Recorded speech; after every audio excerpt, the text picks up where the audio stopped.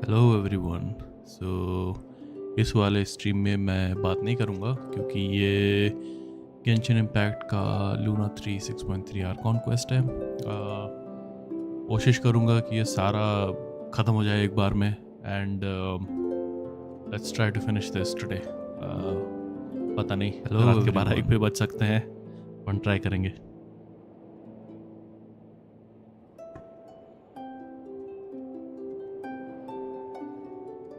सी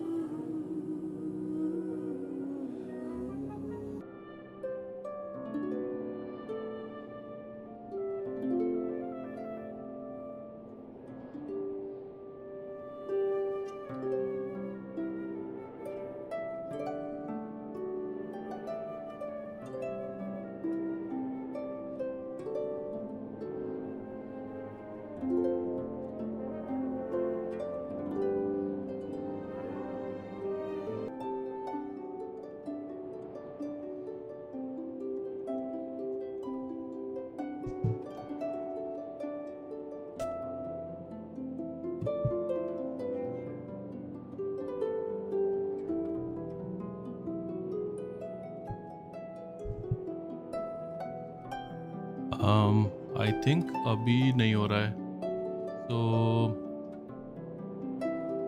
welcome again everyone. अगर कोई देख रहा है तो अपन यहाँ से शुरू करते हैं Genshin.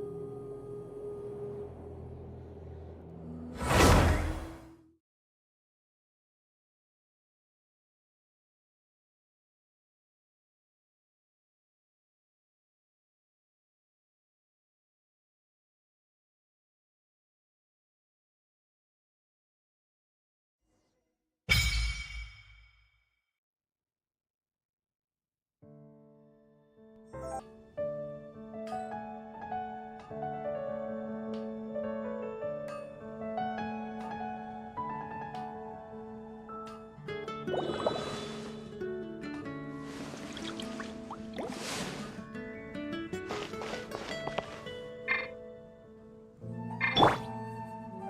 pie. Sure. That's what I'll make tonight.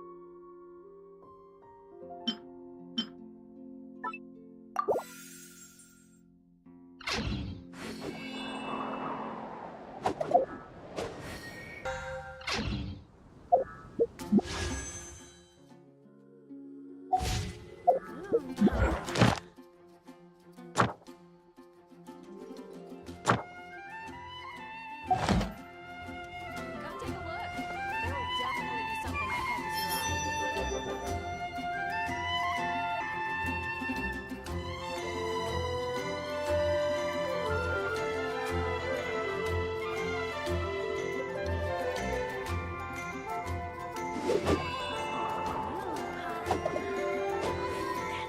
take a look. There will definitely be something that catches your eye.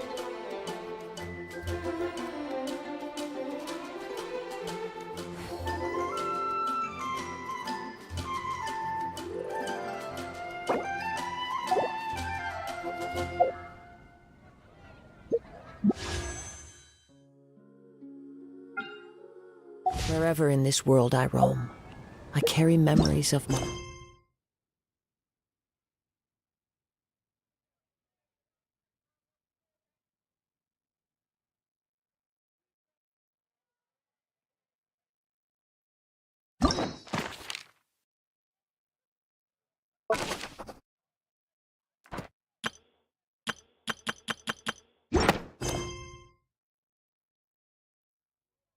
home.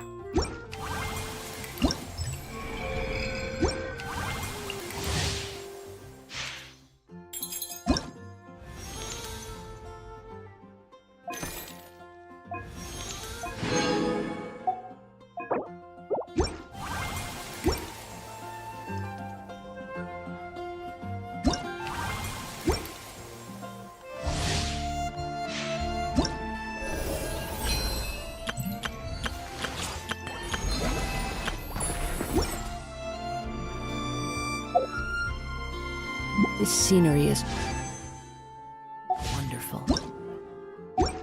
Surely enough.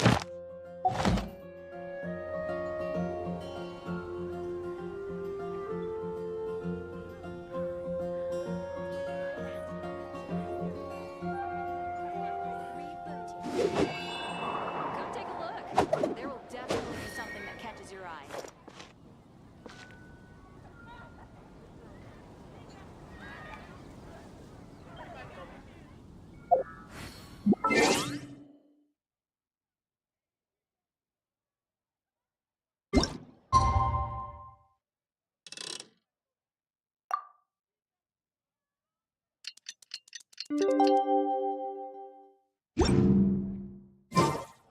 Wherever in this world I roam, I carry memories of my...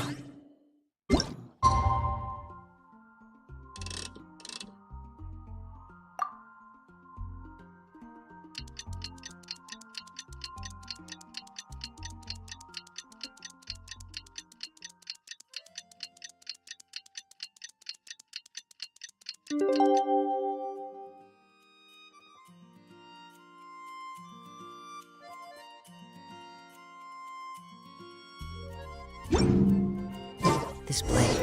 It's about time we headed over to the Curatorium of Secrets. We have something super important to discuss. You remember, right?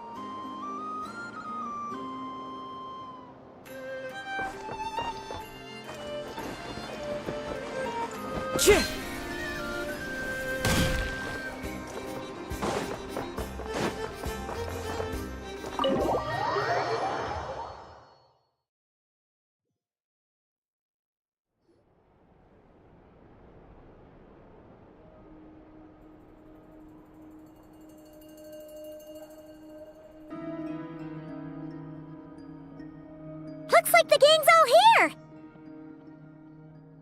Yep, all ready. How about you two? Green and good to go? Paimon's ready!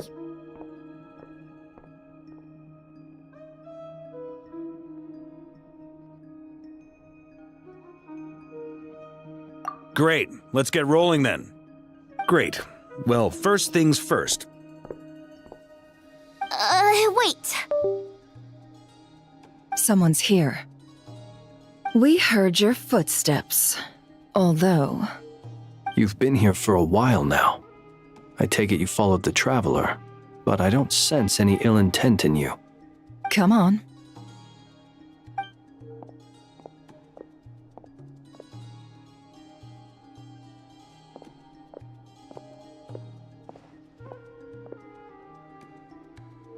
I figured it wouldn't take you long to notice me. I come bearing news from my lady, the Knave. Dottore went through the motions of returning to Snezhnaya, but it was obviously a facade. However, he has not returned to the Kuvaki Experimental Design Bureau, nor has he made an appearance in Nasha Town. Well, in that case, he'll be in his lab way up north. I always wondered why he applied for his own private pad. He was planning this all along. Tell them that Sandrone and I will go on ahead. If they still intend to pursue this matter, they should meet us at the research center in the northern tip of Nod Krai. Nice of Columbina's two best friends to think of us. We appreciate the heads up. Our sincere thanks to the Fatui for your aid. Lady Damselette may have left our organization, but at least some of her colleagues remain genuinely concerned for her well-being. Not to mention that the doctor's increasingly cryptic conduct gives us great cause for alarm. We have crossed swords many times before, but it's not personal. We're just on different sides. We don't lack humanity. And so, as fellow friends of Lady Damselette, it's only right that you should be in the know about this. Arlecchino's situational awareness has saved us a lot of trouble. I'll leave the map here with you. If you do decide to head to the research center, please proceed with caution. And remember, at least while you're in Nod Krai, Lady Arlecchino's subordinates are your comrades if you want them to be. This is very accommodating of you. We can't thank you enough. Just doing my duty. I shall take my leave now. If you need us, you'll find us at the Experimental Design Bureau.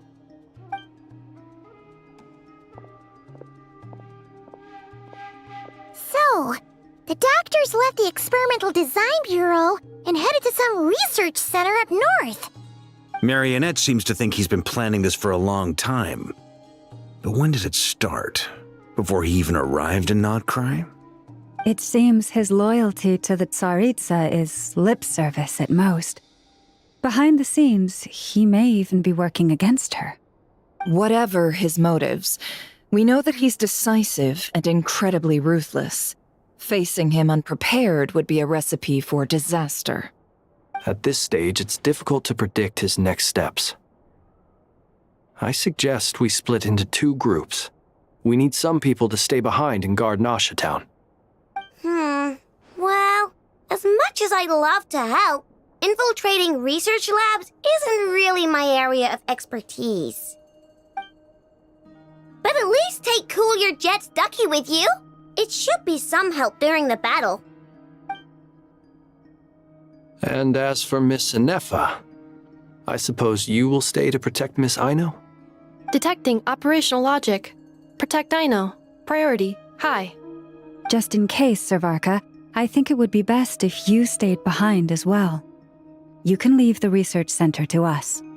I mean, I would have said the Knight of Berea should probably be out on the front line, but okay, fine.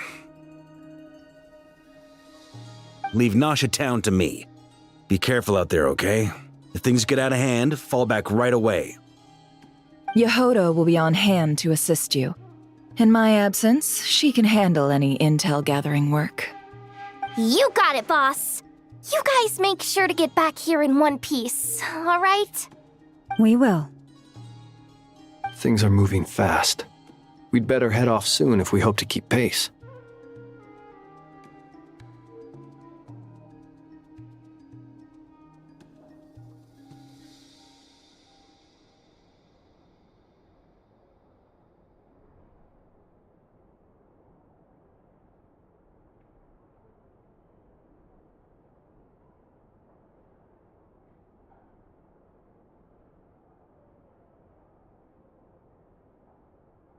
So, it's infiltrate a secret research facility, or... Yeah, alright.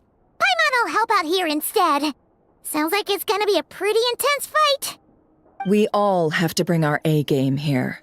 So, anything you need to wrap up before we leave?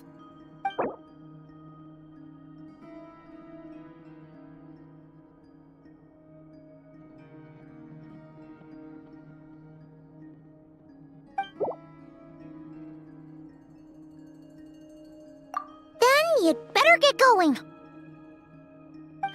Very well.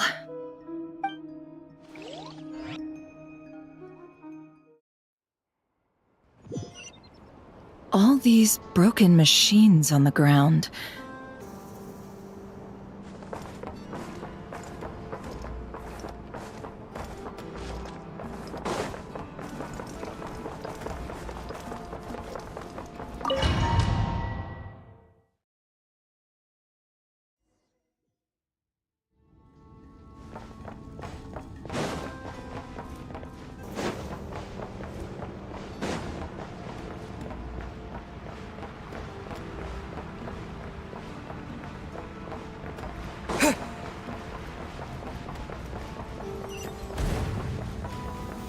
That's quite a welcome party.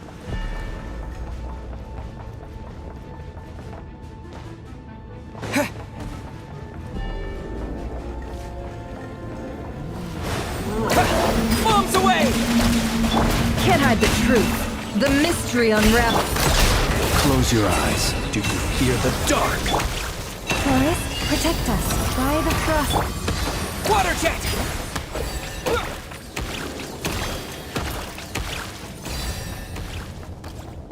Get back! I said get back! Do you hear me?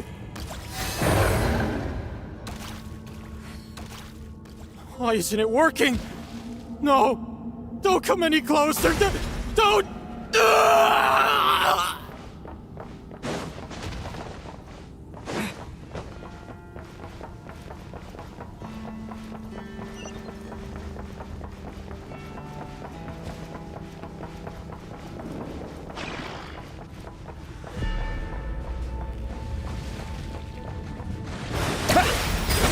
It all adds up.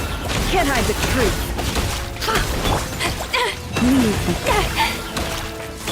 Be silent. Do you fear the dark?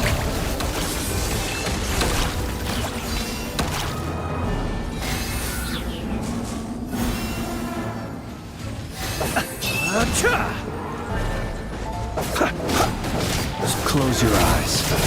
You poor souls. May your spirits find peace.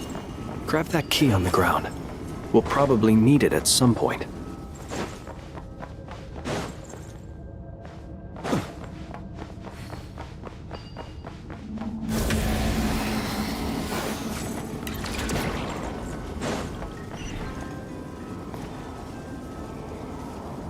Watch out.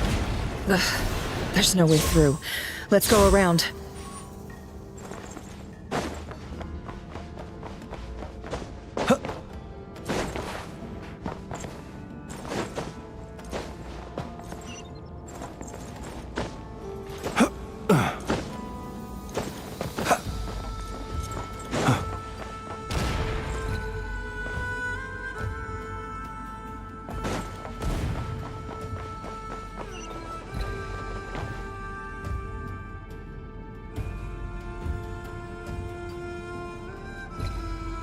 What the? Trespassers? Here? What's wrong with you people? We're looking for the doctor, and we understand he might be here. I see you're fleeing the facility. You looking to settle a score with the doctor? Good luck with that. I don't think you have many chances left. Perhaps. But you might have a chance to live if you start talking. 2 other Harbingers had the same idea as you. They're already inside. But what good is it gonna do? The doctor wouldn't do something like this unprepared.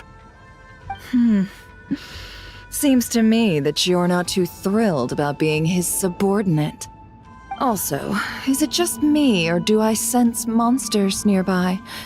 If you'd prefer their company to ours, that can easily be arranged. We need to know what the doctor is up to. Please, if you know anything at all, tell me. This is about more than us versus the doctor. His actions could have consequences for all of Nod Krai, and perhaps even your homeland, Snezhnaya.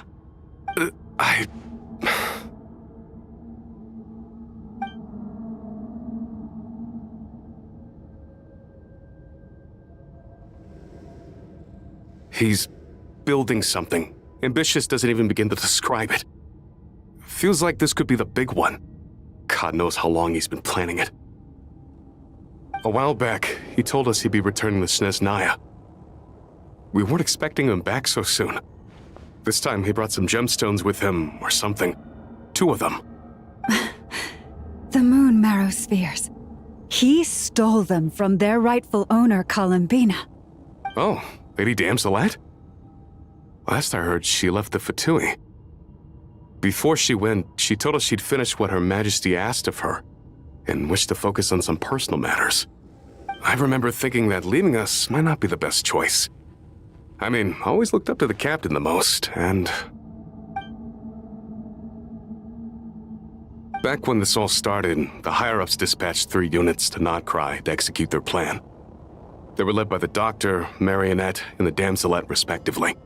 I was a part of the Damselette's unit to begin with. She never really interacted with us much. In fact, she seemed sort of detached from everything. Not because she was distracted, just felt like she was indifferent to the world around her. Like she had no stake in anything that happened. She always seemed like she was staring off into the distance. Almost as if she didn't see anything worth living for in the present, so she had to look further afield. That's right. She always used to stare up at the sky. The Doctor used to stand nearby and watch her. Apparently they got along well at first. but somewhere along the way, she grew wary of him, started avoiding him as much as possible. After she left, everyone in our unit merged with the doctors. He's similarly indifferent to the world, except when it comes to the moons. He seems to have big plans for them.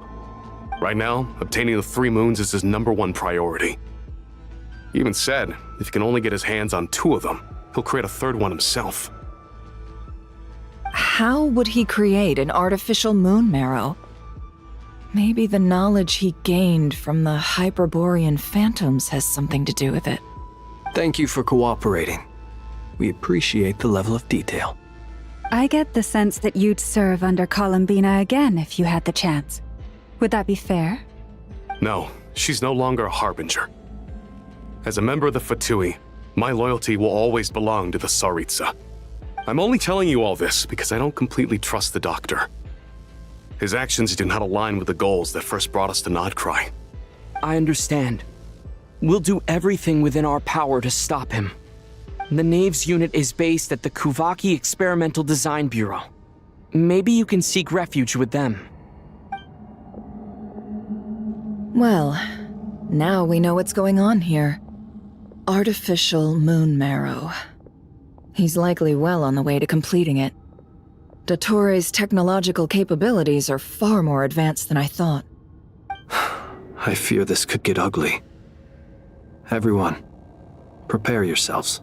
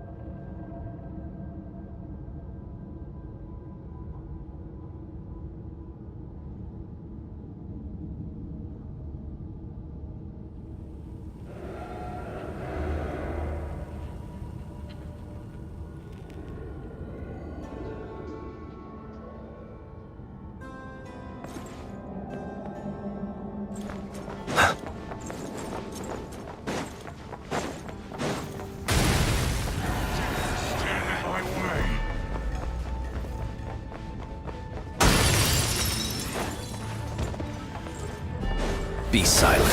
Observe to dust. No more lies. The deception ends here.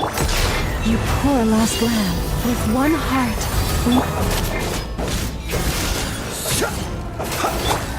Go! Yeah! Yeah! Yeah!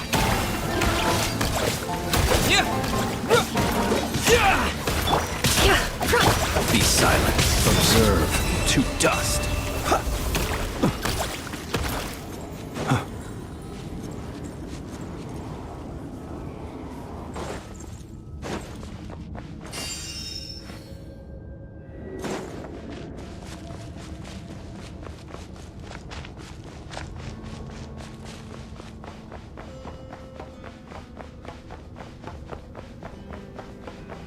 Close your eyes.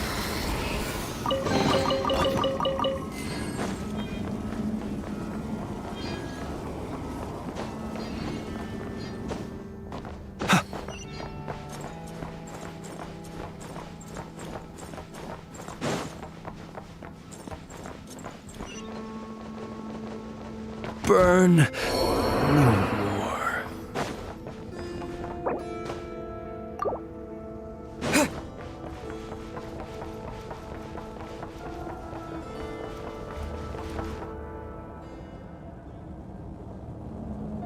Welcome, one and all. I've been expecting you. I hope my humble research facility is to your liking. Yeah, we really appreciated fighting our way in through a horde of monsters. the gall. You expect us to believe you've just been patiently waiting for us? Of course I have. Should I be worried about something? Everything seems to be going quite smoothly so far, and you've shown up right on schedule. First Sandrone and Arlecchino, now you. Ah, quite a surfeit of guests I've had today.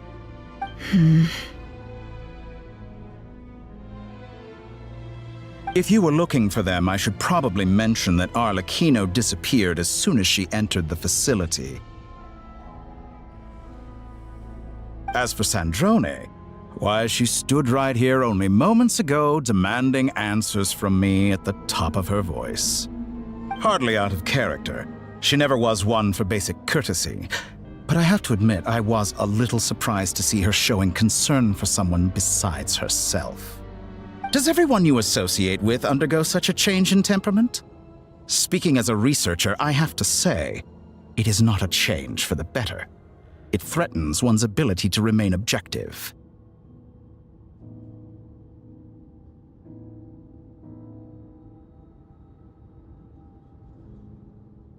Well, since you ask... So you've got your hands on the moon marrow, and now you're claiming godhood. Don't you think that's a bit of a stretch, Dottore? I must protest what you are insinuating with that phrase, claiming godhood. I am not claiming anything. I am stating a fact. You're a researcher. I'm sure you appreciate the distinction between the two. Huh? Wait, you really think you're all that? You'll excuse me if I'm not being a polite little lady for you. We're colleagues. We both know what kind of person you are. By the same token, I knew you'd respond along those lines. You and I both understand that facts speak louder than words. To that end, I've had my people send you a small gift. It should go some way toward helping you understand my present position. What gift?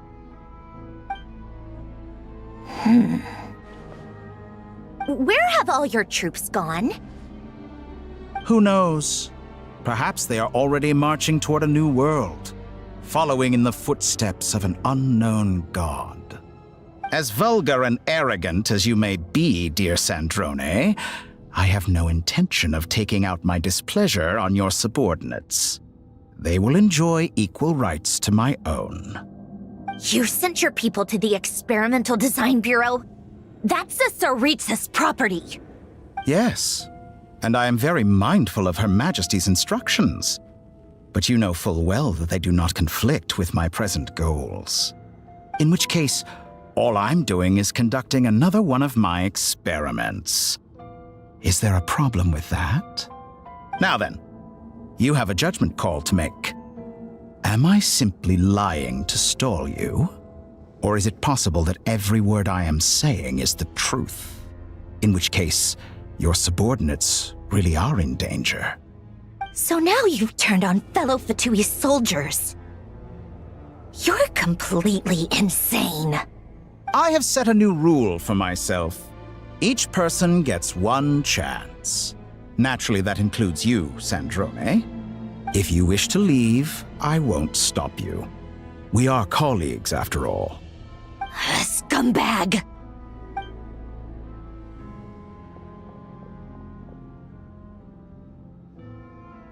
Still, I hadn't counted on Sandrone sparing any thought for the people of this world. Shame. I always found her self-centeredness to be one of her few better qualities. How can she ever hope to achieve greatness when she's so obsessed with protecting her little design bureau? It's more than a little disingenuous to speak of achieving greatness while taking hostages. Or does honor no longer mean anything to you? Honor? I have the marrow of 2 moons in my possession and will soon complete the construction of a 3rd. I will be the god of a new world. And you speak to me of honor? How charmingly naive. Those are sacred relics. You do not deserve them. In my view, many in this world do not deserve to be alive. And yet I mercifully permit them to go on living, do I not? You'll come to regret your actions. Will I now? Let's see if you can make me.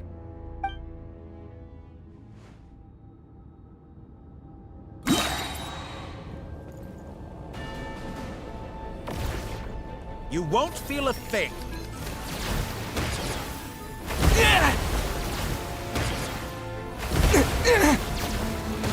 An exact practice.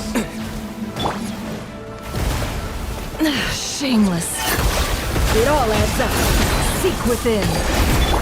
Taurus, protect us by the frost. Be silent. Close your eyes. Too tough. Water jet! You won't feel a thing. Can't hide the truth. It all adds up.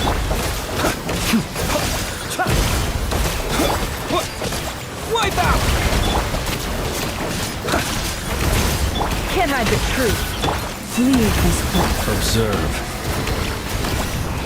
Arlecchino! Thanks for the assistance. Arlecchino. They see you as an ally. What a farce. You're clearly here to destroy my research, not me. I'd say your research is more valuable than your life. Am I wrong?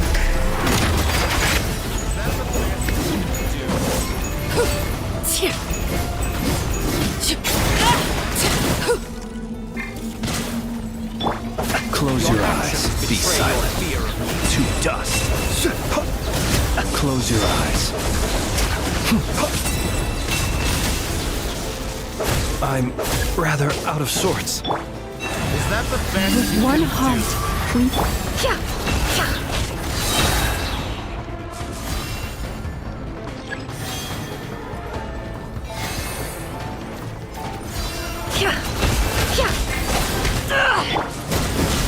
How disappointing.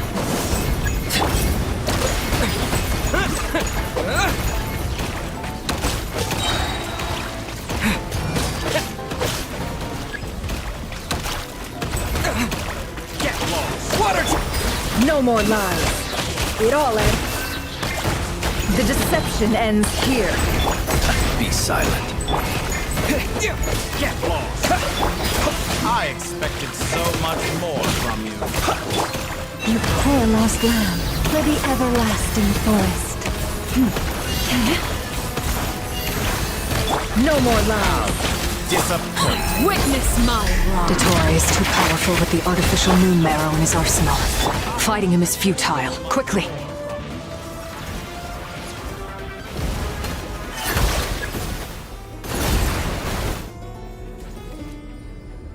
Let's go. I've always thought it is wiser to flee than surrender.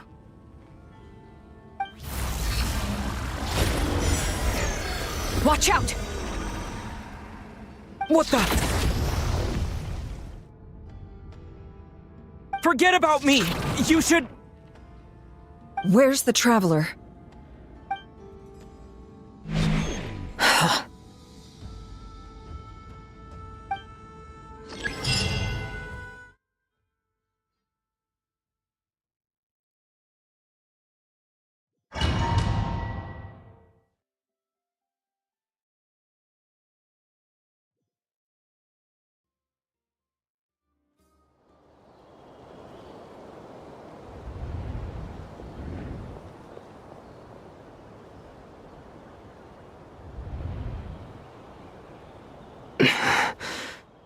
What just happened? Nasha Town? How did I get here? Strange. I remember being trapped by Dottore during the battle. And now all of a sudden, I'm here. Something weird is going on.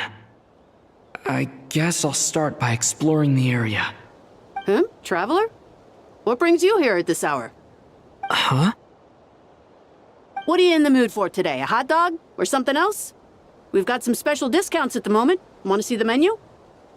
Sorry, I'm not hungry right now. Ah. Well, feel free to take a seat for now. Let me know if you change your mind.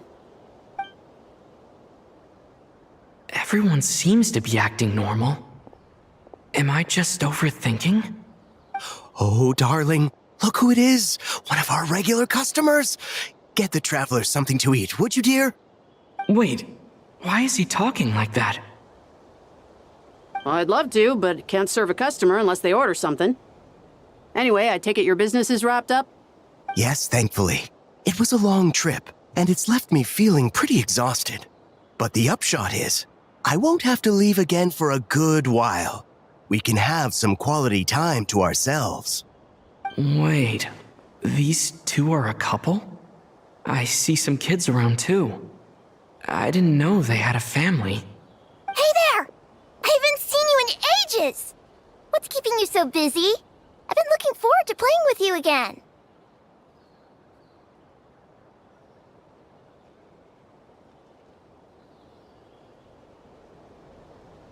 You forgot already? You're silly. Daddy brought you over to our house recently. We had some snacks together. What is she talking about? We've had a lot of customers over the last few days, so we've been real busy. And like my mom always says, some people are more than just customers. They're friends. Oh, another customer's arrived. I better go see what they want. This is all wrong. I never once heard the owner of this restaurant talk about their family. It certainly isn't a family-run business. And that child? I don't recognize her at all. Could this be a false memory? Very good. I knew you had it in you. Aren't you going to try the house special? When did he show up? No. None of this is real. You don't seem to like it here. That's fine. We can change venues.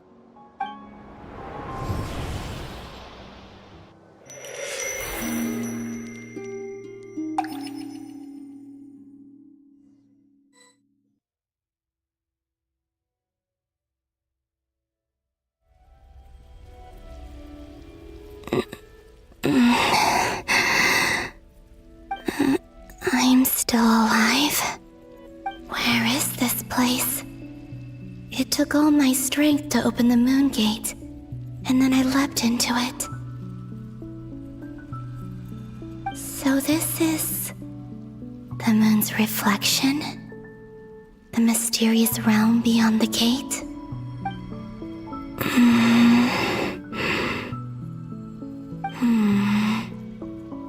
I can't sense anything. I guess I could try opening the gate once more.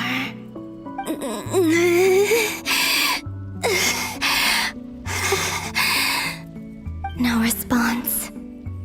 Maybe this space can't be opened from inside. If this was the space that killed both Revier and his lover, then why am I unscathed? Or... no, I'm not unscathed. Even the air here feels frozen in place. There is nothing here with which I can restore my power. I should conserve my strength and proceed with caution.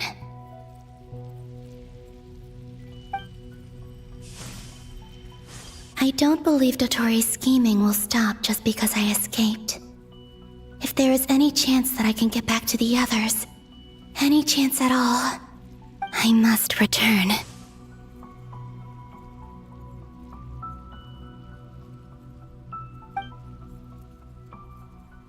Emptiness, silence. What is this place? Or maybe the real question is, what is it for? What's this? Looks like it responds to my power.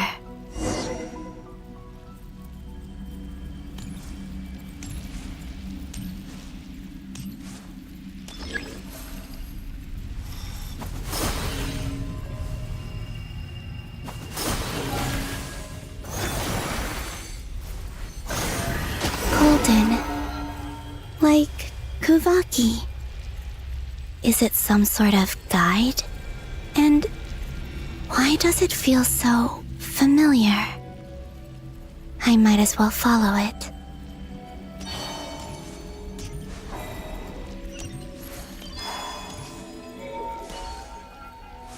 Where does this lead? Could it be the exit?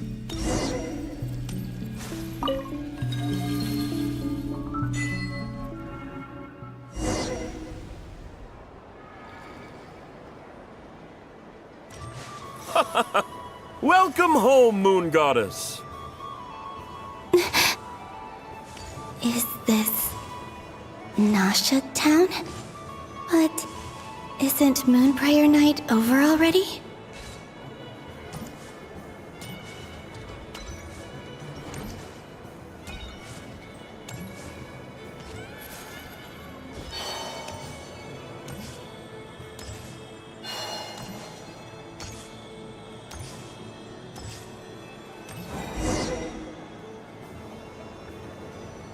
Goodbye for now, Columbina. I hope you have a wonderful night. I will. Llama, everyone else, and me? Are these my memories?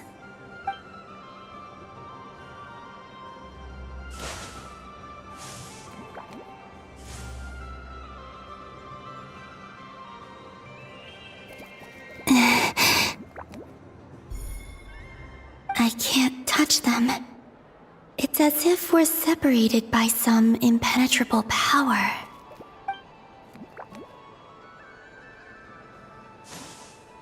Over here! Over here!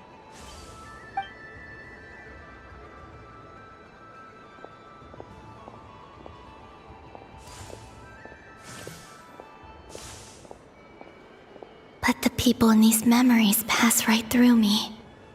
Just like when I disappeared. If only I had known what would come to pass after that. Even so, I should still take a look around. Just being back here. It gives me the strength to keep going.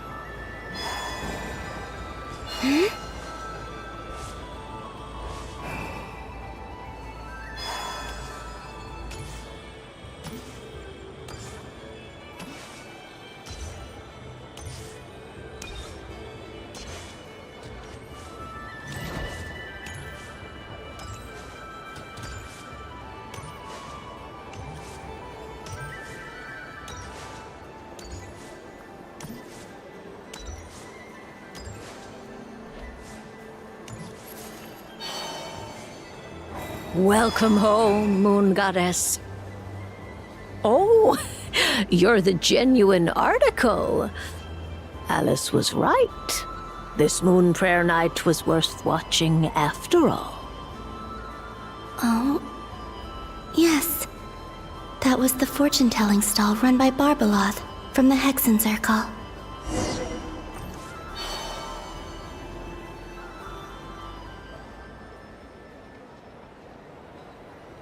Please, draw the first lunar arcana. This represents destiny and is the foundation for the divination as a whole.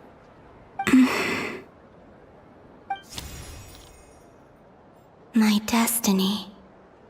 I believe the card I drew was the moon. Now that I think about it, Barbaloth's divination was absolutely right.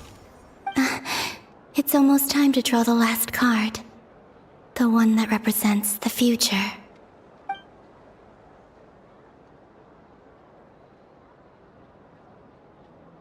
That was the card that popped out on its own.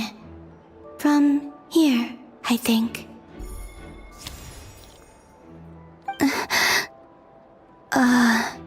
Kuvaki Pulse? What? Fascinating. I've never encountered this before in my role as a diviner. What's going on? Did that card leave the deck? Because of my influence? All I did was try to touch it, and then... Maybe this memory space is not untouchable after all. Are there weak points in the barrier? Or is it possible that there's more to this space than my memories alone? This card is death. I need to get to the bottom of this. I'll try touching something else.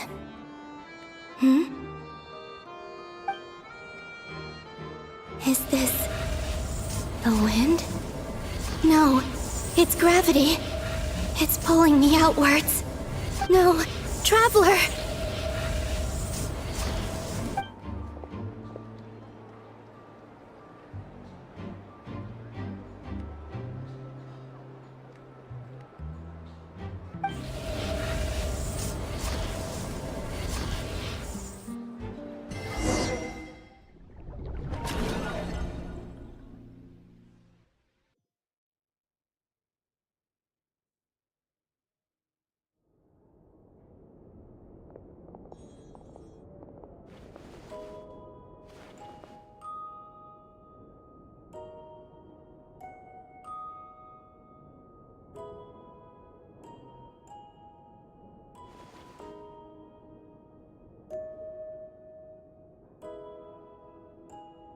Haimon, listen to me. From the bottom of our hearts, we are so sorry. We completely understand how you must feel. The Traveler is trapped, and we all feel responsible for it. Don't say that! Haimon's not a little kid! You didn't leave him behind on purpose! There was nothing you could do! But... He's all alone in there! What if something happens to him? What are we gonna do then? We've barely spent any time apart since we met. Is he gonna... die? We must find a way to rescue him. We were all involved in the operation where he was captured, and we do not abandon our comrades. That being said, it won't be easy.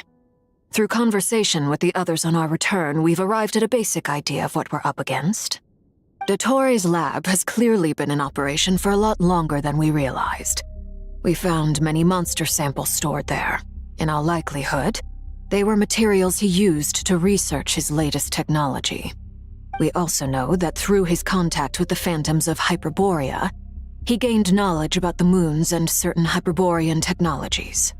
Using this knowledge, he then fashioned an artificial moon marrow to serve as a replacement for the frost moon beyond the sky.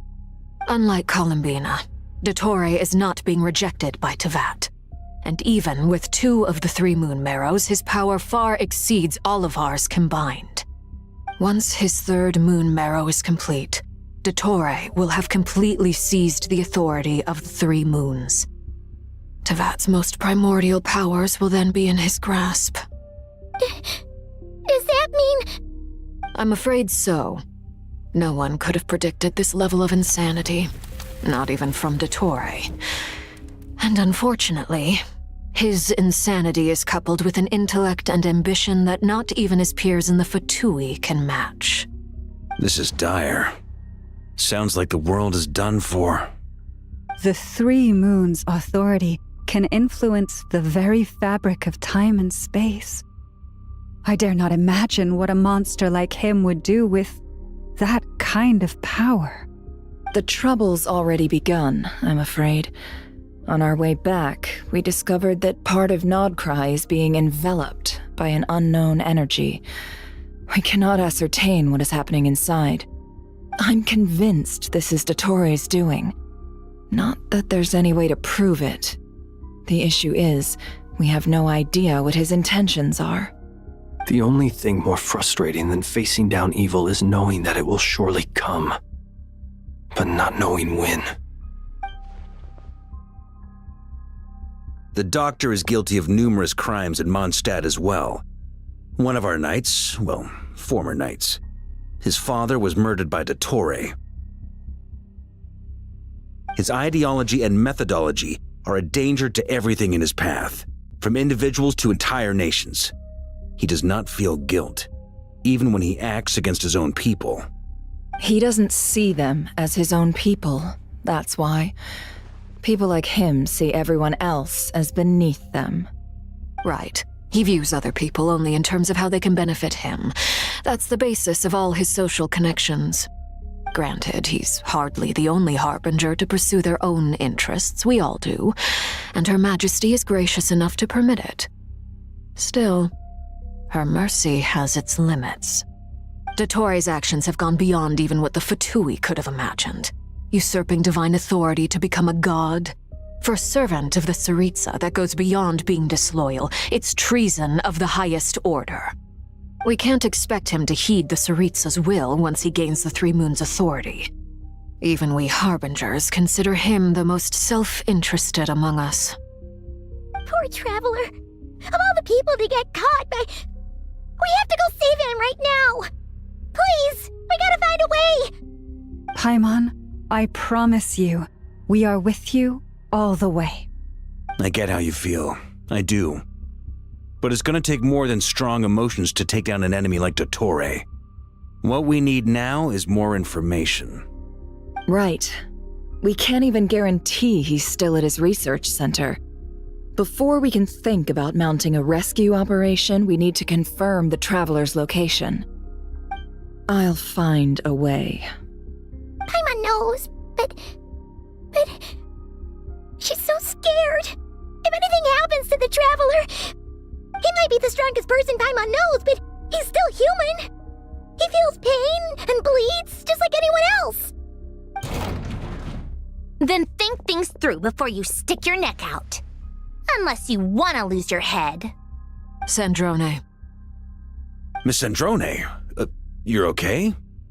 Put the stuff over there, and be gentle with it. Am I okay? As you can see, I've had to move my whole livelihood out of the Experimental Design Bureau. It's been swallowed up by Dottoro's energy field. If I'd left it any longer, I probably would have gotten stuck there. Ugh, Dottore always goes a little loco when he finds a shiny new toy.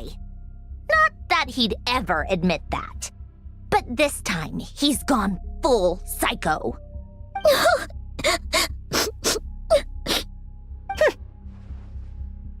Just go ahead and cry already. Sorry. Paimon's not trying to make it scene. It's just... She can't. Oh, Paimon. Let it all out. There's no shame in it. When you're overwhelmed by fear and despair, crying can help get it out of your system. You'll feel better for it. Okay then, while the baby of the group is having a moment, how about the grown-ups get to work? Give me your hand. You've made a discovery? Polonia, scan.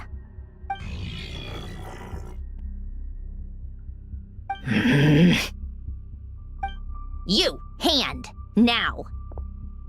Oh, I thought you'd never ask, my lady.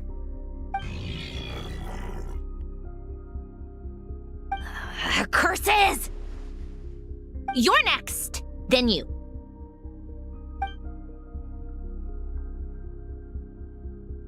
Dottore, you son of a... He's done something to us!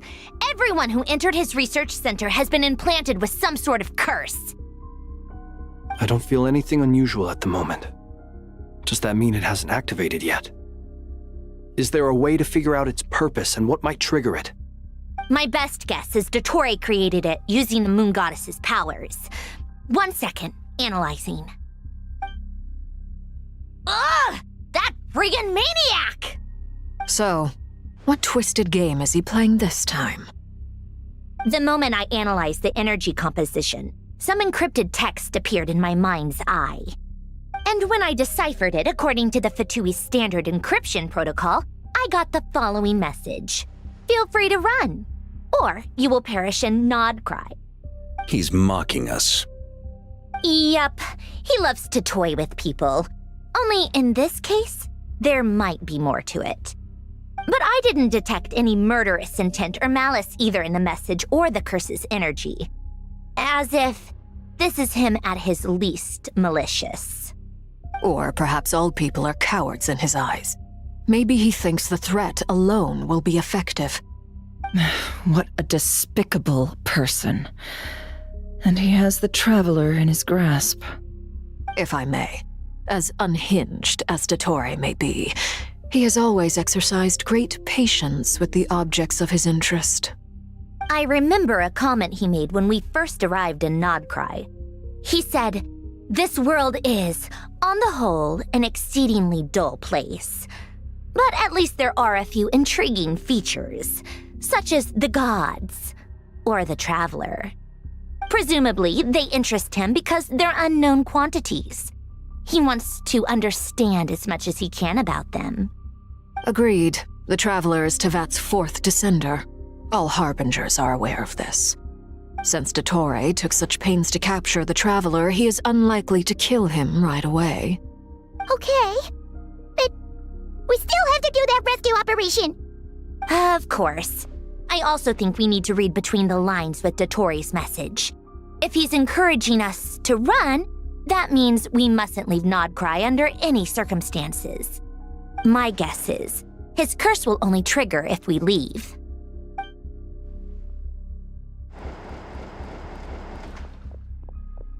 We've discovered multiple energy fields.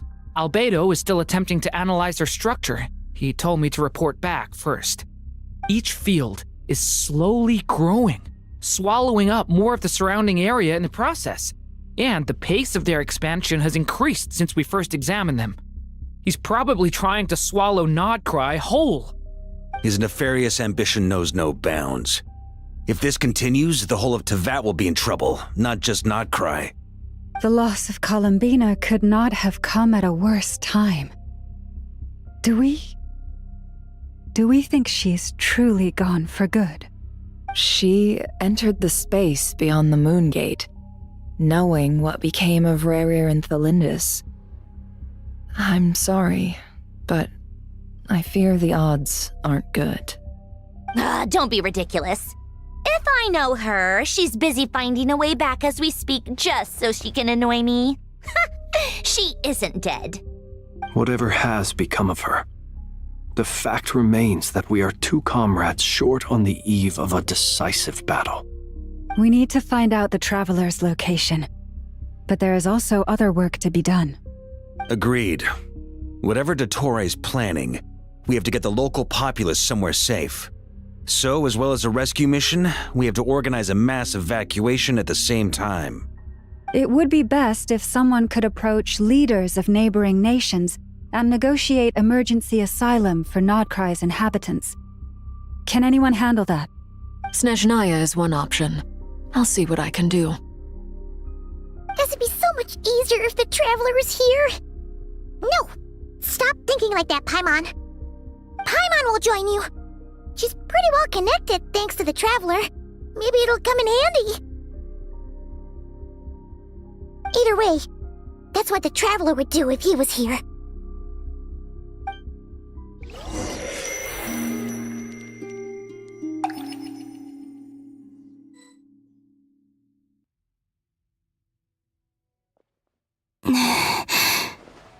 Back here again. That gravitational force that pulled me back. Is this where it came from? When I saw that memory of Moon Prayer Night, I think I influenced reality. Was it just a coincidence? Or, if only I could have sent the others some kind of warning on Moon Prayer Night. Maybe we could have stopped Dottore. I feel so heavy. Does entering that space consume a lot of energy? Well, even so, I have to keep moving forward. Back to emptiness and silence again. I should try and find my way back inside that memory.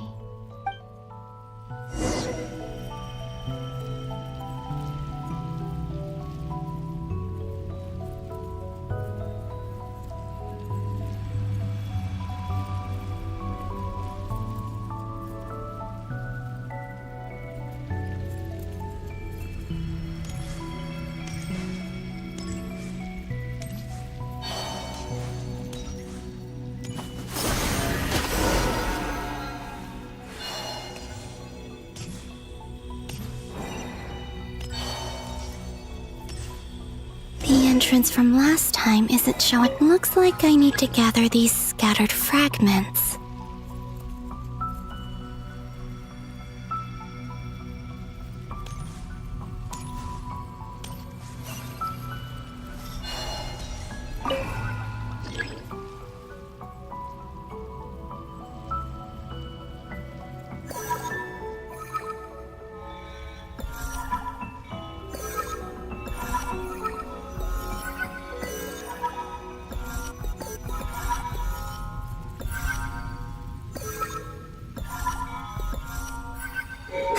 It worked. Hopefully I can stay inside for a bit longer this time.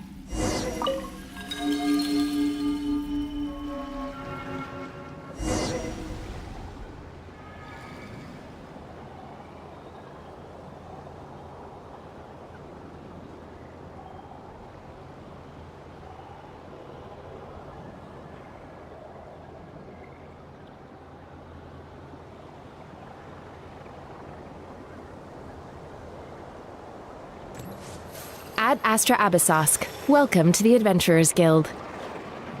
What? This doesn't look like Moon Prayer Night.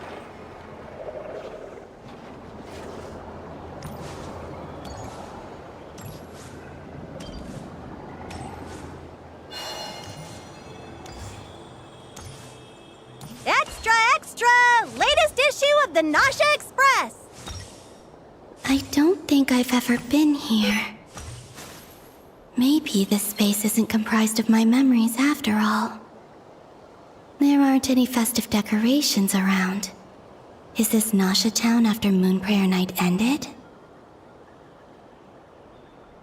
Did Dotori's plan not affect the town? Or is no one aware of what happened because he used the Three Moons' authority? Let me see if I can influence anyone else. So, what do we do next? Wait, that voice. Paimon? The most important thing right now is to find that mage. Lauma the Traveler and Mr. Varga are here too. I'd better go pay the Fatui a visit. Traveler!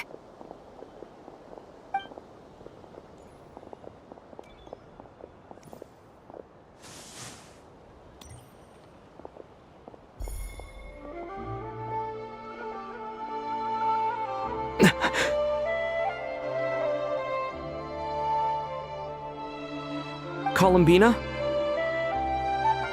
I made contact. It's me, Columbina. Huh?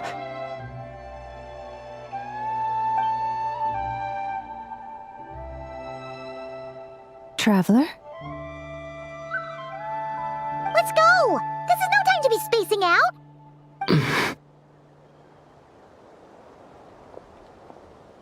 Huh? Wait a moment. This has happened before. Huh? This is what happened when I disappeared. I stood right over there, thinking that no one would ever find me again. It was only when he called my name that I decided to follow them. But did he turn around because he sensed my touch just now? Is it really possible that from in here, I can change the past? If I keep following them, maybe... Huh? It's that gravity again.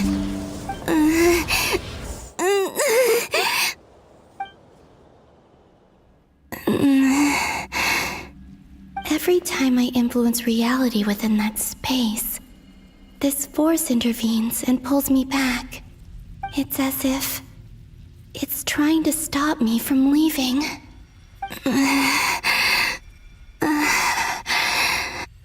I'm getting weaker and weaker. I'll just have to try another approach next time. Come on, Columbina. Keep going. You have to tell everyone what happened.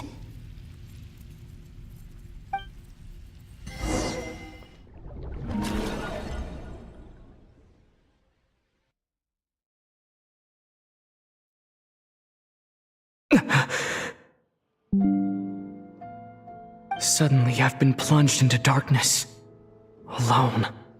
It feels strange. As if something has grabbed hold of me. Is Toray now powerful enough to interfere with space itself? Look at you, standing so still in total silence. I almost didn't recognize you. Hello there, traveler. He seems to be in a good mood. Wait, what's that behind him? Ah, so you noticed. This is the completed Trilune. 2 primordial moon marrows and 1 artificial specimen. You are wary of it. Good. Maintain that reverence. You performed well in that recent battle. Brave and reckless as always. Courage is the sign of a true hero, and impulsiveness is the hallmark of those who strive to advance. I say this not to belittle you. Most creatures are far more timid by comparison. 3 moon marrows? Does that mean the artificial one is now complete too? Well spotted. What do you think? For a replica I built myself, I dare say it looks the part. Dottore, are you planting illusions in my mind? I have no interest in fooling your eyes. On the contrary, I hope to show you the true essence of all that you see before you. Is this not a beautiful city? People live in peace and find joy in their work. The streets are safe. People can even leave their doors unlocked at night. You might say it is the Elysium everyone dreams of. All available data indicates your values and worldview conform with the mainstream. This kind of society should be quite to your taste. False beauty is deceitful. Lies are to no one's taste.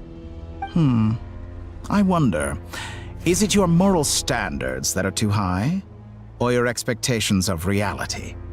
Answer me this.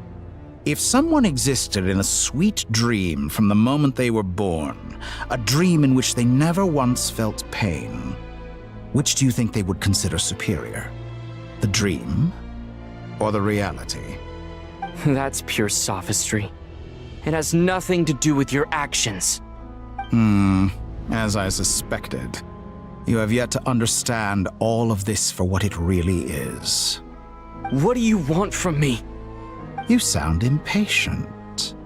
Do you think the only reason I'm keeping you is because I want something from you? If it's not, then why haven't you killed me yet? No one can stop you if you're as powerful as a god. I'm delighted you recognize that fact. I believe we last squared off in Sumeru. Ah, the memories. How time flies. You and I have both grown. I'm not surprised that Arlecchino and Sandrone worked with you. You've always a way of slowly but surely ingratiating yourself with all levels of society. People laud you as a hero, but I suspect there's more to it than that. Oh, but to be clear, I don't say that to flatter you. Do you always give your opponent an appraisal before you deal the final blow? Call it a long-time habit. I'm a researcher, and one of my duties is to give an objective assessment of my subjects. But you misunderstand. We are not opponents. Not at this moment. I just want to talk. Think back to Tartaglia, Arlecchino, Capitano, Colombina, and now even Sandrone.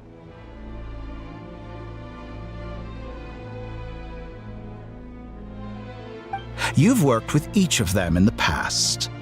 I believe you can work with me as well. What makes you so sure? Well, why not? Should the good associate only with the good and the bad befriend only the bad? I like to think we could have a more mature relationship than that. Surely you don't think all your relationships are grounded in friendship or shared ideals. People come together because it benefits them to do so. If you think of the people you admire, you must surely admit that they have provided some benefit to you. Morality, ambition, dreams. People have plenty of words to embellish the nature of their relationships. But once you break free from those ethical frameworks, you will see that the only thing connecting the two of you is mutual benefit. And that is what I'd like to talk to you about. We're finally getting into it. He's probably been planning to kidnap me for a long time now. But for what exactly? He has the authority of all 3 moons. I won't be able to gain the upper hand in a fight.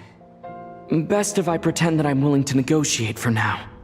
You say you're a god, but you also speak of mutual benefit. What could a god want that the 3 moons cannot provide? Excellent question. But before I answer, I would ask you the same thing. Gaining Columbina's allegiance was a rare and extraordinary feat. But the Moon Marrows are now in my hands, and I have the edge over her. For this artificial moon is not being rejected by Teyvat. Her identity and lineage may have been a thing of glory in the old world, but they were also shackles that prevented her from ever integrating into Teyvat. I, on the other hand, you may view me as a thief, but I have overcome that limitation. So what is it that the 3 moons cannot grant you? What stops you from negotiating with me to get what you want? I don't make deals with lying psychopaths. That's quite an accusation. Are you expecting me to get angry with you? Well, this is one aspect in which my personal growth has served me well. In the past, my less mature self might have been disappointed, perhaps even angry, over a small setback like this. Like when you and Lesser Lord Kusanali joined forces to oppose me, for example. But things are different now. Just as the rich do not quibble with the poor, I no longer find myself perturbed by these trivial affairs. Human relationships end with conflicts of emotions and interests. But relations between humans and gods are different. And ours is even more unique. I have ascended to the highest heights and laid claim to unprecedented horizons.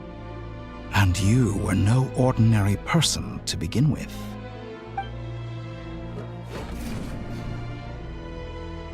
Allow me to show you the world, Descender.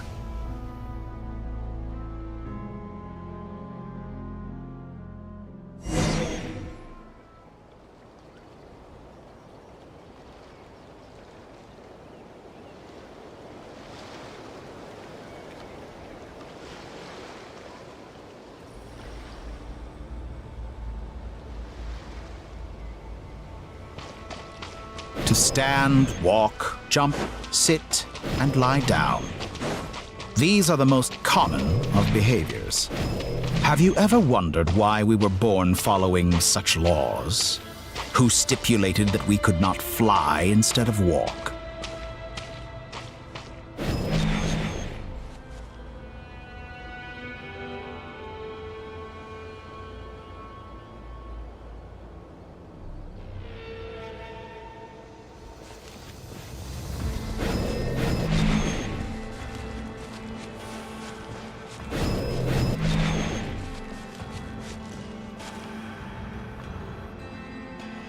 Someone of your talent and experience must surely know of the 4 great rulers who serve the heavenly principles. They govern life, death, time, and space. One wounded by a blade will die from blood loss or infection, and one who falls into a lake will drown in agony. The elderly wallow in solitude, and the solitary age faster. Eventually, new life is born, only to embark on the same path of suffering. These 4 divisions anchor the world and shackle those who live in it. But they themselves transcend its boundaries, squandering the power bestowed by the heavens. All who live yearn for equality, but unless the gods prostrate themselves and profess that they are mere servants of the living, equality can never exist. Who makes the rules we must live by? Who has the right to restrict us?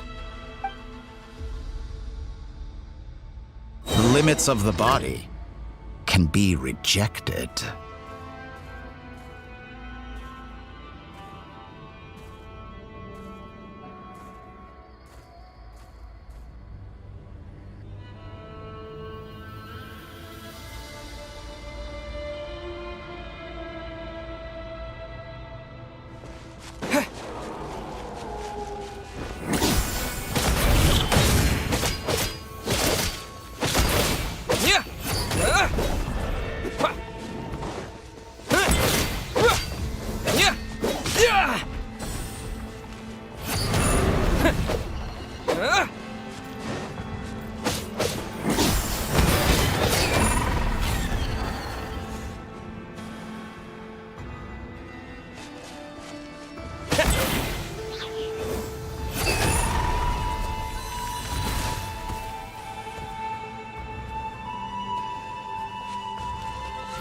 does it feel to be among those with absolute power?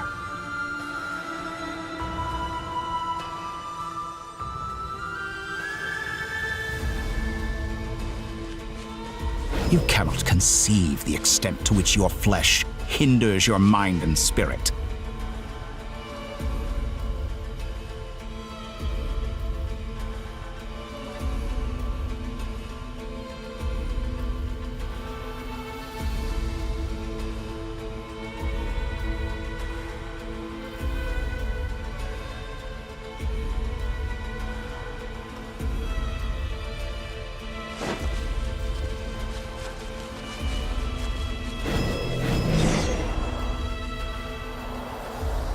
Only by discarding our useless, primitive eyes can we perceive a new world. How narrow-minded we all were in the past.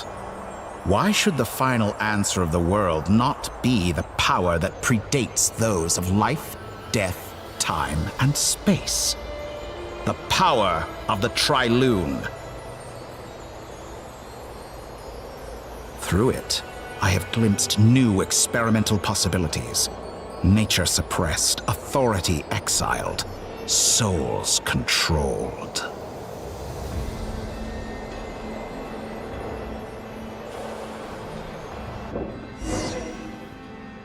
You know, I heard recently that a group of critics reviewed countless stories and drew an interesting conclusion. They found that it is more often than not the villains who strive tirelessly to push the boundaries of progress. In fact, long before this, someone voiced a similar idea in an academia editorial. I felt a great affinity with this perspective. I have never been afraid to step up and play the role of the villain.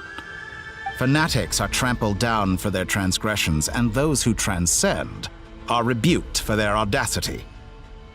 And so, the majority of creatures are too timid to follow my lead.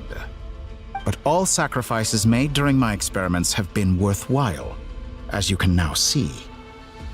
I can offer you something new, something unique, precisely because I am a villain.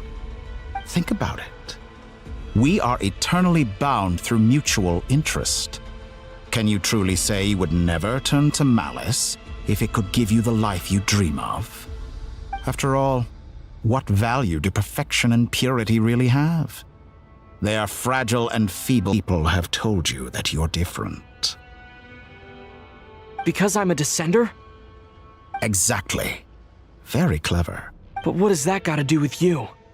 I do not conceal my wicked deeds, my selfish desires, or my greed. A true researcher must act as I do if they are to understand and speak of the truth. And yet, a knowledge seeker like myself will inevitably grow tired of studying Teyvat beyond a point. You have traveled to all corners of the world and met many people. Along the way, there have been moments when you were misunderstood or even became a wanted criminal. And all the while, you have spent your days doing some of the most mundane jobs in the world. You fight and toil, claim minuscule rewards from my friend Pantalone, then you fight some more, winning some battles and losing others as your search goes on. And this cycle continues, with no end in sight. Surely you must sometimes grow weary of being stuck in this same loop day after day. We're completely different. I embrace everything that life throws at me. I am engaged in every step of my journey. How does that make us different? I too embrace what life brings, researching everything that interests me. Think of all the novel things I've managed to create, like the artificial moon marrow. Don't you see? As unique a specimen as she was, even Columbina is not irreplaceable. Take that back! She's gone because of your actions! I didn't say that to anger you. Though admittedly, I don't see what there is to be angry about. Anything Columbina could do for you, I can do better. I know what your ultimate goal is. You wish to walk the path your sister walked, and seek answers from her at the end of that journey, don't you? Someone like you could never understand what it feels like to care about another person the way I care about her. Perhaps not, but that doesn't mean I can't help. I could find your sister right now, bring her before you, and make her give you the answers you seek. Don't be so presumptuous. You'll never begin to understand the situation between us. Oh, no. This is no presumption. I'm only offering what I know is possible with the power of the Trilune. But it seems like you would sooner continue with your journey through this world. Why? Do you truly desire this journey? Or is it simply a necessary process from which you cannot escape? Think of all the time and energy you have spent, everything you've had to endure just to make it this far. Is this really what you want? Or has your hand been forced by the promise of that final answer? Yes, you have made many friends. But do they ever spare a thought for the void in your heart and what it yearns for? What you want is not friends. It is family. But do they know this? I, on the other hand, am far more considerate. Join my experiment, and in return, I will bring your meaningless journey and all its struggles to an end. This is a malicious attempt to manipulate me. But at the same time, he's stating some very human truths. Of course he's right about my predicament. How can I deny it? I have faced ungrateful strangers, never-ending troubles, an endless quest for answers. I want to see her. After everything I've been through, words can't describe how much I miss her. How much I want to be reunited with her, wherever you are right now. Do you miss me too?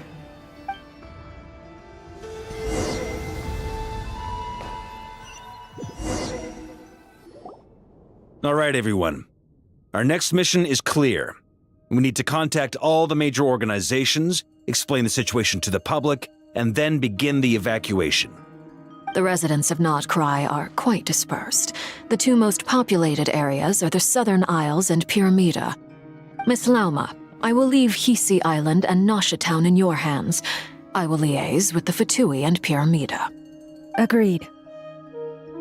We will reach out to Natlan and Snezhnaya. Anyone found north of the Experimental Design Bureau should follow the Fatui to Snezhnaya. As for those dwelling south of that line, I will ask the Voynich Guild to help persuade them to leave. Then I, Mr. Varka, and the Frostmoon Scions will escort them to Natlan.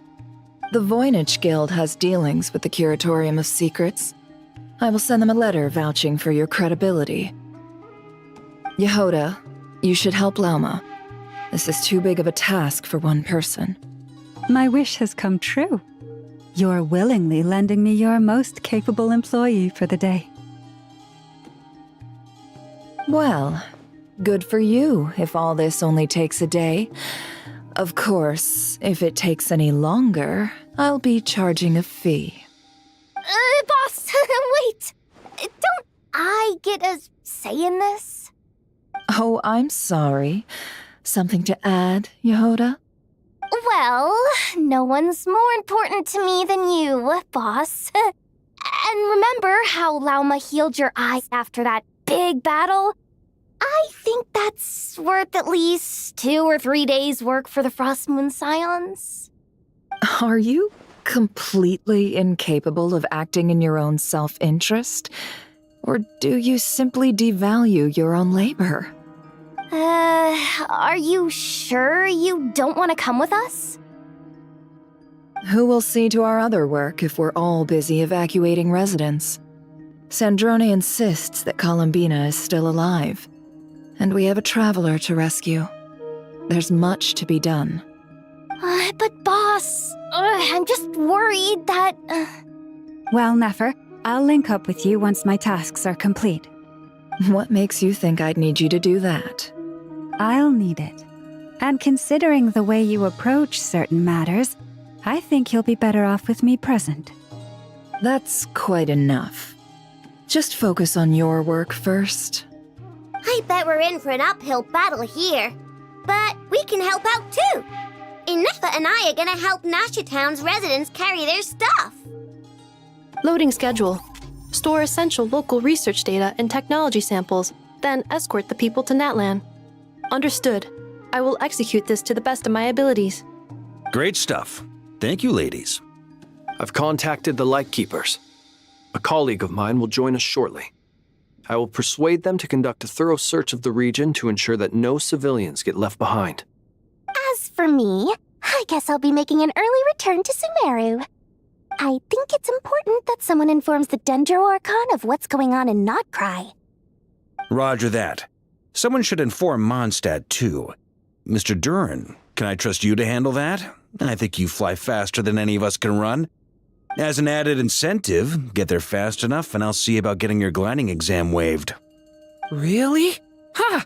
Mission accepted, sir. I intend to stay behind and help Miss Sandrone with her research. She has some alchemy-related questions that she'd like me to explore. She recognizes your expertise, then. I wish you a fruitful collaboration. Thank you. In truth, I was surprised to hear her express an interest in subject matter outside of machines. I believe she has been investigating some Fontanian technology recently. She made a point of bringing the relevant materials with her when she left the Experimental Design Bureau. She's sorting through everything in her room as we speak. I should mention that we have one other friend who isn't present. He hasn't made his position in all of this clear. But if we know anything about him, he's likely investigating on his own. Paimon's been very quiet today. But I know how close she and the Traveler are with the Natlanese. She should come with us to the border. Okay. Paimon will do her best. Make sure to heed Sandrone's warning. Many of us have been cursed by Dottore. As such, under no circumstances should anyone cross national borders. Remain within Nod Krai. That aside, personally I have faith in Columbina. Things look grim, sure, but who knows how it'll play out. Same goes for rescuing the Traveler. Both of them are important allies and friends. We'll be counting on you to gather intel on them, Miss Nefer. Oh, wonderful. You're all here.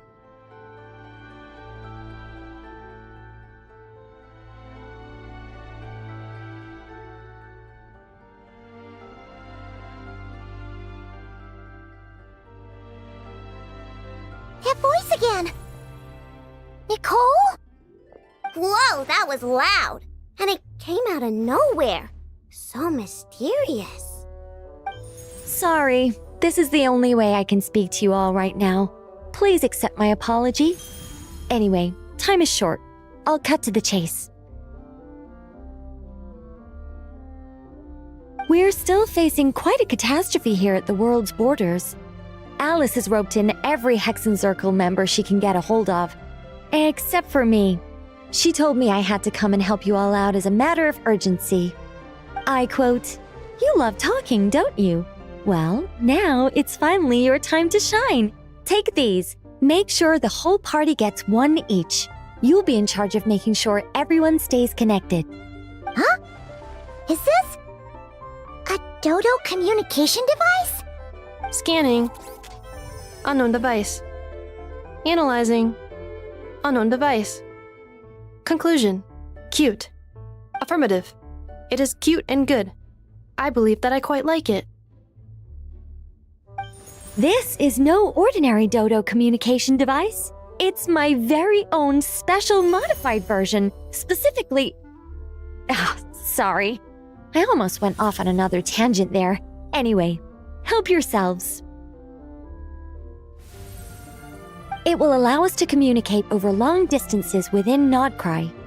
No more worrying about shuttling messages back and forth. What astounding technology. Am I right in assuming that it relies on your personal abilities to function, Miss Nicole? Yes, exactly. Right on cue, Albedo. I'd love to brag to you all about how it all works. But no, next time. Anyway, I'll be right with you all, serving as a communication hub. That's all from me. Head off as soon as you're ready. I'll be staying here to keep watch, and I'll be sending you my blessings.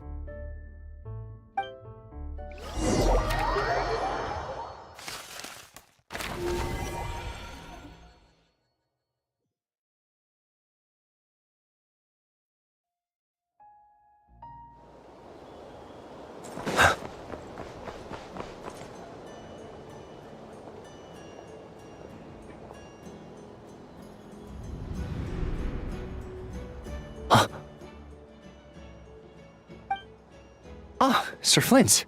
Perfect timing. I just arrived myself. You are most considerate, Master Ilua. But in fact, I know you have been sitting here for quite some time. If you saw me, why didn't you say something? I was curious to see how long you could sit still for. Also, shouldn't you have managed to sense me approaching? That would be a first. You always seem to appear out of thin air without making a peep. Also, how many times do I have to tell you not to address me as master? I don't qualify. I beg to differ. Why should a young man so well versed in social graces as yourself not be worthy of that title? Please, Lord Flint's. Sir Flint's. I'm begging you, don't flatter me into complacency like you do with everyone else. You understand me better than most. My newest acquaintances tell me I love complimenting others. What do you think? I think they don't understand why you do it. You just love puffing people up till they're a big, happy ball of hot air that floats away into the sky. In all sincerity, I can only hope that they bring good tidings when they come back down to Earth. Is the situation that bad? We just held a strategy meeting. Let me fill you in.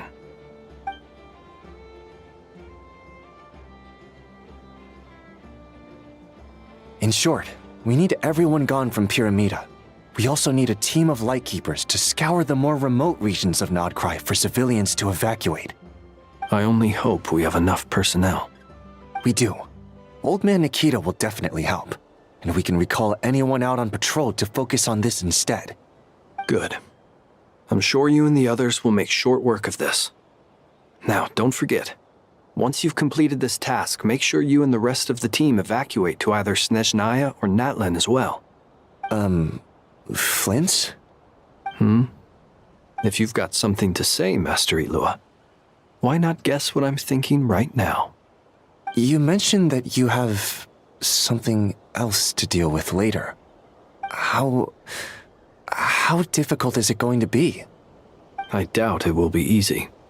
I know you're a Lightkeeper, and it's your duty to protect others in times of crisis. But I have a feeling that you'll be walking into grave danger. However bad things have gotten in the past, Nod Krai has never faced a mass evacuation before. But from the sounds of it, you don't intend to come with us. I don't mean to pry, and it's probably none of my business. But whatever it is you're intending, you don't have to go through with it, you know. I've been afflicted with some sort of curse, and I'm told it may well trigger if I set foot outside of Nod Krai. As such, I cannot leave. I have to act, if for no other reason than to fight this curse. What? No. Why? Why would anyone want to curse you? There are plenty of people out there willing to trample over others in pursuit of their own goals. Frankly, Sir Flint, I am furious. You're making light of what is an incredibly serious situation. Indeed I am. And? And what? I told you I'm furious about this. Nothing I can do about it, I'm afraid. Things happen, and we just have to deal with them. If you find yourself feeling angry, perhaps start by drinking a big glass of water. Hey, you mean you're completely unmoved by my anger? I'm devastated. Then allow me to express my sincerest regret. Come by the lighthouse sometime. We'll catch ourselves a few fish, have a little barbecue, play some cards, and bask in the sun. maybe I need to spell this out. Lean in a little, Flint's. Oh my. This doesn't bode well. Word is that you were caught up in a real horror show recently. People were amazed that you returned safe and sound. They've been debating whether you're even human. I've returned safe and sound from plenty of crises. When you say people, do you mean other people? Or do you just mean you? Fine. I'll be frank. You're not human, are you? Heavens. Now that's a horrifying thought. You know what? Forget it. We'll revisit this once it's all over. A sound plan. Albeit a little ominous sounding. Just promise me you'll come back in one piece. All right? For you, Master Ilua. How could I refuse? Also, please pass my regards on to our colleagues. Tell them, thank you all for your assistance. Please put safety first as you proceed with the operation.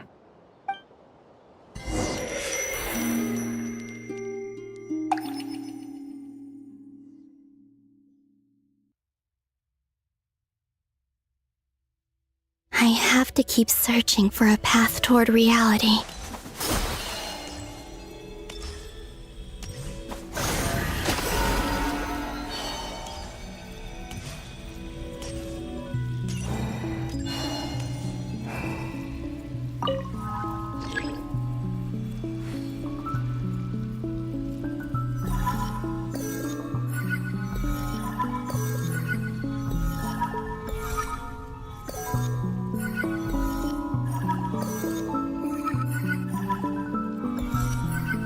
Should do it.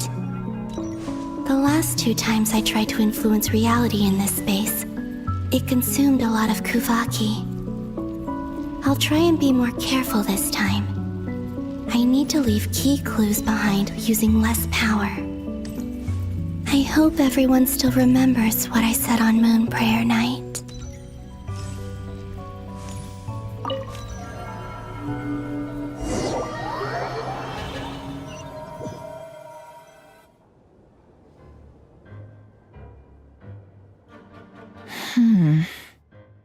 Nothing here either.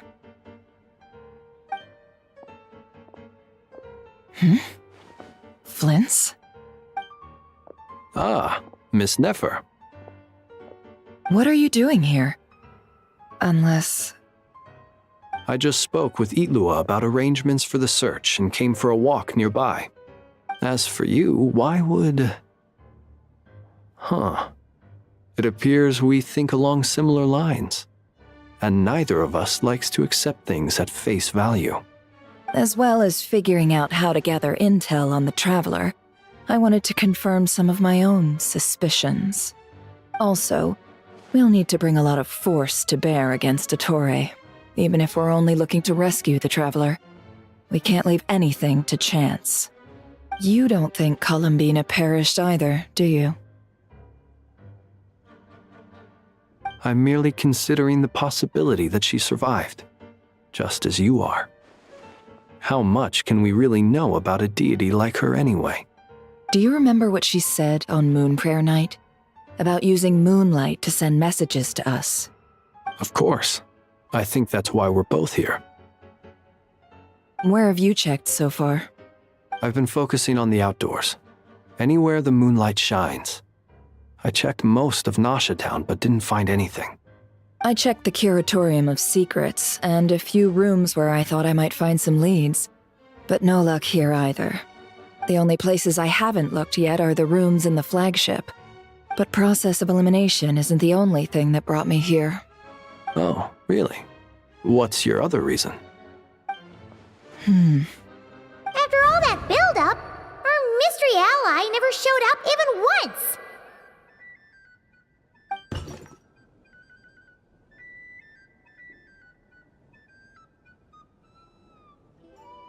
Huh?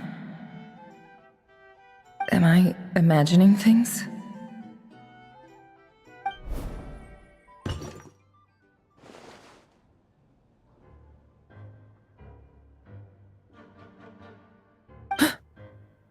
Come on, let's see what's going on. Oh no. I knocked over a vase as soon as I came in. It must have been caused by a Kuvaki fluctuation when I entered the space. Although, it seems like I'm not about to be pulled away this time. It looks like as long as I'm careful with my actions, it doesn't count as influencing reality. Anyway, is this the flagship? The Traveler mentioned that's where he was staying. I only went into the lobby last time, so I've never actually been here before. How does this space work? If nothing else, I can now be sure that it is not simply memory. He mentioned where his room was. I think it's this one.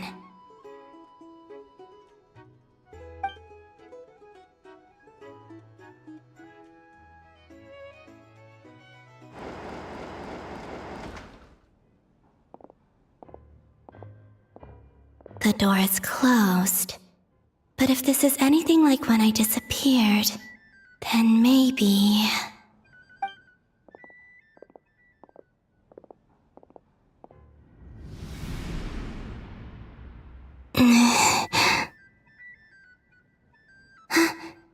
I'm in. He and Paimon aren't here at the moment. I hope he's okay. I wonder what happened to him after that battle with Dottore. Best not to dwell on that for now. I need to try and leave them some clues.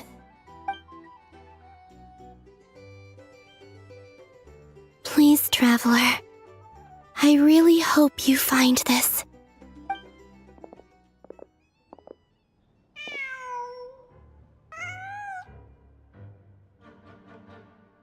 Huh. Just a cat. Nothing else here strikes me as noteworthy. Didn't you stay here for a couple of nights once? Before Rarir showed himself, yes. It's also where the Traveler and I first met. Did you notice anything unusual during your stay? I remember thinking how much noisier the flagship is at night compared to the graveyard. Other than that, no. The Traveler and Paimon were most congenial neighbors. This is where they've been staying, yes? Over here? That's right. I wouldn't usually condone breaking and entering, but we can make it up to them later. Focus now. I have to write a message on the wall using Kuvaki, just like I said on Moon Prayer Night. Simply open your windows on nights when the moon shines bright, and the moonlight will naturally flow towards the words I have written. Here goes. I'll need to carefully control my strength.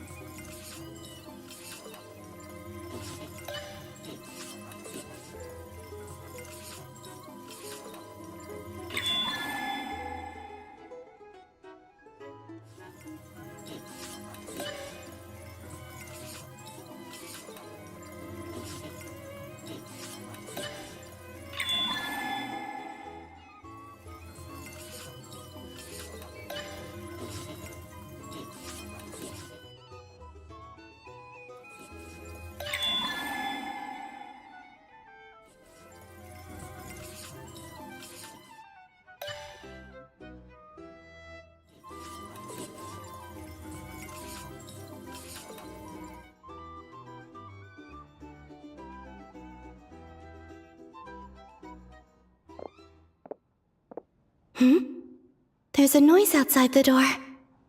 Is he back?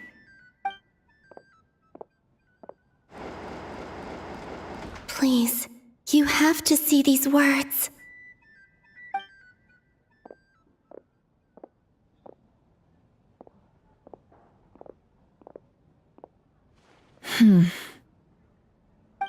Well, do you sense anything? Unfortunately, no. And this place was our last chance. Not necessarily. We've only looked in Nasha Town so far. Miss Columbina said she would leave messages at her friends' dwellings. It's still worth checking where Miss Lauma lives and where I live. Let's try and make some time to look into those then. Wait. What are you waiting for? Oh, Paimon might have overeaten slightly. What's that look for? This is a victory feast. It's normal to eat a little more than usual. The Traveler in Paimon. It's really you. But why are they talking about a victory feast? Huh. You worried Paimon sick while you were out there fighting Rare, so this is your chance to make it up to her, alright? Wait. So this is the night after the battle against Rare. How did I end up here? That's quite a long time ago now. Wait. Time. That's it. Every time I've entered reality within this space, it's been at an earlier point in time. Every one of those points has been before I fell into the moon's reflection. And everything I've done to affect reality really did happen in the past. Does this mean that, within the moon's reflection, time flows backwards? Starting from the moment I fell in? Not long till Moon Prayer Night now. It's gonna be even livelier than tonight. Although, it's gonna be sad saying goodbye to the damselette. She seems like a really nice person. Paimon. No, I can't. Even if I make contact, they probably won't understand what's going on. And in any case, I'll likely get pulled away again if I do. Instead, I have to find a way to get them to notice what I've written using the moonlight. Wait, even I hadn't thought of doing that before Moon Prayer Night. They'd never conceive of that possibility. Is there truly no other way? Don't lose heart. We'll find a way somehow. Huh? Oh, you say that, but the Frost Moon is beyond the fall sky.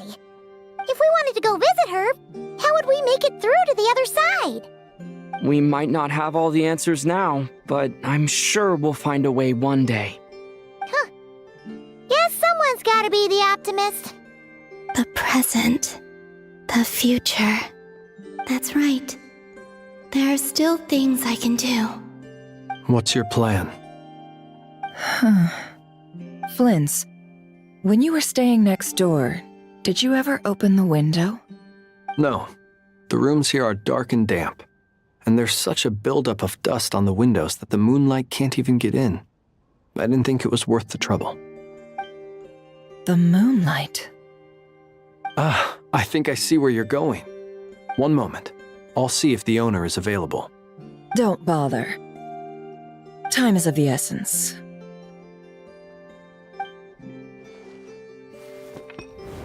Time. Even if no one sees what I've written at this moment, maybe someone will remember what I said after Moon Prayer Night. I need to write down as much information as I can. And maybe one day...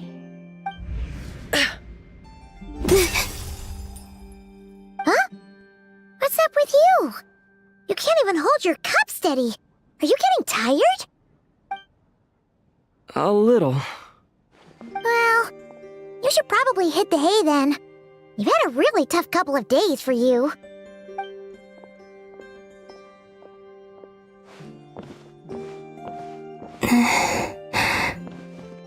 You truly have.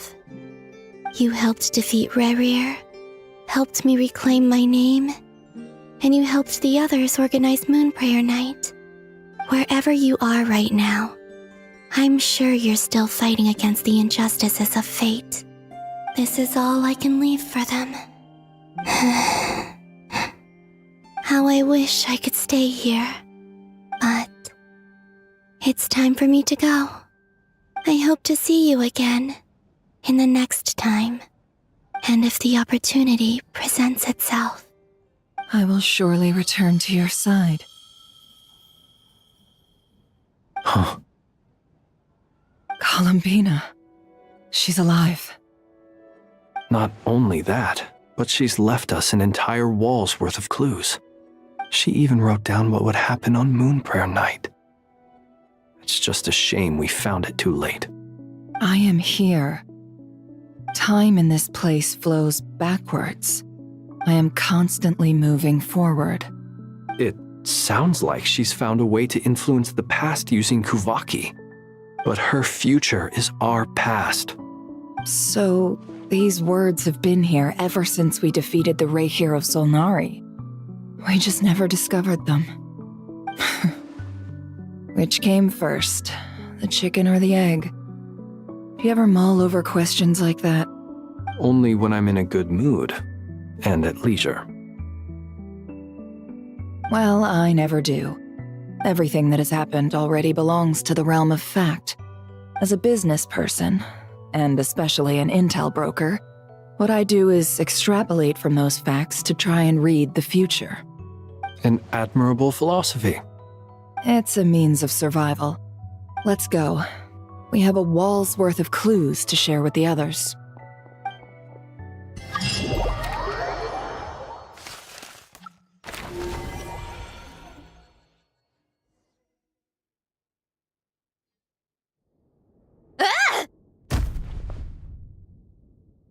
It appears that the doctor's energy signature has changed to something similar to Kuvaki, but not like the Kuvaki we're used to.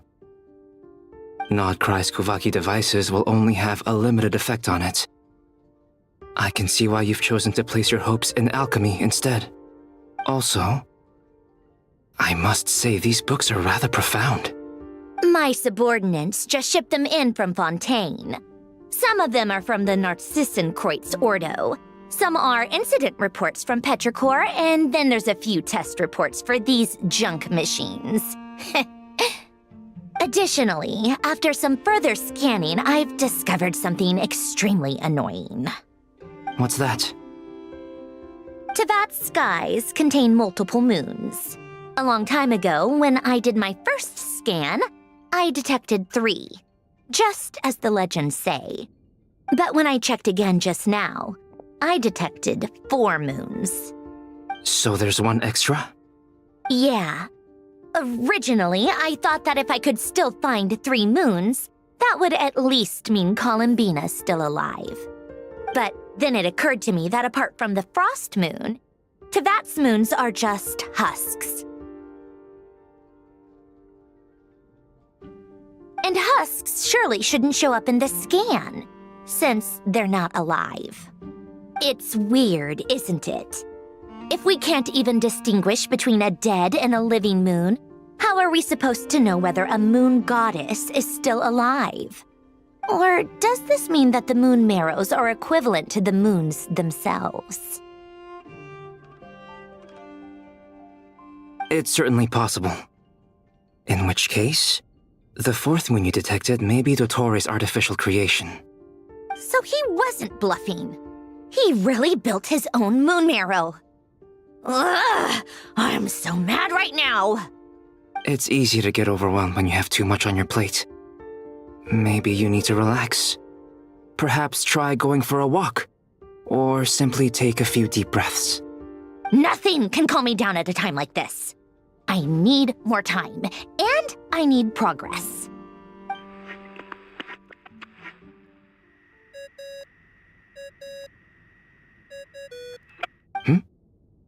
It's Mr. Flynn's. I really hate that ringing tone. Ugh. First the 4 orthants of the Narcissenkreuz, then moon marrows. Now what?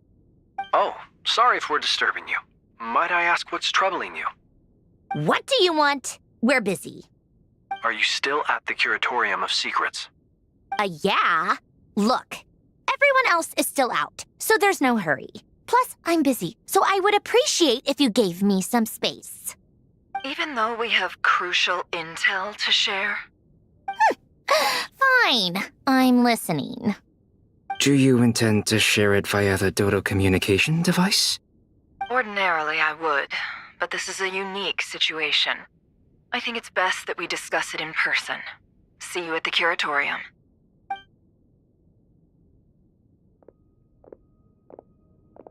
All right then. So, what's the situation? The rest of the team is still out working on their missions and evacuations, but we've decided to fill you in on the most crucial information first. Sandrone, you were right. Columbina is most likely still alive.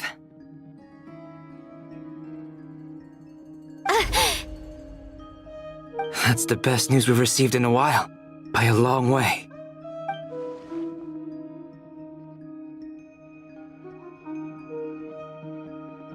Random locations. Appearing in reverse order? Are you serious? So not dying isn't enough for the moon goddess, huh? She has to show off too. Anyway, does this mean we can deduce her condition from the moon marrows? Miss Androne, there's nothing wrong with simply admitting that you're happy to hear the good news. I'm not. And she's the least of our problems. We're facing a huge crisis. If she can't control the flow of time in there, she's just gonna keep moving backwards.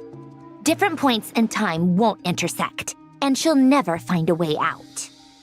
Let's say life begins with a drop of water. When did time begin? The moment this planet came into being? No, that's not right. Her final destination would be the moment at which the space she is in was created. But it doesn't seem like we can influence that space from the outside world. So how can we help her? Also, if she's alive, Rarir and Thelindis might be too. But as far as we know, neither of them have come back out. That space may not have an exit at all. I'm afraid I must concur with Miss Nefer in this. Can't exactly argue with that. Let's leave it there for now. I've taken notes on everything you said. Will it help with your research? I doubt it's gonna help with breaking Dottoro's energy fields. But who knows when it might come in handy. Better to have it all written down than try to remember everything when I need it. All right, I need to get back to my research. Mr. Albedo has made a lot of suggestions that will require my undivided attention. Sure, I'll stay here. I have things to work on.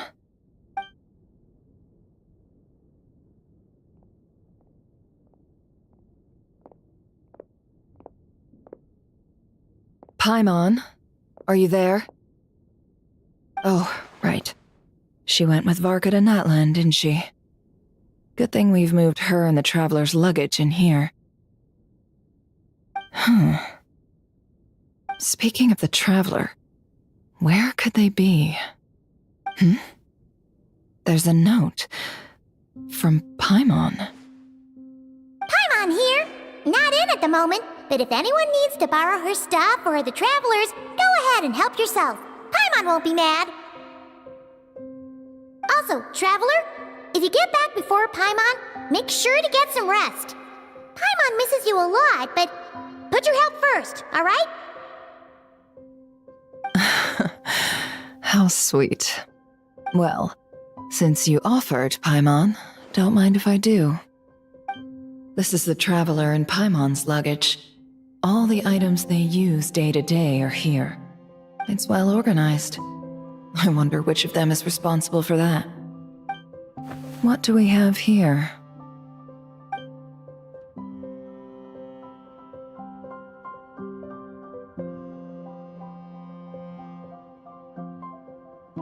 The camera captured a special moment that can only occur between people who are close to one another. You can really sense how the photographer feels about their subject. I wonder why this picture was placed outside. Is it because Paimon recently looked at it?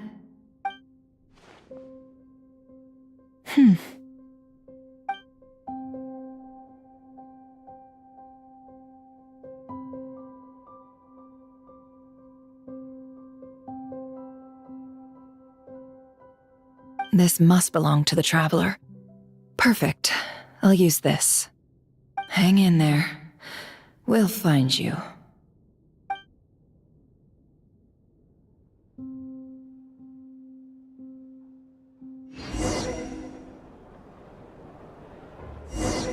Polonia. Search keyword world formula and bring me all relevant books.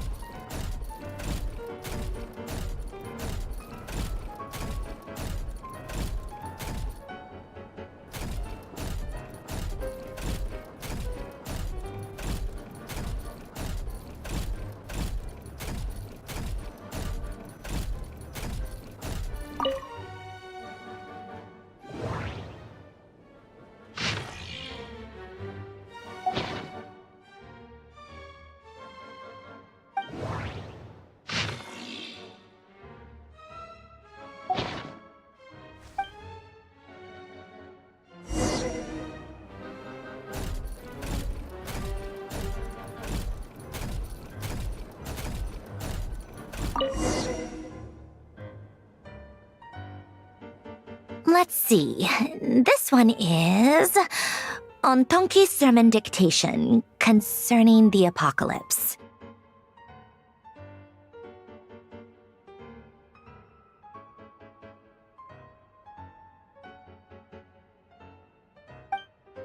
I believe that the correct term for this is Fortuna. This was an ancient Romorian technology, a wisdom unparalleled. I never imagined that Romorian ideas would be so similar to the diagram I have named, the World Formula. This is strong evidence that human civilization should gradually shed possibilities as it continues to explore and evolve. The end of humankind may well be upon us right now. The sparks of civilization shall run out, unless we consider introducing variables from outside the system. Variables.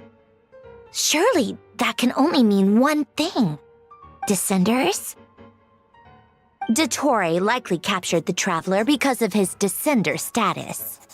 But the Three Moons' authority comes from the world itself. Why would Dottore need anything beyond that? Where does this variable factor in? The world formula calculates the fate of an entire world. Introducing a variable would therefore give us...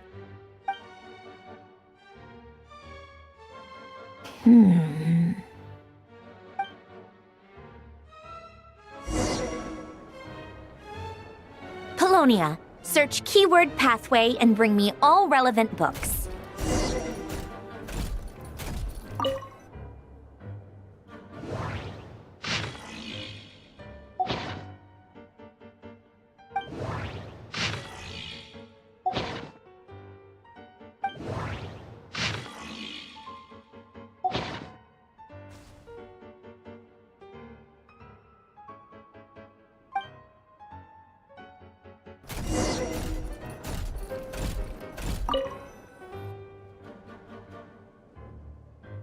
Otonki Sermon Dictation.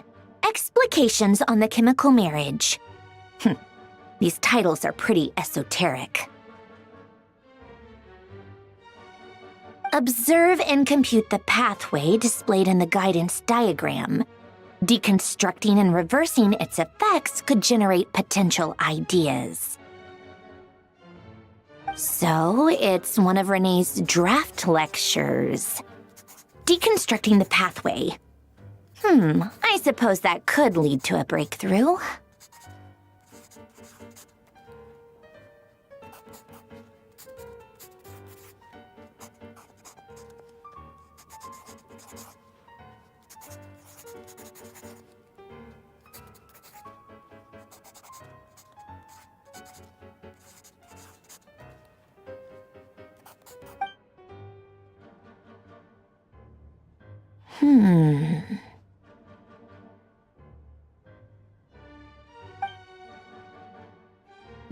This is so long. This guy sure loves showing off his knowledge.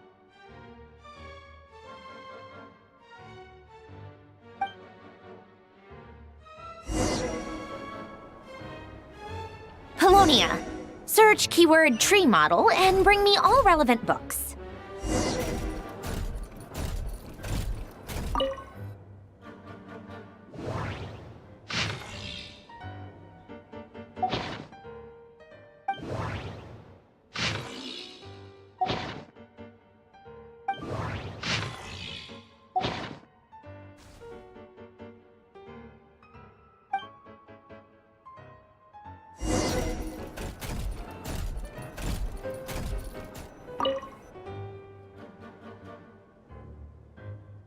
Most of the experimental devices proposed by the Lilia Crucis Ordo are built based on the simple and basic logical structure of a tree model.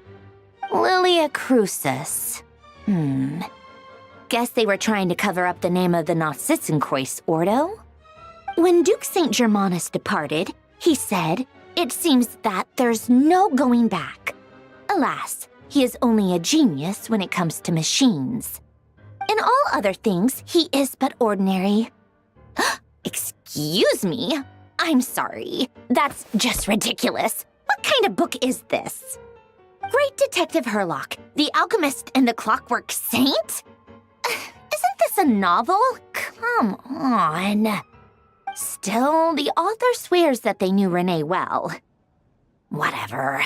I guess it's not beyond the realms of possibility that Renee would say nonsense like that on occasion. Memory, wishes, souls, and persona. Frankly, this sounds more like occultism, but if Albedo vouches for it, I suppose there must be some alchemical basis to these techniques. The way Alain Guillotin saw it, the world was comprised of machines. The universe needed machines, and thus his technologies were created. That's why I was born. René, his full name was René de Petrichor, if I recall correctly. Sounds like he and the town must be intricately connected. That place was also the source of most of our information regarding Remurian civilization. Seems like some of his projects were based on their technology. The cutting of souls and storing them in vessels.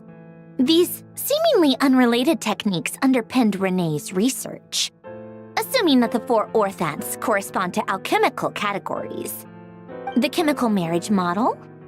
Alain would have scoffed at that. He never would have let those theories or parameters anywhere near his mathematical formulas.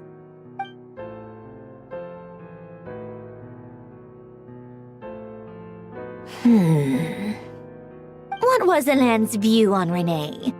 I know he mentioned the name, albeit very rarely. Oh, now I remember. Alain's old notes are here too. They mentioned Renee once. Renee seemed most out of sorts when he spoke to me. A lack of sweet foods has dulled his mind, I should think. Either way, his words are not to be believed. Yep, that sounds like Alain. My subordinates actually did a half-decent job digging out all these materials. Makes a change. Good for them. Some of Alain's old files are completely consistent with these records. He must have gotten them from the Tower of Gestalt. I never knew he got his hands on Renée's records that early. He may have kept them, but he never even attempted to use them. Didn't believe a word they said. Come to think of it, Renée's world formula was filled with calculations of constants. That shows he believed that the fate of the world to be predetermined. As for Alain... it's been too long. I forget what he said. What would he have said? A guy like him, fervent believer in machines, but not headstrong enough. The world can be changed. It is worth persevering. Yes, that's how he used to think at least. He created that procedure to save this world. Yet the scale of the world's fate proved too enormous. The result was beyond his ability to calculate. He died having never seen the outcome. And there I was, left behind in the ashes of his dreams. Did you really never take a close look at Renée's research? Or did you read it but deem his philosophy incompatible with your model? The very thought of trying to incorporate his ideas probably made you feel sick to the stomach. Well, don't worry, because there's a whole new category of lunatic in town. Next to Dottore, every other madman looks sane. You once asked me what I wished for. Should have asked him instead. He's the one pining for things you'd sooner die than witness.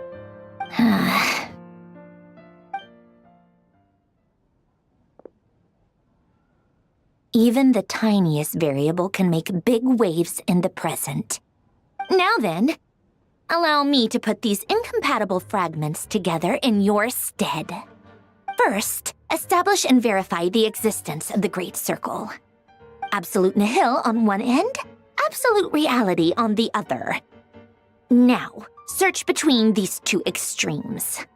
Then, the construction criteria. Variables. The sparks of civilization shall run out unless we consider introducing variables from outside the system. Input variables. Traverse the world, space-time, and civilization, then extract the essential nodes from the records to determine which variables they point to. The primordial power that differentiated itself from the void. The power of light. Yes, light. Records. Hyperborea.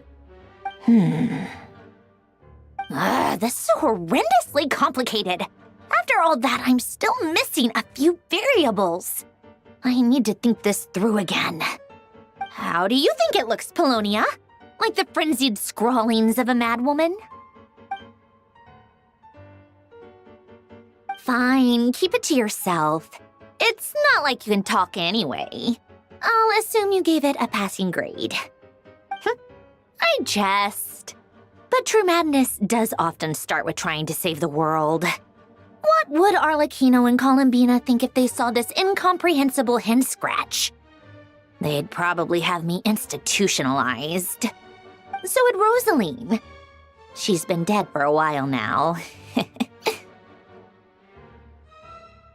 When I close my eyes and think back, I can still see her face. And that enormous dress she used to wear. Such a bizarre choice. What possessed her? Oh, and the clack-clack of those heels used to drive me insane. No one's asking me, obviously, but I hope you all know that I never wanted to save the world. I'm not crazy. I don't have delusional ambitions, and that's a clinical fact. The world needs a solution, but I don't need the world's validation. It's the world begging me for answers, not the other way around.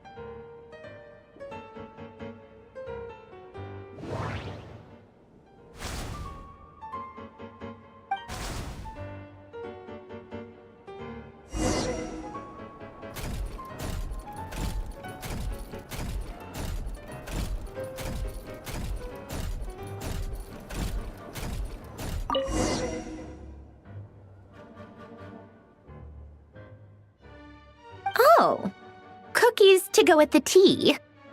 Let's see. They must be from that person who brought those documents. I see they're from Hotel de Boer. Something's written on the box. We are proud to present this homage to the Fortress of Meropede's fun-filled mill collection system. Fortune cookies. Have a lucky start to your day. Sounds like a dumb gimmick to me. Be early to bed and early to rise. Get plenty of sun and drink plenty of water. Then things will surely go well for you. What? Are you kidding me? Somehow I doubt that an early night and a glass of water is magically gonna save a world on the brink of existential peril.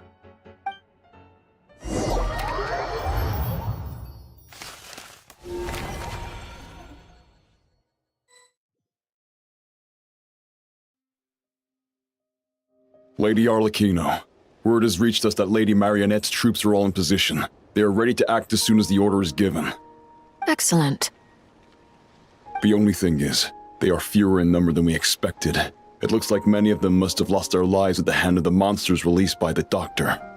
Can't be helped. Allow them to join our ranks and keep in contact. As you wish.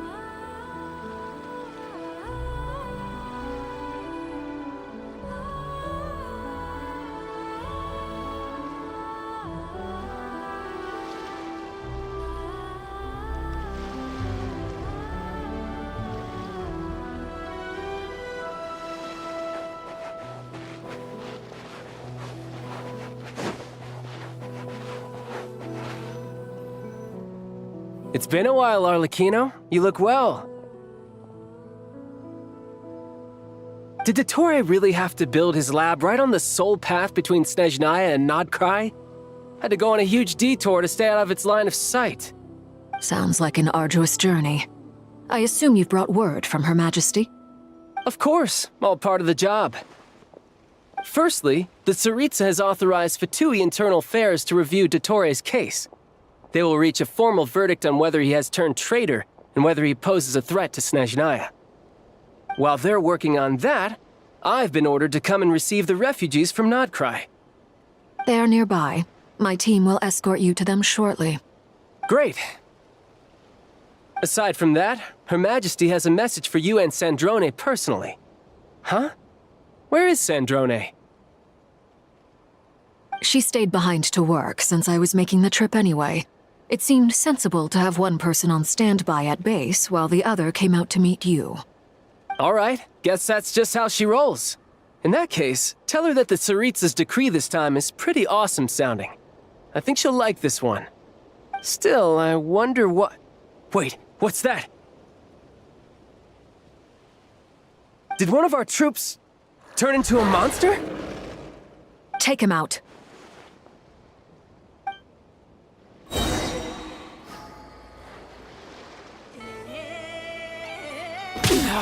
Go on.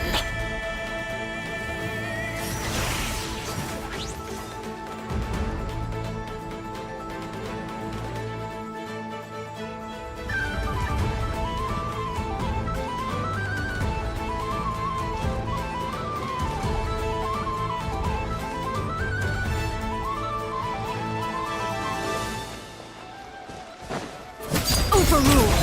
Everlasting as the moon.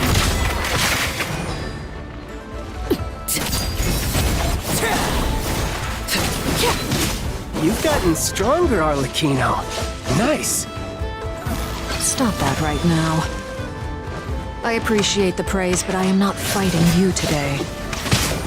I knew it.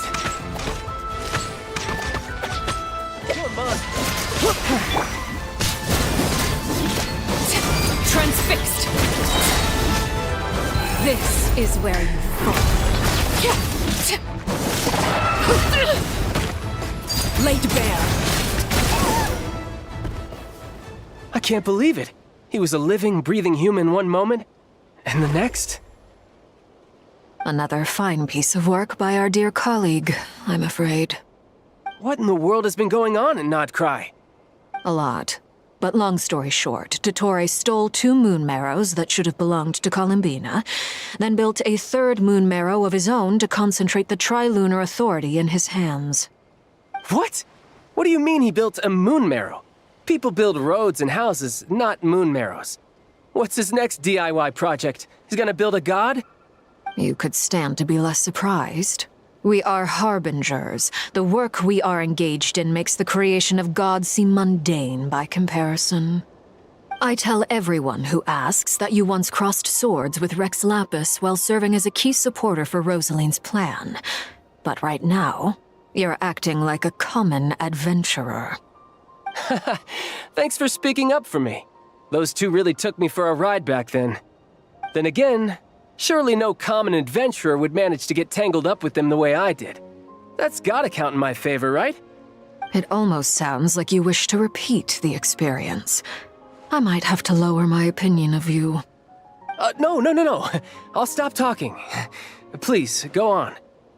Dottore is currently still experimenting with his newfound power in ways that continue to corrode the outside world. As for the human mutation, I believe this is simply a consequence of his experiments, and not a strategic move.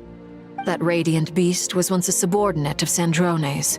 I suspect he was only allowed to live so that he could become an experimental subject.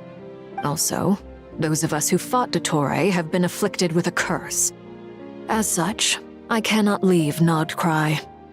This is so much worse than I thought. No wonder Her Majesty's decree is so extreme. While these exceptional circumstances persist, the Harbingers are hereby authorized to use unilateral executive powers. Should Dottore pose a threat, Arlecchino and Sandrone are permitted to eliminate him. My thanks to Her Majesty. I will pass these good tidings on to Sandrone. Her Majesty has also declared that she will refrain from launching an attack on the now evacuated Nod Krai due to the presence of unretrieved research material. A wise decision. By the way, how's my old partner doing? I'm assuming they're with you? Partner? You mean the Traveler? I'm afraid I have bad news. He was captured after our failed assault in Dottore's lab. His whereabouts are currently unknown. What? Why? Since when does Dottore have a bone to pick with him? That is indeed the question. I'm not sure he does. He must have some other goal in mind. This won't do. I have to rescue him. You can't. We have no idea where the Traveler is. What am I supposed to do then? Stand here twiddling my thumbs? Sandrone is working on it. The best thing you can do right now is complete your mission. Fine. I guess I'll leave this to you then. One last thing. Tell the Rooster to get the message out to the gods and citizens of every nation in Teyvat. Beware. An uncontrollable pollution is spreading forth from Nod Krai. The source of that pollution is a madman drunk on the success of his experiments. The Fatui and our allies will endeavor to contain the threat. However, if Nod Krai falls, things are likely to escalate. Considering Dottore is one of our own, all Fatui stationed in Nod Krai consider it our duty to stay and fight him to the bitter end. Whatever the cost. Hey, don't be too pessimistic. If it comes to it, I'm sure Her Majesty won't stand by and do nothing. I hope you're right.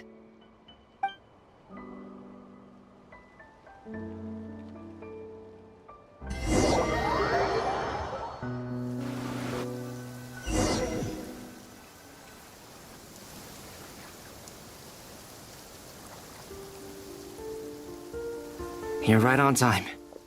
Thanks. Hey, do you think I'll get that gliding exam exemption? I made sure I was on my best behavior in Mondstadt.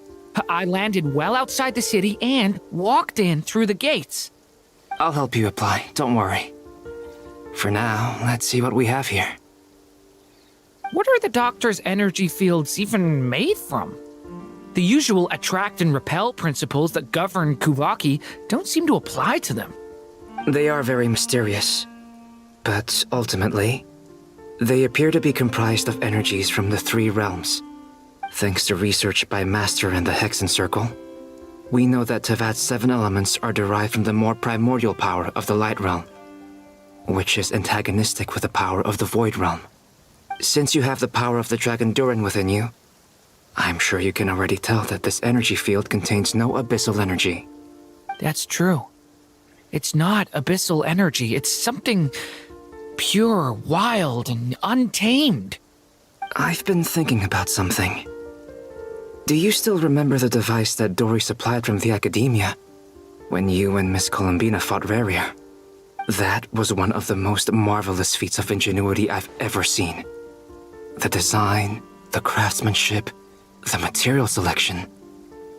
I couldn't fault any of it. Not to mention the operating principles. Surely the most ingenious feature of all. Dory didn't go into detail on how it functions, but I have a working theory. The clue was that Miss Columbina was somehow able to use the pyro energy that you provided, despite the fact that, as a moon goddess, she should only be able to use light realm energy in principle. Now, all elemental energy is, of course, derived from light realm energy to begin with. Hence, I suspect that the device works by restoring elemental energy to its original state. This presumes a theoretical model of the 7 elements akin to that of light refracted through a prism. Perhaps it is no mere analogy. Maybe there is indeed a prism in this model.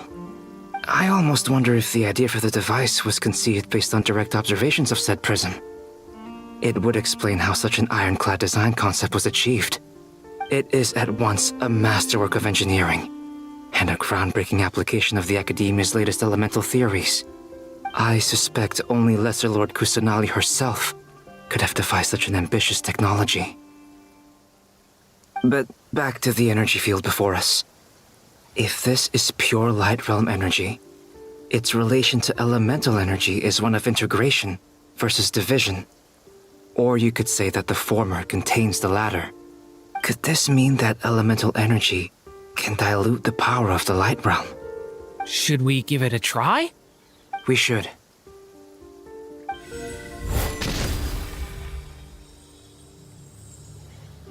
Ha! It works! Clear signs of disruption were detected at the periphery of the energy field. This indicates that elemental energy can disturb or even negate the field. Now you try. All right, here goes. It's working! Switch to abyssal energy and attack again. No surprises there. Abyssal power drains the energy field to a significantly greater extent. I now feel confident in asserting that the energy field is indeed pure light realm energy, and that elemental energy can dilute it. But the energy field is huge! How much elemental energy will it take to neutralize it? We don't have to neutralize it completely. We can try other approaches. That's all for theory. Would you like to continue watching? So you knew I was here? Huh? When did you get here? A while ago. But Albedo sounded like he was working on his thesis defense back there. Back in Sumeru. You can end a person's whole career by interrupting them mid-speech. Very thoughtful of you. I'm truly touched. Could I ask you to lend me a hand? With what? A little test. Try using Animo to unleash a concentrated assault with circular blades, with the goal of breaking through at a singular point. Nice! This time it tore through the field. Tremendous. This is a major breakthrough. Should we go through? We probably shouldn't risk having mutually antagonistic energies in such close proximity. Durin, you stay here and watch the entrance.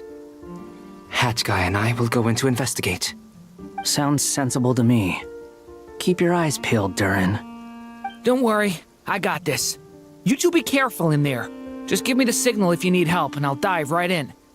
What do you mean, signal? It's based on a new alchemical concoction I developed last month. When 2 bottles of it are smashed on the ground together, they emit a blinding burst of light. If it comes to that, remember to shield your eyes with your hat. Glad I asked. Thanks for the heads up.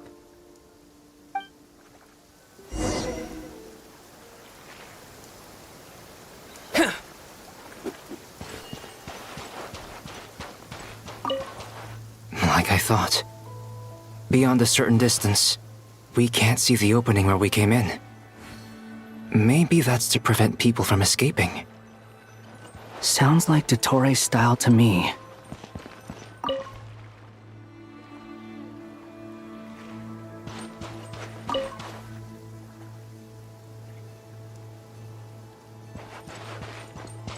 Not much has changed. Things are basically the same here as they were before the energy field appeared. They have no heartbeats and they're not breathing. We can only assume they're dead. But there are no visible wounds. Also, there's an animal squatting next to each body. It's watching us. That's not an animal's gaze. What are you trying to tell us? Doesn't seem eager to talk. I guess maybe it's just an animal after all. Let's keep looking around.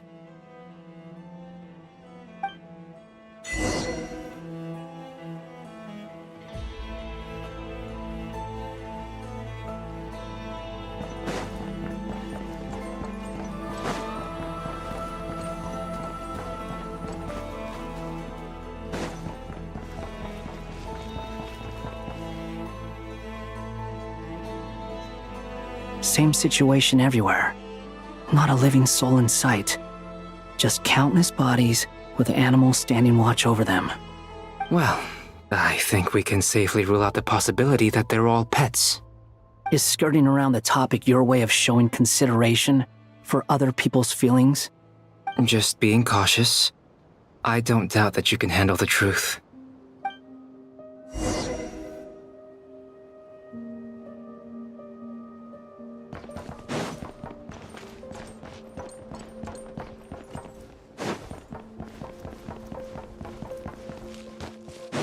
Careful. Please. Help us. Please. Over. Please. Help us. Please. What happened here? I don't know.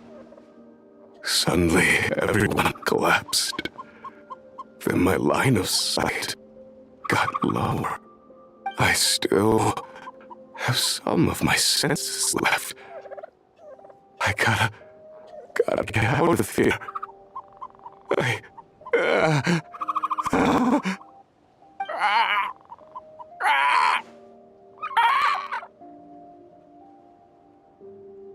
It looks like there's a huge experiment going on inside this energy field.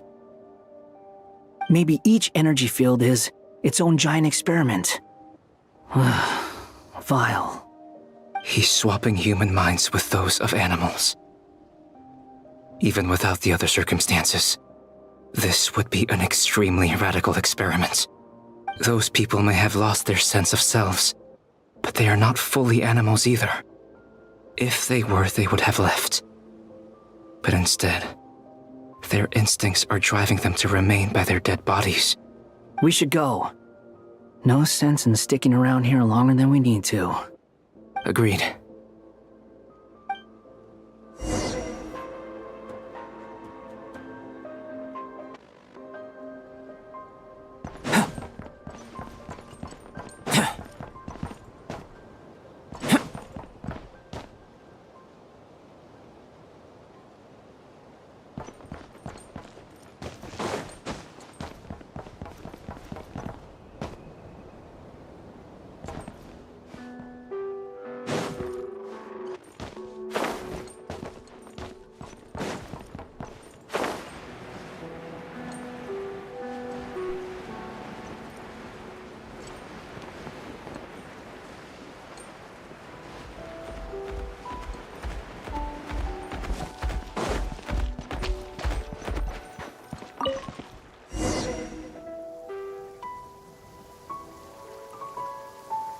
You're back! Everything okay? We saw some things that take a strong stomach. Otherwise, we're fine. We should share our findings with the others.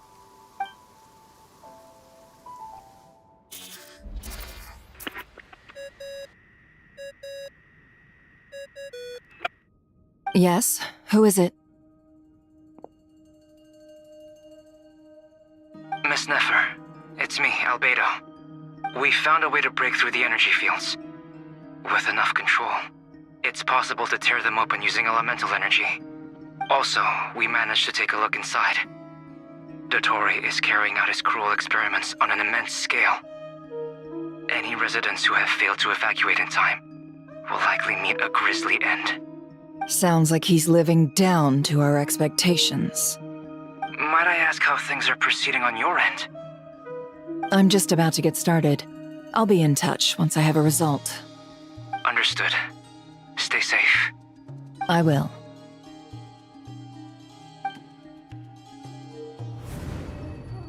Well, Nefer, I'll link up with you once my tasks are complete. What makes you think I'd need you to do that? I'll need it. And considering the way you approach certain matters, I think you'll be better off with me present.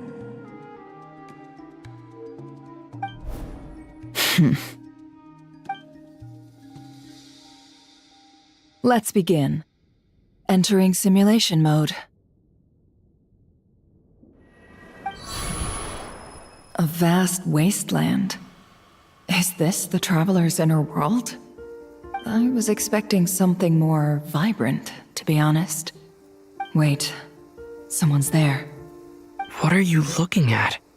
In that case, I'll look at it with you. I want to know all about everything you've seen and experienced. Is there somewhere I should return to?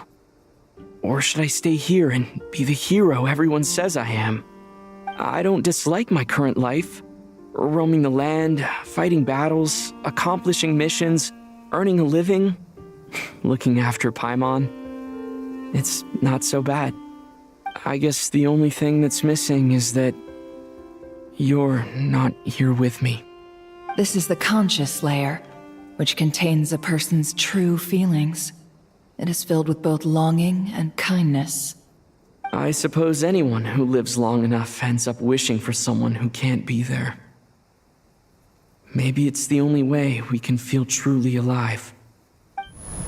Time to delve a little deeper.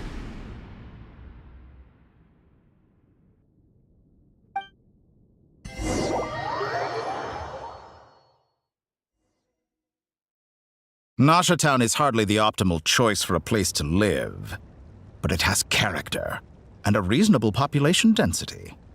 What are you trying to say? Oh, don't be nervous. I was just thinking where might make a good starting point for your journey. Perhaps I should send you further afield. Conria, perhaps. Conria ceased to exist long ago. Once again, you fail to understand the possibilities that the Tri-Lune creates. Anything that has existed in the past, I can now recreate. You simply do not wish to see that happen. That might be because you miss your sibling and fear getting answers that you are not ready to learn. But this is not for me to judge. If we are to collaborate, we need to maintain an amicable relationship. In a moment, you will be able to... Oh no. What are you...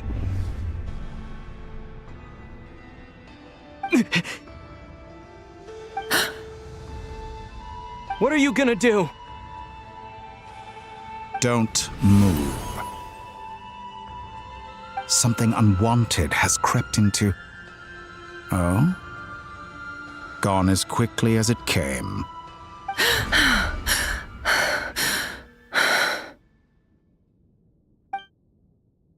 Did you save me? If I hadn't cut the connection, Dottore might have caught you from the other side and destroyed you. This was a good idea, but once is plenty. You were exceptionally brave. Excellent work. Thanks, but now's not the time for that.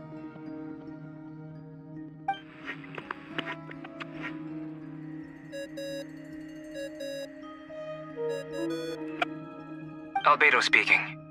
I think I know where he is. What is this endless darkness? I can't see anything, even though my eyes are wide open. But why? What happened? Ah, sorry about that. I take it you didn't notice. Just now, a friend of yours took a little peek into your mind. Could it be Nefer? How did she do it? Did she use something as a medium to connect to me? Do you think she's aware of your current circumstances?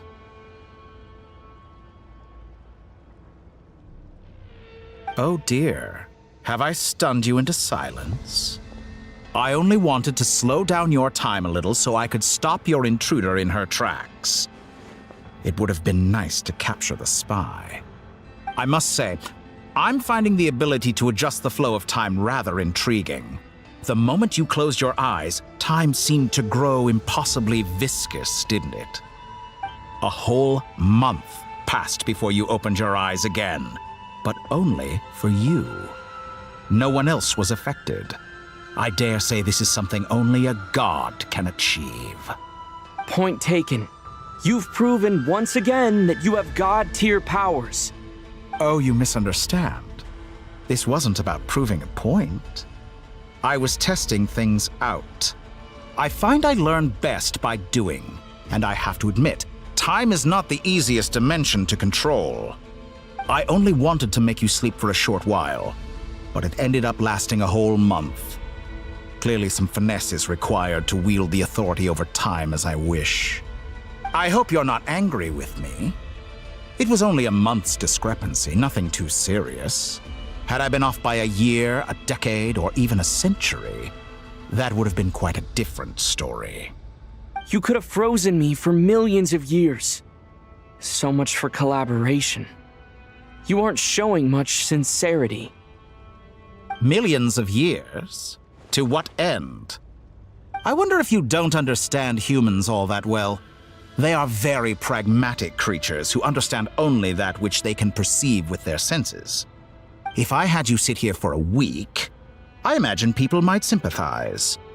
But if I left you here for 100, 1,000, or 10,000 years, The sheer size of that number would cause it to lose all meaning to them. They would not have the capacity to comprehend your suffering, and thus they could not empathize. Unfortunately, while gods do exist in Teyvat, it is ordinary humans that account for most of the population. Their lifespans are so limited, their bodies so fragile. Did you ever really hope that they could begin to understand someone like you? Your long life and unique origins make you fundamentally different from them. How long will it be before they start to treat you like the alien you are? Before you are ostracized, outcast? Alien? Even I feel bad for you sometimes. This world has made you into a slave. So many times you have served its will, and not once have the powers that be ever thought to grant you the one simple thing you wish for. You have been treated most unfairly. I can change that. I will grant you special privileges and give you back the status you rightly deserve as a descender.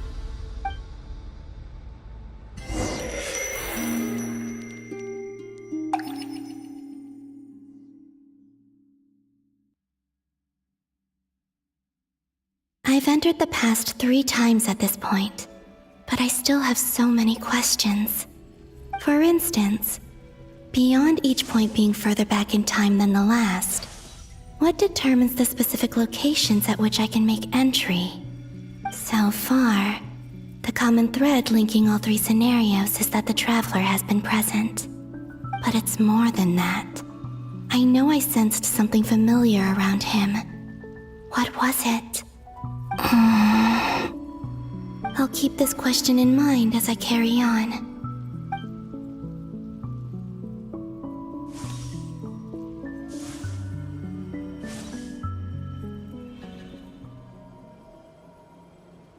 Humans, you never change. Always trying to use powers you neither comprehend nor control. This looks like Star Sand Shoal. Was this before Rerir regained his physical form?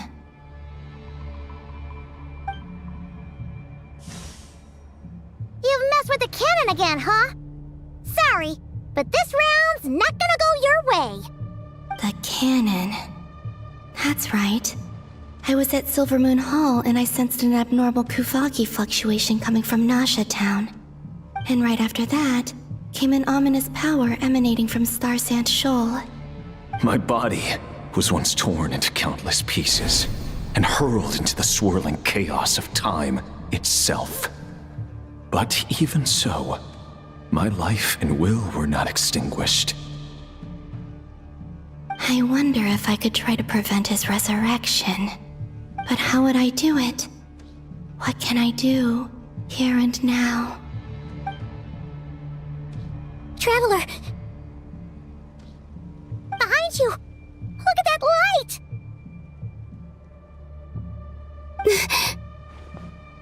No, I won't make it in time.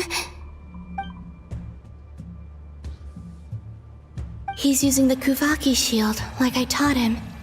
Is he going to use it to block the cannon's beam? He's strong. I'm sure he can manage. But the force released when the beam impacts the shield might lead to collateral damage. EC Island. The Frostmoon Scions will be exposed to lethal levels of Kuvaki. A question, if I may. Kind Miss Columbina. When the cannon's Kuvaki beam was deflected earlier, I saw several bolts of energy streak toward Hisi Island, only to be blocked. Did you also have a hand in that? Maybe that really was me after all. Well, future me. But I don't know if I have enough power left. Siki sato pasa sax, niti ipotuftos. There's no time. Osestikos paratin tirant risuiku, topir to aithion veraton. I have to make it. Oh, Frost Moon. Oh, great land. Oh, slumbering moonlight of Nod Krai. If you can hear me, if you can sense my call, then please, heed me once more!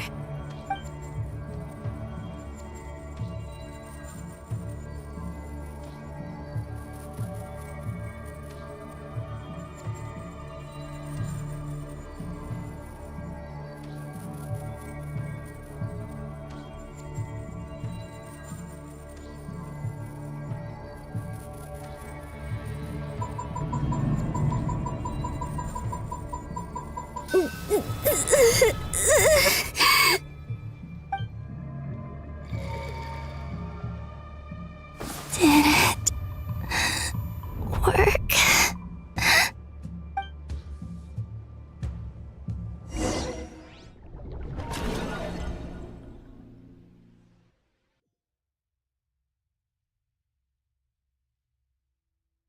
Hey, wake up.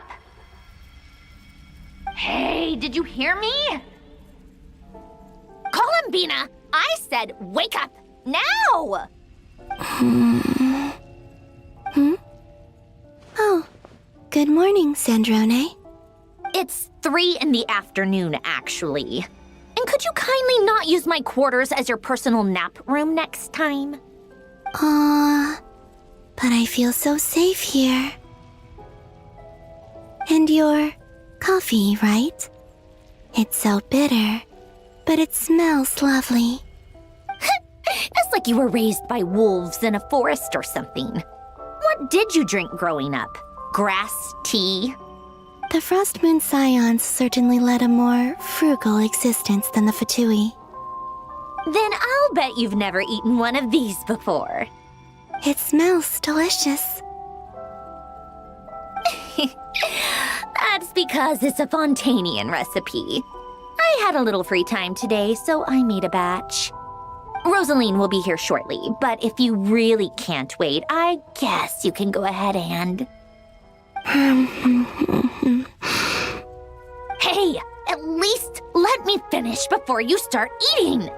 Did the Frost Moon Scions not teach you basic table manners? Or did the rules not apply to you because you're the high and mighty moon goddess? These are so tasty. Of course they are. I made them. I was worried they might contain traces of machine oil. What?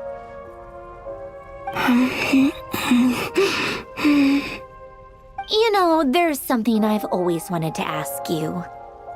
Why did you leave your old home and join the Fatui? I mean, I'm sure their food was awful. But there's gotta be more to it than that. Well, life there didn't go quite how I imagined. What were you expecting? You're a god. Your followers are gonna make some demands of you, right? Surely you can just answer a few prayers here and there in return for the free food and drink. How bad can it be? Well, would you help other people just for free food and drink? The doctor told me that you were created by a great mechanic, Lord something Fisher. The Lord Artificer. Ugh, some people can't keep their mouths shut. Oh, Lord Artificer. And didn't he have something to do with the, narcissist? Narcissenkreuz Ordo. Yes, that was it. Narcissenkreuz Ordo. So, would you try to fulfill their wishes? You must be joking. I wouldn't go even if they paid me. I don't even know them. Exactly. Well, I felt the same way. I did not know the people who made demands of me. What do you know? We're on the same page for once.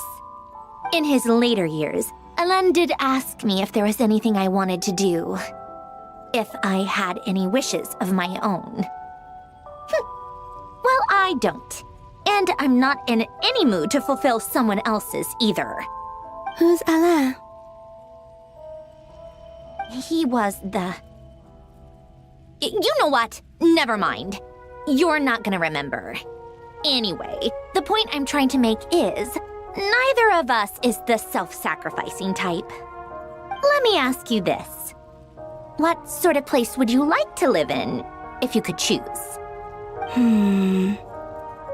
A place where people don't ask me for things I cannot give them. Where they don't worship me, or fear me, but just want to chat with me like a normal person. I'd also like the freedom to come and go as I please. And ideally, it would be somewhere with the smell of coffee and snacks. Not to burst your bubble, but no such place exists in the world. Now, take your snacks and scram.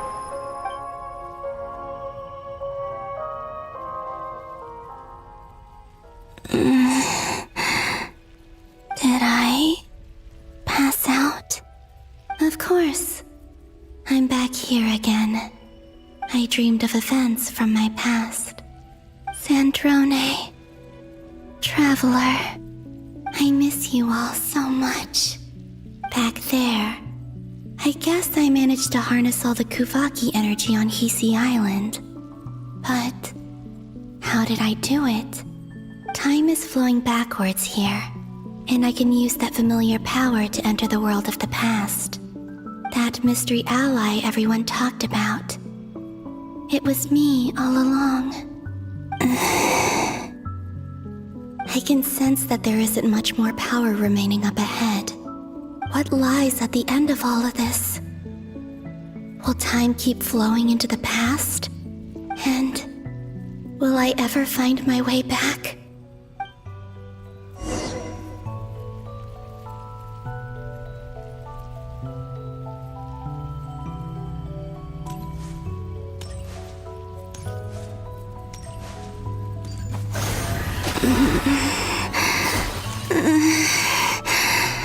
It's getting harder and harder to use my power.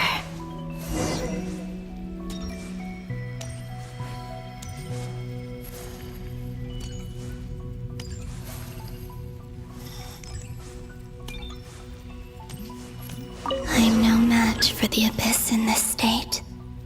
I need to avoid the contaminated fragments.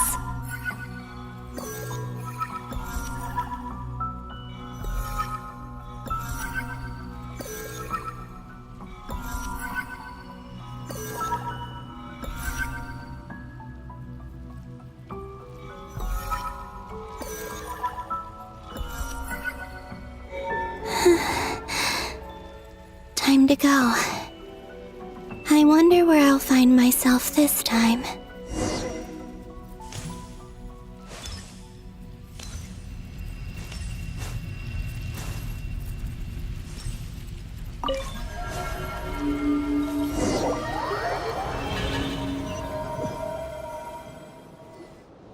The Final Night Cemetery.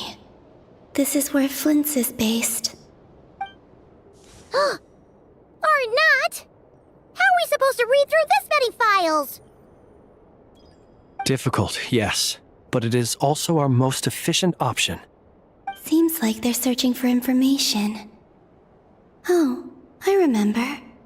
Flint's and Varga talked about some files on the Wild Hunt. Was this my doing too? To expose the true intentions of this Rareer, we need to dive into Nod Krai's history.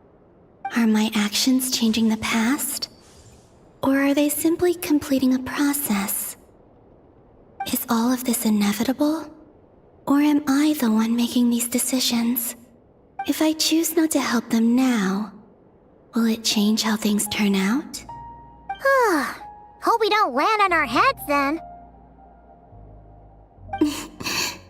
They're my friends. I can't not help them.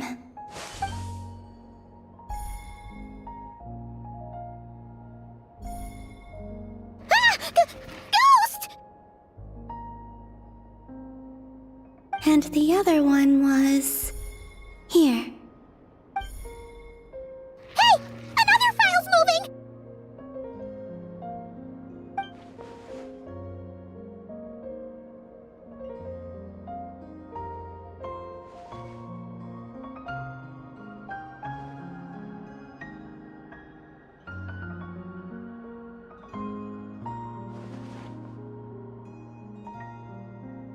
That should do it.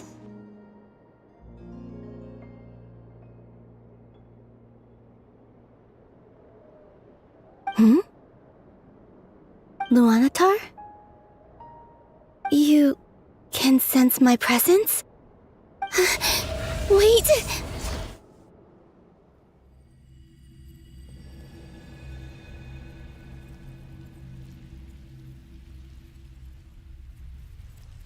Luanatar.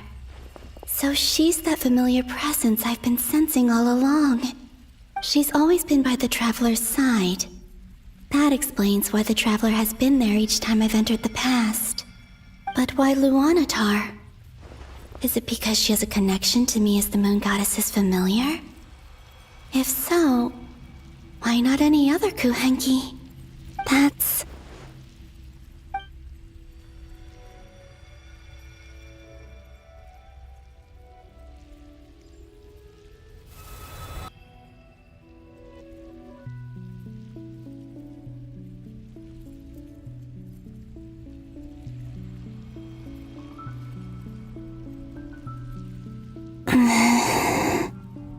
I cannot sense any power up ahead. Just a void, stretching out into infinity. This is likely my final chance to enter the past. It's now or never. I have to find a way back.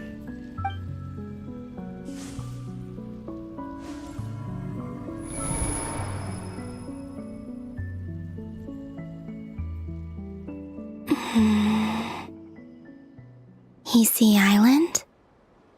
How far back in time is this? Where's Luanatar? I can't sense her presence this time.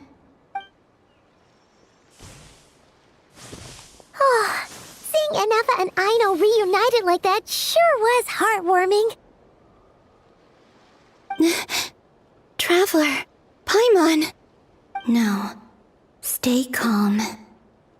I don't have much power left to change things. I don't even have that much time left here. Think, Columbina. How do I find a way back? A way back... to where? Do I go back to Moon Prayer Night? Or to the future that followed? And if I return in my current state, what will become of me then? Dotori's actions that day proved that he'd been planning that for a long time.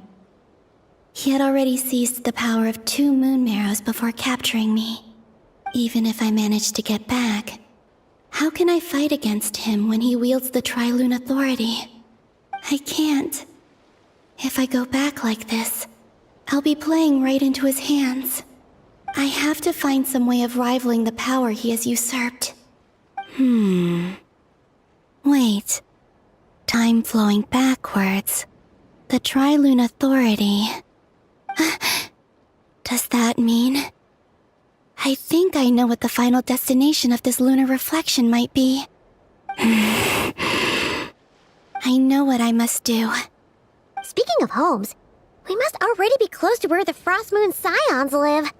The vibe here feels different, just like the scenery. But how do I communicate my plan to my friends? Should I write it down here? No. Someone else will see it. I need something with a close connection to me. Something I can use as a medium to tell them what's happened to me in here. Now it makes sense.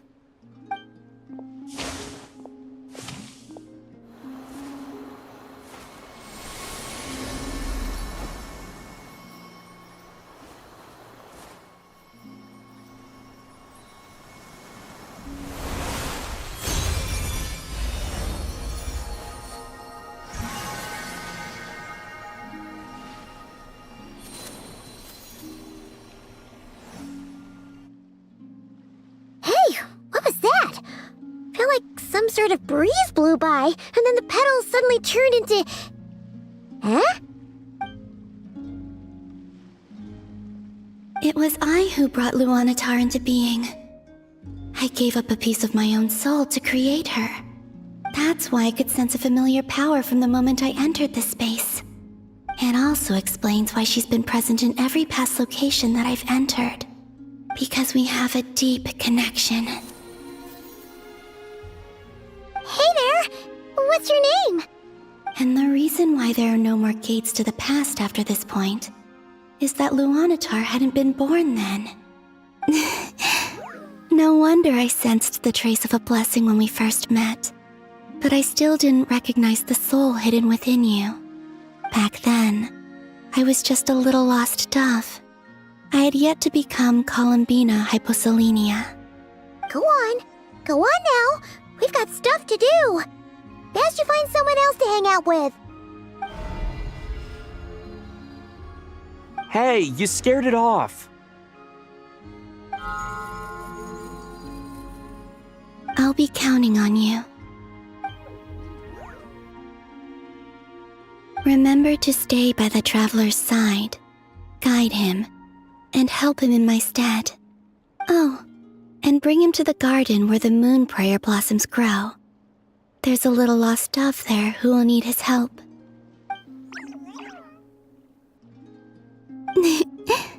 Go on.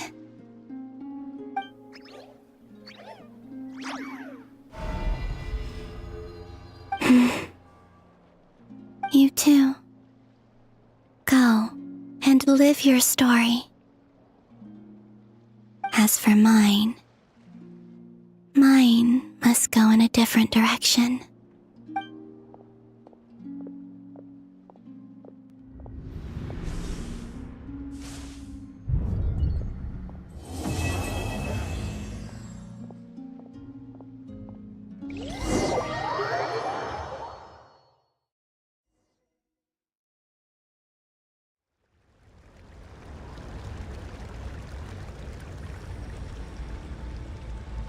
How would you like to experience the thrill of never being held accountable for your actions? You could crush people like ants without consequence, or tear off their heads or limbs as you please.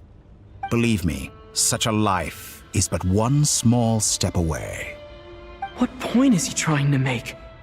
Freedom? But the freedom to kill? To do evil and get away with it? Why would you offer me that? The creation of a world is the ultimate scientific experiment. I have taken my research to the highest level, where I shall be not just a god, but also a servant to many sacred spirits. I shall heed the truth and perform holy deeds. A god's laboratory is the perfect playground, but it needs the right occupant to explore its full potential. Mortals are found everywhere one looks. Not so with Descenders. I'd prefer my first guest to be a distinguished individual such as yourself. And I know you could make the most of the opportunities it offers. So the condition for entering the new world is to take innocent lives. The same dilemma that Rerir once faced. Could I really bring myself to kill others for my own benefit? Rerir did. And look where it got him. Have you made up your mind? I can't do it. Your playground is no place for me. You're putting your hopes in the wrong person. But we both know I'm not quite the hero you say I am either. I have my own reasons for the journey I'm on. And they aren't all selfless. You've grown a lot since we last met. But there are still things you are unwilling to compromise on. This will only hinder you. Why don't I lower my requirements a little as a gesture of goodwill? I'll give you a little time to learn to be a less noble soul. That'll make things much easier for you. I really doubt I could live that sort of life. And yet you already sound less defiant than a moment ago. The benefits appeal to you because you can read the signs of the times. Why don't we return to my research facility? Your last visit was so rushed. There is much that I have yet to show you.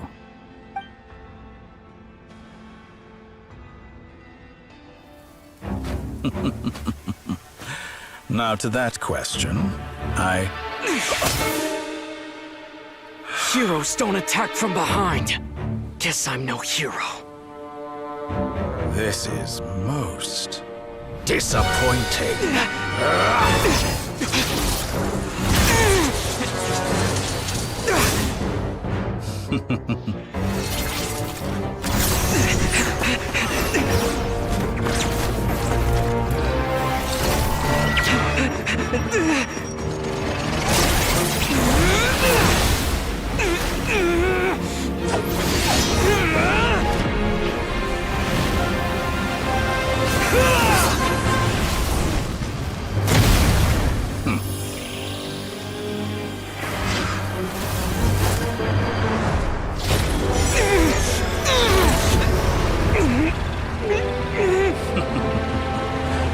Now then.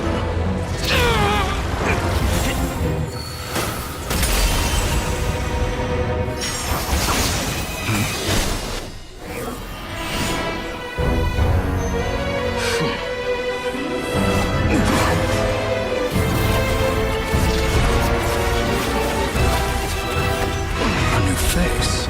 Interesting.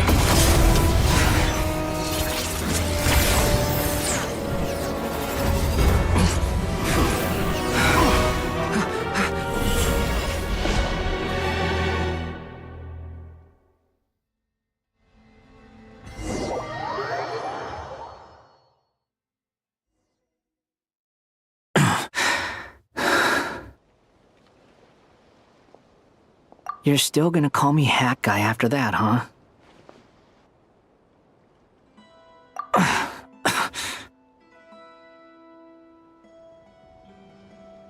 It's nothing. I'll be fine. Why are you looking at me like that? Is it that shocking that I'd come to your rescue? I owed you a favor back in Sumeru. Now we're even. Distracting Dotori was tough. I won't lie.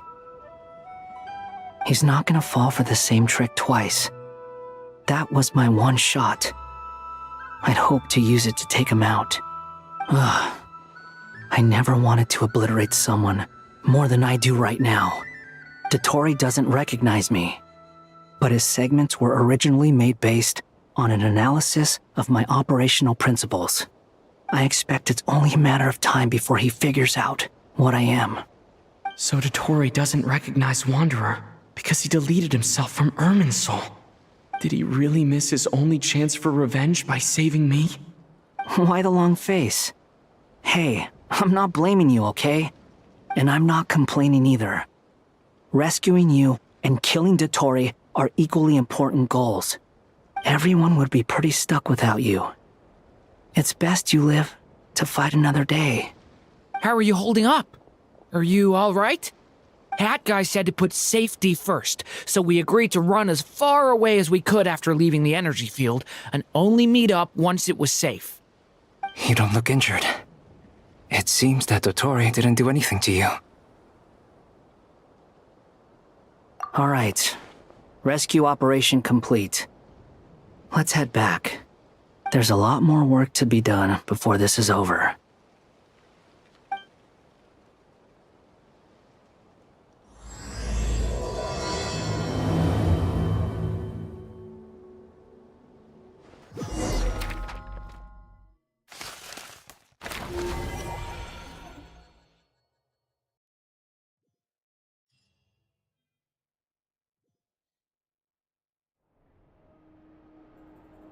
Understood. I will bear the Tsaritsa's decree in mind. I don't see what's so awesome about it, though. Does he really think everyone else is as immature as him? I'm not stooping to Tartaglia's level. I thought you might say that. How's your progress? Quite promising, actually. That alchemist Albedo gave me a few ideas. Remember how I asked you to look up some files for me? That stuff on the Nazi-Kreuz Institute. René de Petrichor and Jakob Ingold. Alain Guillotin despised René's theories and methods, but he never managed to come up with better alternatives either. So I adopted some of René's ideas. I thought Alain was like a father to you. He and René were mortal enemies, were they not? And what would you say if Linny and his friends one day learned something useful from someone you utterly detested? I would applaud them for it.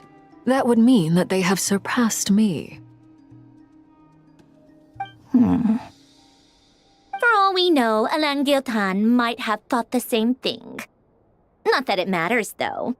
He's dead, and I'm alive. So it's my call to make. Once you die, it doesn't matter how great you were in life. Only the living get to decide what happens next. Hey, come on out. They're back. Huh?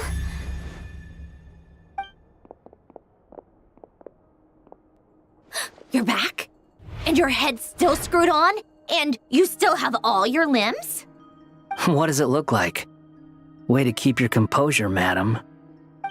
Excuse you. I am perfectly composed.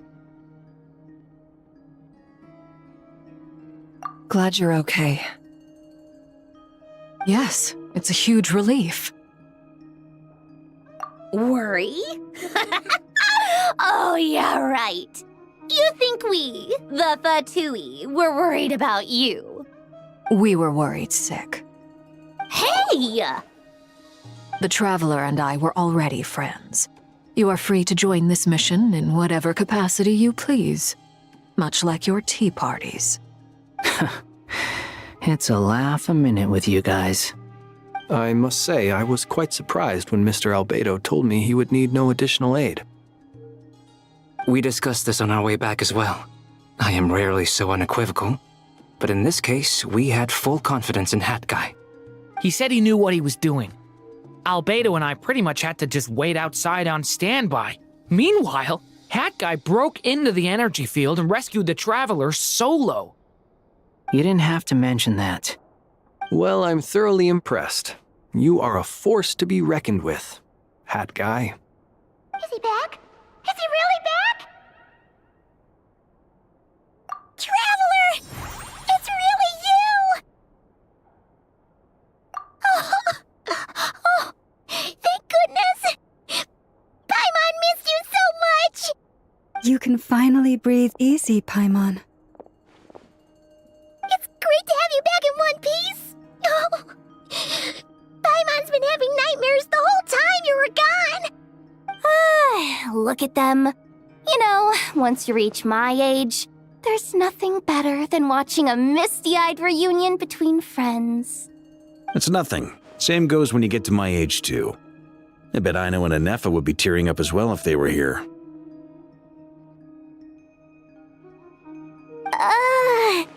Varka, I'm not sure Anefa can cry. Oh, yeah, good point. Hey, your eyes are looking a little red and puffy. Come here, let's hug it out. What? Ew, no! No, thank you.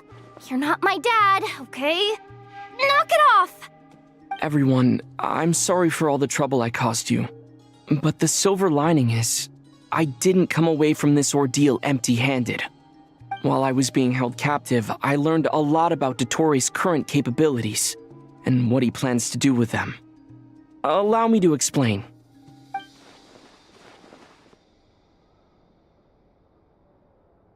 The three moon goddesses were even more powerful than we imagined.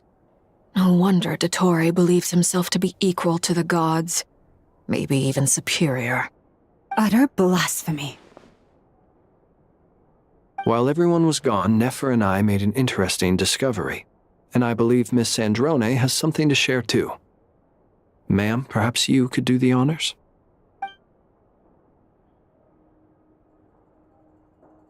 Called it. Getting rid of a pesky troublemaker like her is like trying to clean up after a crumbly cake. It always comes back to haunt you. Our next step is to find a way to bring her back. A place where time flows backwards, with no destination in sight.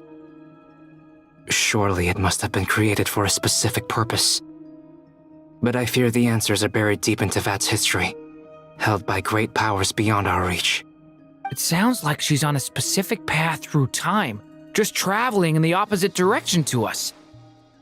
The question is, where does that path lead? Or will it keep going to infinity? We considered that question as well. Strictly speaking, time is not infinite. Indeed not. Every road has an end. Nicole! You sure loved quietly sneaking in mid-conversation. I do, in fact. It's something I've always done at our mages' tea parties. Quiet, mysterious, and persuasive. You wonder what lies at the end of her road. Well, just as the world has a beginning and an end, so too does time. And so, the end of the road is the moment that Teyvat was born. But where Miss Columbina will end up along this road, that depends on where this particular river of reverse time began. What about the original moons and the moon goddesses? Do they have a beginning too? All things do. In the beginning, no moons adorned the sky. It was the Dragon King Nibelung who raised the 3 moons into the heavens, and thus were the moon goddesses born. They were shadows of the planet, born to wield Nibelung's authority and oversee the world on his behalf. They were extensions of his will, manifestations of his majesty. But then one day, they disappeared just as suddenly as they had once been brought into being. Nobody knew where they had gone.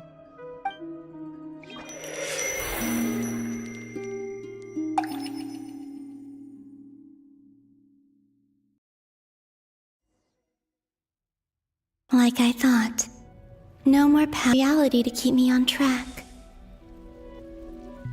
I can't even be sure of how long I've been walking for. The further I travel, the less stable this space becomes. There are even moments where I can sense something that feels like abyssal energy. They can just materialize out of thin air. I have to keep my wits about me.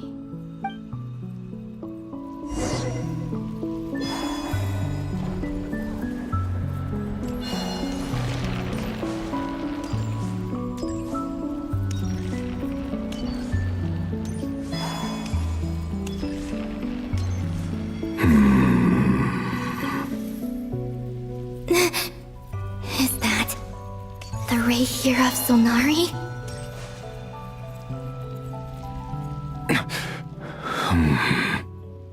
You are the moon goddess. But how? Please, there's no need. I'm not interested in fighting anymore. I find that a little difficult to believe. Yeah. Honestly, so do I. The way you used my own power against me was a brilliant strategy. And then, in the final moment before I was thrown into this space, I got to see an old friend. Mr. Dainsleif. Right. It was so long ago now. But we were friends once. When I first got here, I was filled with hatred, remorse, and rage. How I cursed and devoured. I tore everything here apart. I was consumed by the desire to leave this place and have my vengeance. But to no avail. This is a place with no exit. This is the second time I've entered this space. Though I have no memory of the first. I was torn to shreds the moment I entered. But this time I survived. It must be partly because of this new body. And partly because of all the Kuvaki I absorbed in Nod Krai. Are you the source of the abyssal power in here? Not all of it. Some is from when I first arrived here and tried to destroy everything. But there was already a degree of abyssal power here before I entered. And like a venomous snake baking in the merciless sun, it tried to slither into my shadow. Tried to. So, you rejected it? Yes. Because after that, the world suddenly became silent for a moment. What do you mean? The voices in my head, they were gone. And then, I saw her. Her? Thelindis. My former lover. Never mentioned that she saw a memory of Thelindis leaping into the moon's reflection. More precisely, I saw her afterimage. I'm sure the real her is long gone. She was just an ordinary Conrian. She couldn't have survived here for very long. Anyway, why have you come here? Didn't you know it was a dead end? If I hadn't escaped through the moon gate, my friends would have been in far greater danger. Oh, I see. Because of your power. The power of a moon goddess. What? You'd like to know how I know, wouldn't you? The one who resurrected me said so. I could hear a deep lust for power in his voice. Do you mean... Dottore? Dottore. So that's what he's called. He'd been collecting fragments of my body for a long time. All so that he could resurrect me at the moment of his choosing. I had no interest in his research. But being as corroded by the abyss as I was, we were aligned as far as hunting the moons and recovering my strength were concerned. So that's why the Wild Hunt suddenly became so active in Nod Krai. When I left the Fatui in my weakened state, Dottore must have felt that his time had come. Moon Goddess, could I ask a favor of you? What? I know this is a lot to ask, especially from someone who tried to kill you. If you refuse, I won't fight it. But this is the only thing I desire now. Nothing else matters. What do you want? I'd like you to take a message to Thelindis for me. Thelindis? But... Yes, she's dead. But like I said, I saw her afterimage. I can sense that some part of her soul remains here. Far, far ahead. Why don't you go and speak to her yourself? I can't. I don't know why, but I can't move freely in this space as you can. All I can see is a glimpse of her walking away. Just like the moment when I last saw her in life. In return, I will clear these abyssal obstacles for you. No, not in return. I'll clear them for you. Whether you want to help me or not. It feels like something I ought to do. Why? Yeah. Why, indeed. I've been asking myself that question a lot recently. Why did I do the things I did? I'm tired of it all. Tired of the person I became. People used me. And then I turned around and started using others. I hurt a lot of people. I think I grew tired of it long ago. But I wouldn't admit it to myself.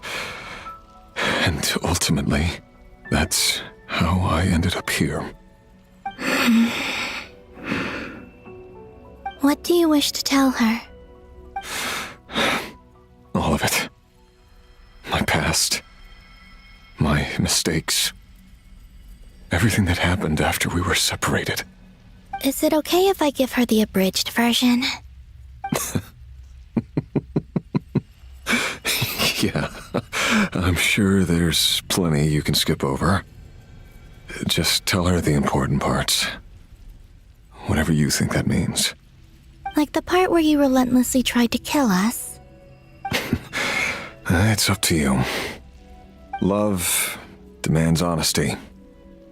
But my relationship with Thelindis was built on lies. We hid too much from each other. But after living my whole life in the shadows, I don't want to hide anything anymore. I will do my best.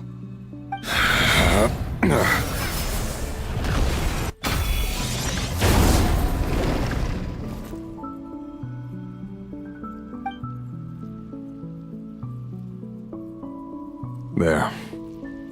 The Abyss will no longer stand in your way.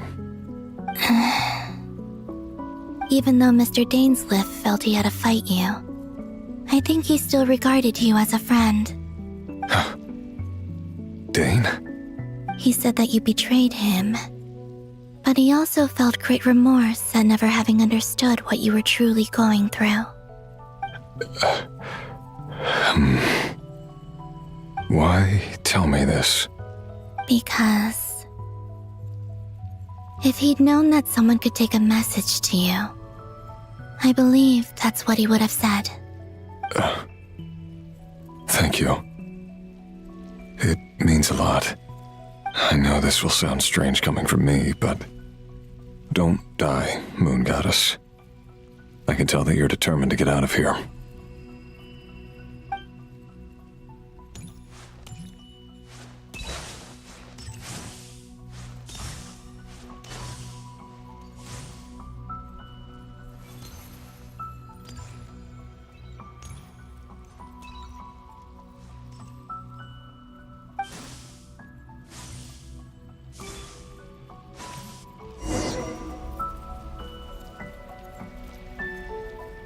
He kept his word.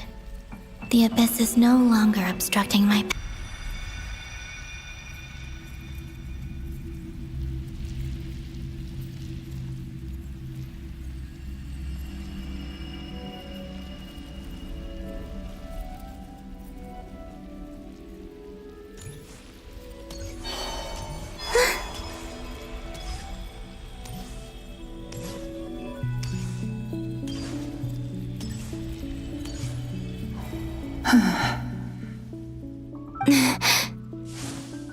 Is that the Lindis? She wasn't far off at all. And yet, they can never meet. Hello, Miss the Lindis. Who are you? How do you know my name? I've never seen anyone else here before. You can call me Columbina. I promised Rerir that I'd bring a message to you. Rerir? My Rerir? Is he well? He's doing better than he was. Better than he was, huh? Sounds like he's had a pretty rough time. Others have had a rough time on his account too.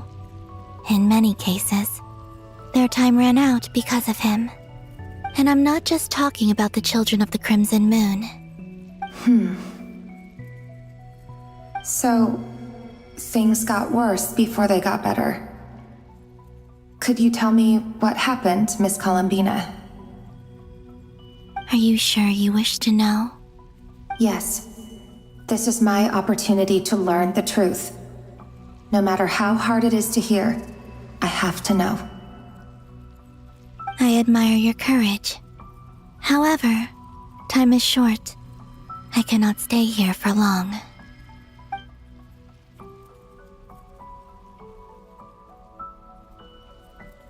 Rerir had seeds of hatred in his heart, and many people nursed them for their own ends. On some level, everything he did was to try and find a way to see you again. But in the end, he came to regret his mistakes. He wanted to apologize for hiding his past from you. Beyond that, he did not say specifically what it was he wished to convey to you, but I'm sure that you've always been on his mind. You are what has kept him going over all these years.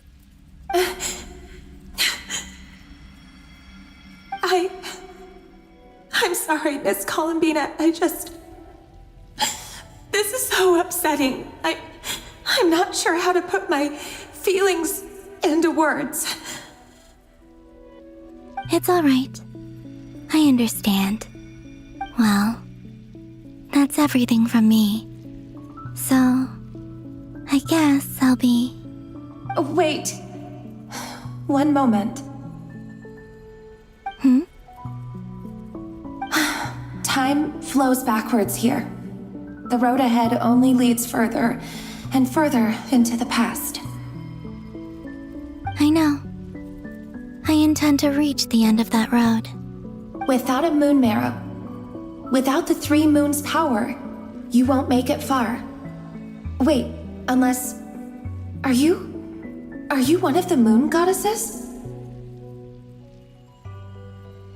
You could say that. I see. I often think to myself, if life is like a train ride, why haven't I reached the terminus? Where am I even going? And it's not just me, it's this whole place. Wherever it is, it seems like it's existed forever. It's such a mystery. Where is it going? I must seem so ridiculous. I can't answer these basic questions, and yet I jumped right in here without hesitating, only to be torn apart the moment I entered by powerful energy currents. Only my soul remains now. Thinking back, I was suddenly overcome with fear and terror in that moment. Perhaps I too became bewitched by the abyss.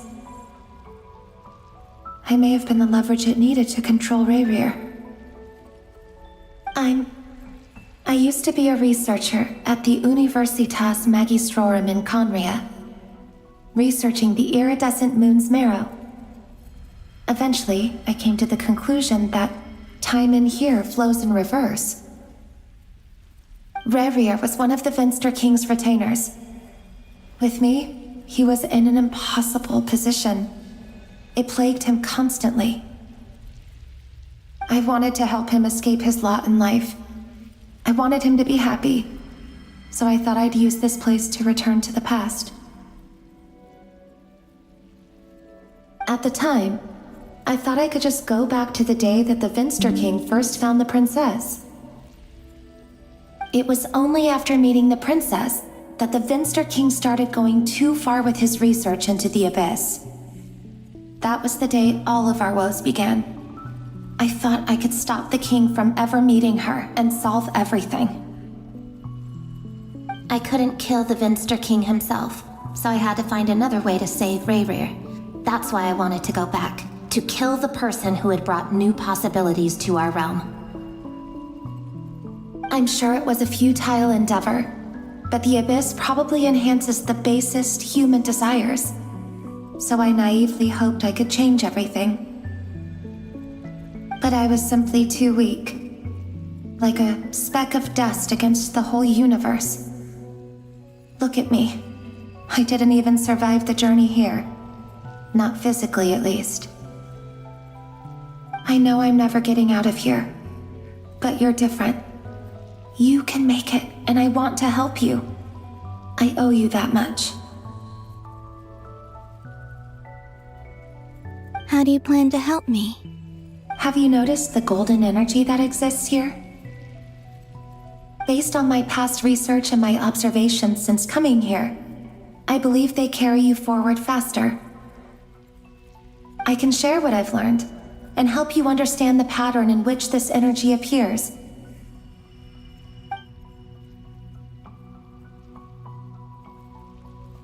I think you just might... Now, I know you will be able to change the past. Also, I've been speculating about where this phase ends.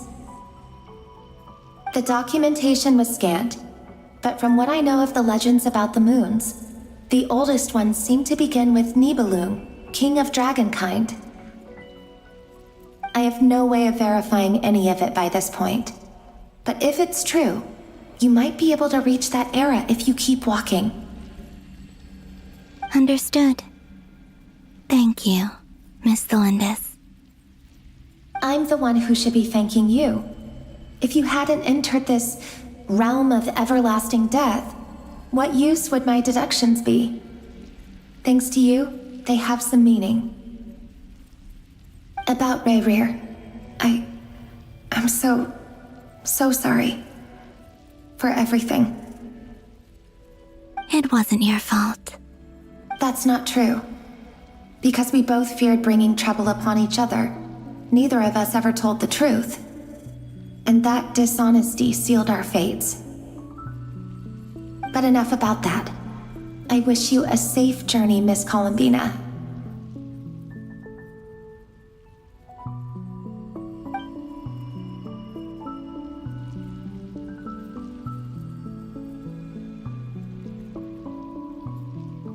And may the outside world never have to experience pain like this again.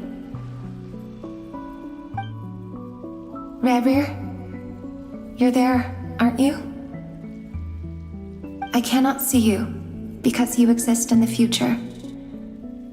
I expect we'll be trapped in this prison of space-time for all eternity. But please, gaze upon the past, and then sit for a while. Let's find a place to sit down together, just like we did when we first met.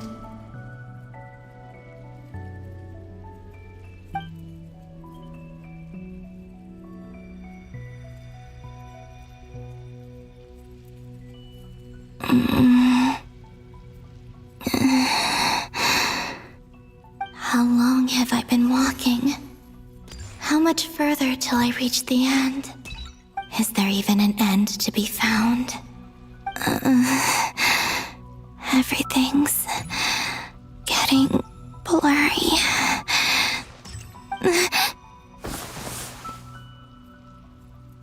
Huh? Are you all right, little sister? Have you come from the distant future?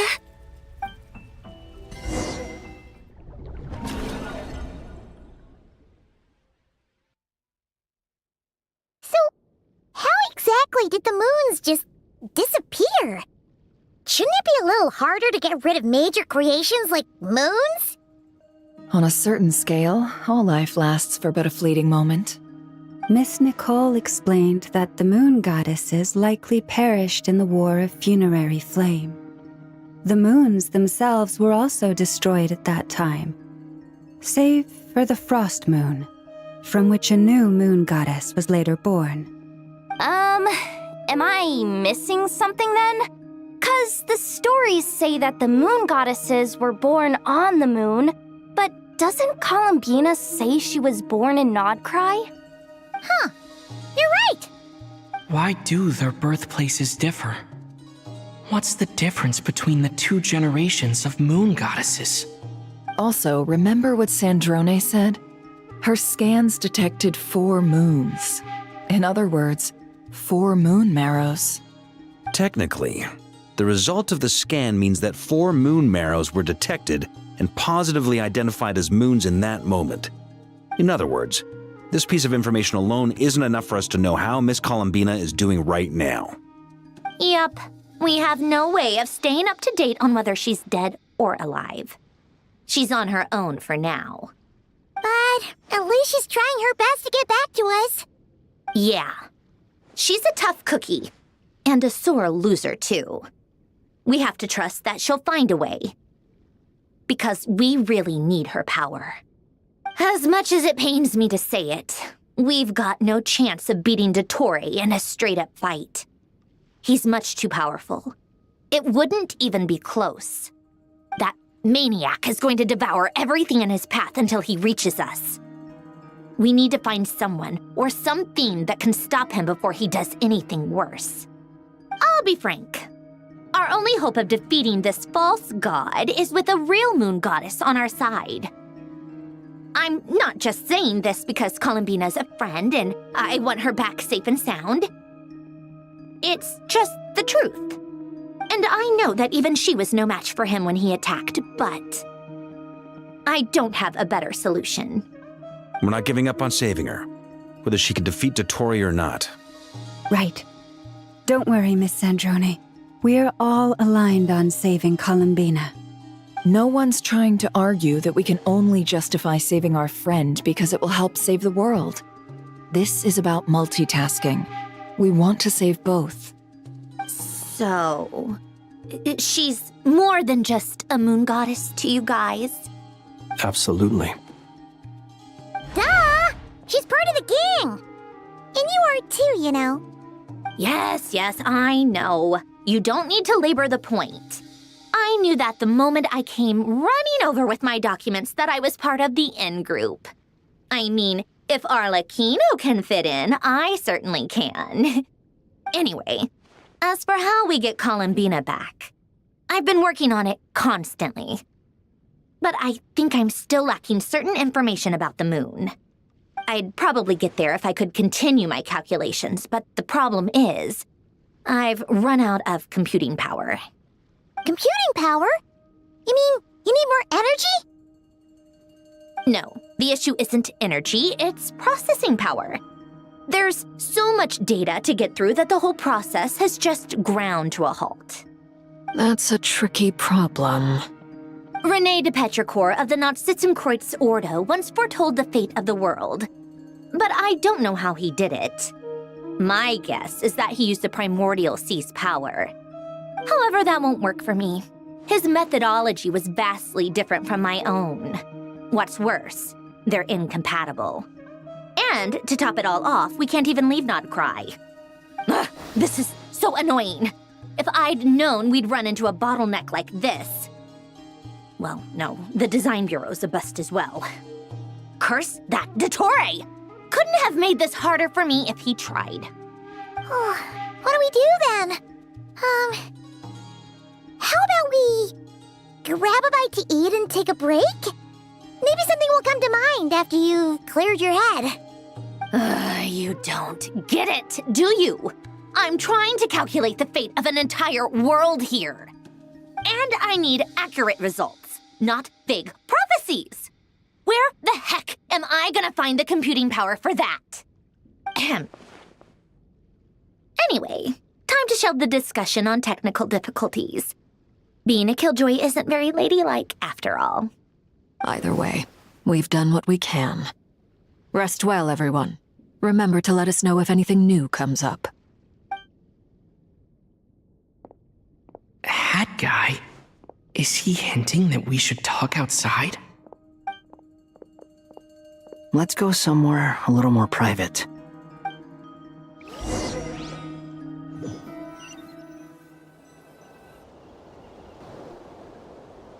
You know that Dory went back to Sumeru, right? Yeah. And good for Nod Krai. She's gone to spread the word so that Sumeru has a chance to prepare for the worst. From what I know of Dottore, there are two possible reasons why he hasn't made a move yet. One is that he's still working through some kinks in his new powers. The other is, he wants to see how we're going to react. He'll easily devour everything eventually, so I guess he's in no rush to make it happen. The first false god he made was me. Now it's his turn.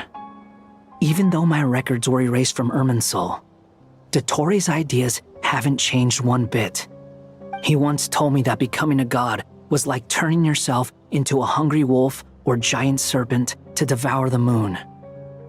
Clearly, he began studying the moon goddess's powers long before he even tried making a god. He's always wanted to get his greedy hands on divine authority one way or another. And in the end, he devoured the moon where I failed. In the desert of Sumeru, there is a chessboard built by King Deshret, also known as Al-Ahmar. I don't know if it was a real game, or if he was just trying to challenge his servants and citizens in some way. But creating games and setting rules, gods do that as a matter of course. That's the kind of power Dottore craves. Now he has the Trilunar Authority. His power is leagues beyond the common people. I don't think there's any point in other nations rushing to the front line. They're better off focusing on defense and hoping they can fend off any threats that spill out from Nod Krai. Either way, Dory will inform Lesser Lord Kusanali. and she will contact the other gods in turn. The Seven will have some recourse available. If nothing else, their protection should keep the rest of the world from descending into chaos as quickly as Nod Krai has.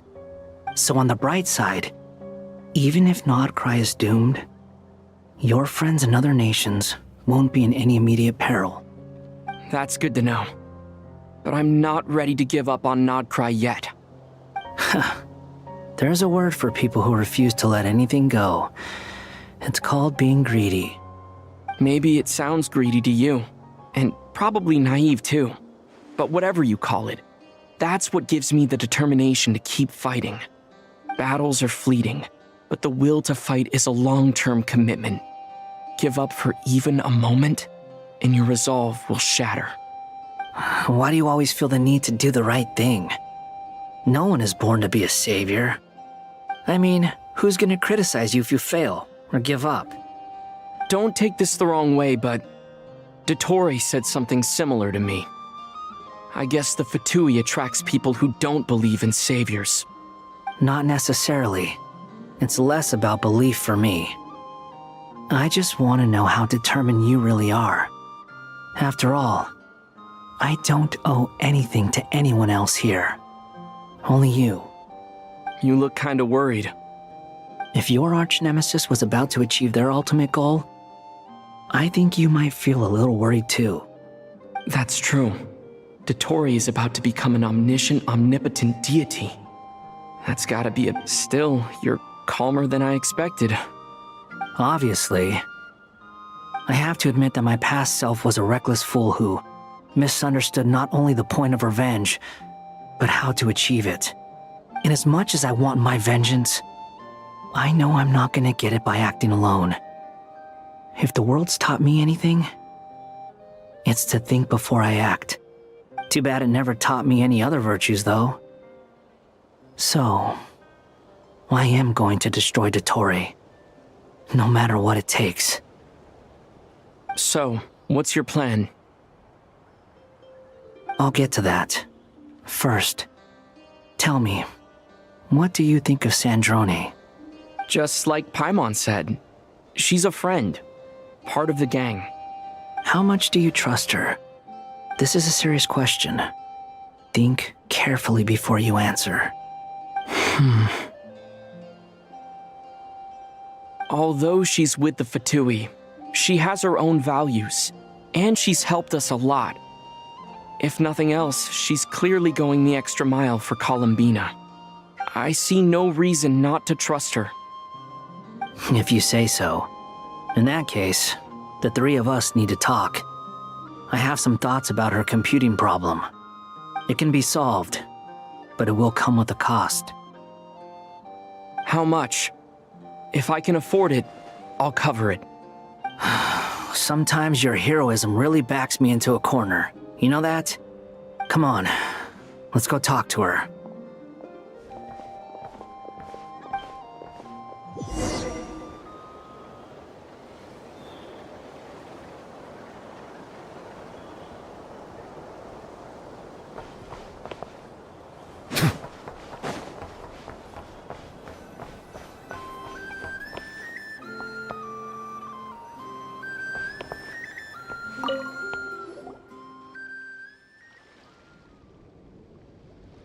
Miss Androne, Traveler. Hey there. Paimon's here too! She was just helping them sort through their things. How did your chat go? That was fast. The call only just ended. Well, you said it was urgent, so we got here as quickly as we could. Albedo, I have some alchemy questions for you. I see. Looks like my knowledge proved useful after all.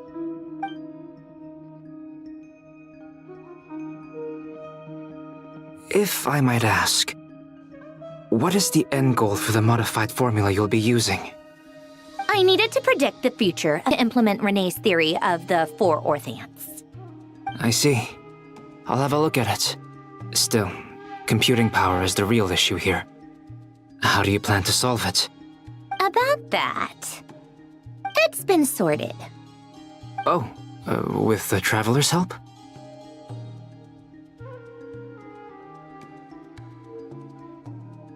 Actually, you're not wrong. He found the person with the solution. Was it Hat Guy? Yeah, it was him. Wow! Go Hat Guy! Seems like all that time studying at the academia is paying off big time. But where is he? Wasn't he the one who asked Albedo and I to come here? Come with me.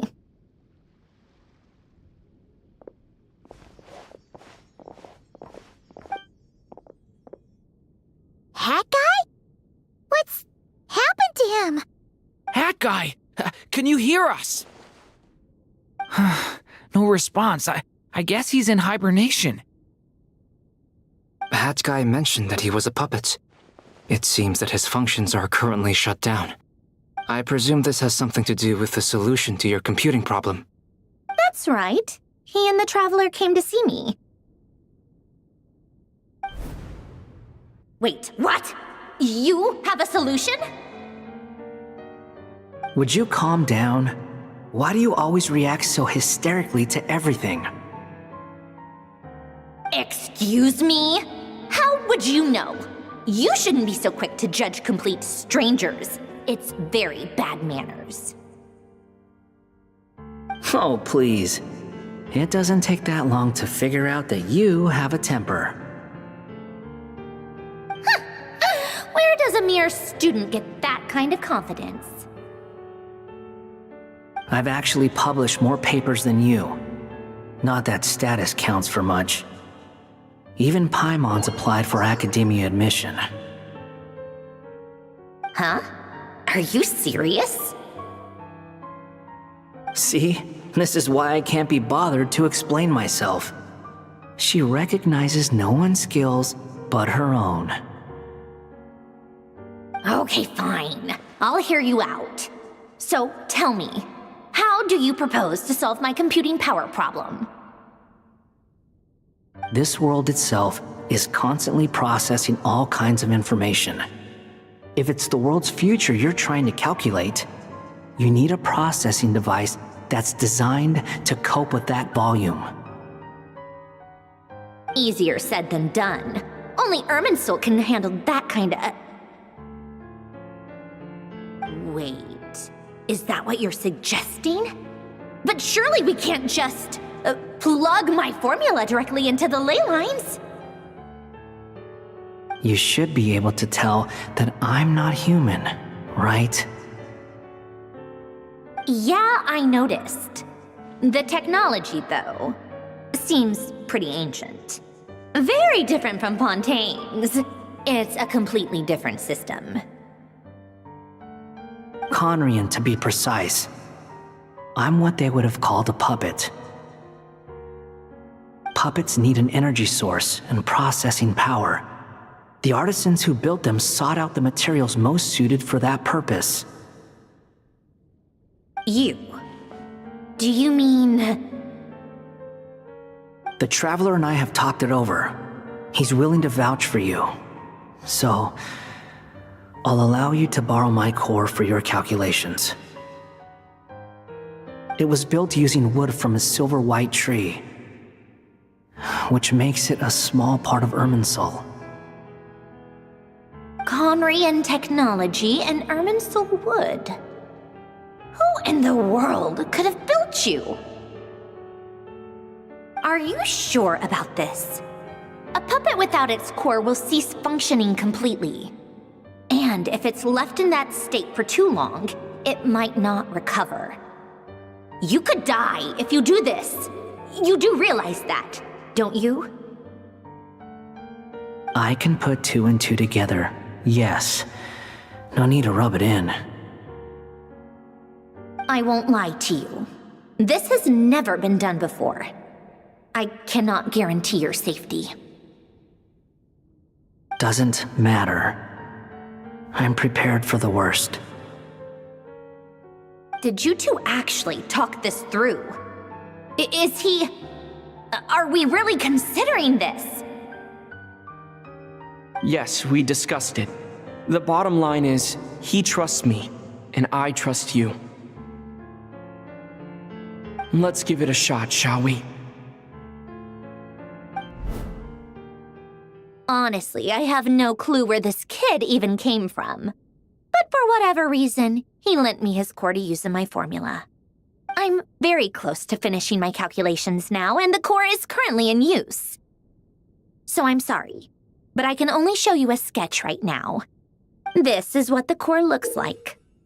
A silver white branch. It certainly matches the legends told about Irminsul.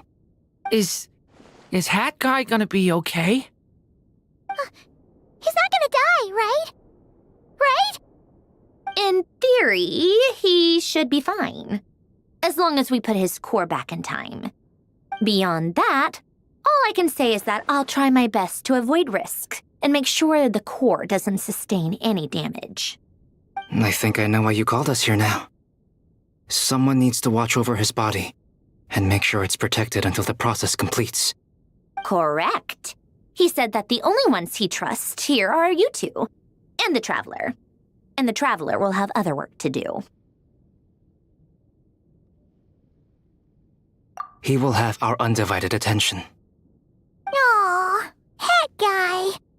On a more positive note, things are progressing steadily on my end. I'll call everyone in for a meeting once the results are out.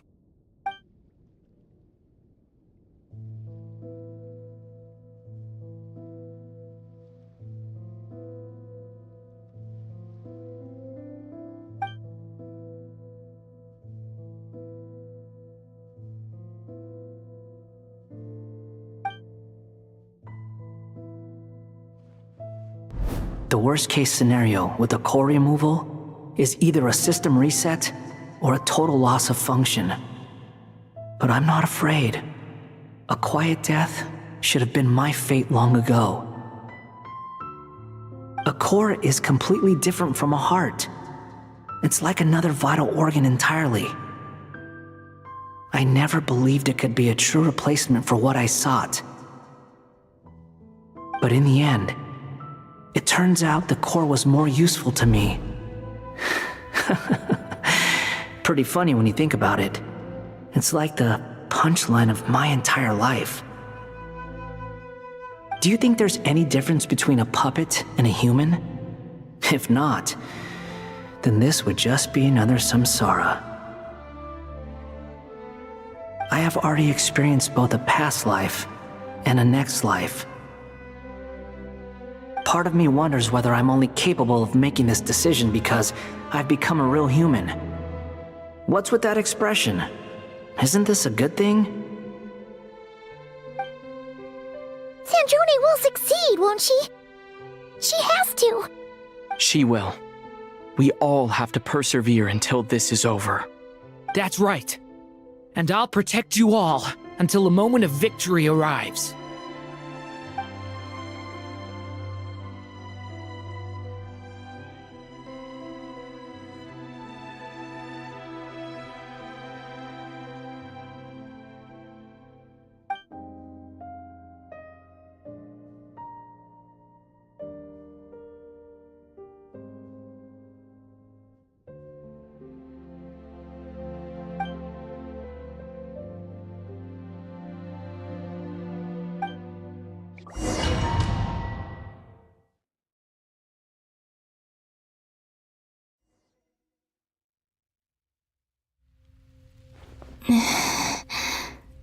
Who are you? Call me Sonnet. You have the same power as Canon. You're the goddess of the iridescent moon? Oh, goodness. You recognize me? Well then, what's your name? Columbina. Columbina Hyposelenia. Hyposelenia? What a lovely name. Did you choose it yourself? It was a joint effort between me and my friends. Friends? You mean your friends in the heavens? Huh? Oh, sorry. You must be exhausted. I apologize. Hang in there. Let me introduce you to my older sisters. Do you mean the other two moon goddesses? Arya and Canon? Wow, you sure know a lot. Hey, Does that mean that our story goes on into the future? Oh, I guess that wasn't the best question to ask. It's alright. We were prepared for that possibility. You could say we were too prepared. I can't even remember how long my sisters and I have been here by this point. When did you get here? How long has it been? I can't say for sure, but it feels like it's been forever. I see. Are you feeling alright? You look a little unwell. I can hold out a while longer.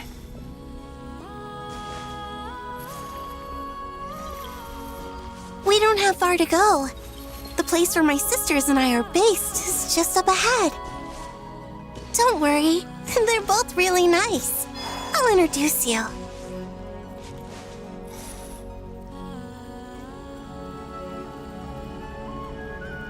Sisters, I'm back! And look who I've brought with me.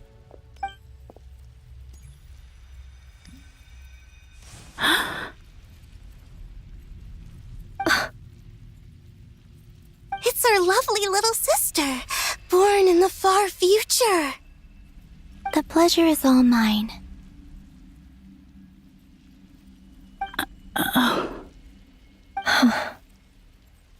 Allow me to introduce you to Columbina Hyposelenia. This is Arya, the goddess of the eternal moon. And this is Canon, goddess of the frost moon. Canon, don't you think Hyposelenia's power is similar to yours? Hello, Columbina. I apologize for our startled reaction just now.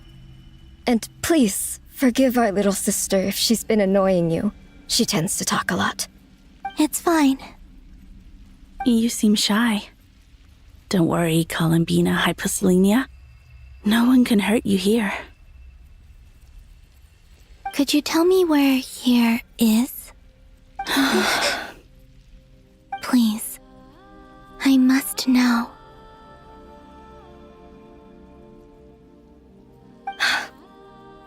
My dear sister, this is where Teyvat's original ruler, the Dragon King Nibelung, imprisoned the moon goddesses.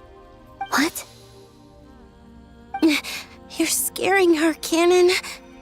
No, I'm fine. Please, continue. Nibelung, our original master, created us in the distant past to maintain Teyvat. But he left this world and traveled into the dark universe beyond, to explore worlds vaster still. Day and night, we fulfilled our duty in the heavens, until the day that the first Descender arrived. The great ruler of the firmament. The heavenly principles. Is that what later generations call them? I see. But we did not reject them at first, nor did they seem to harbor ill intent towards this world. We coexisted in peace. They were like a guest in our home. Slowly, however, we came to realize that our guest had a growing desire to change and dominate the world. And you didn't stop it? No. There was an order to the rules they set up that Nibelung never taught us. We wanted to know if this order would bode good or ill for Teyvat.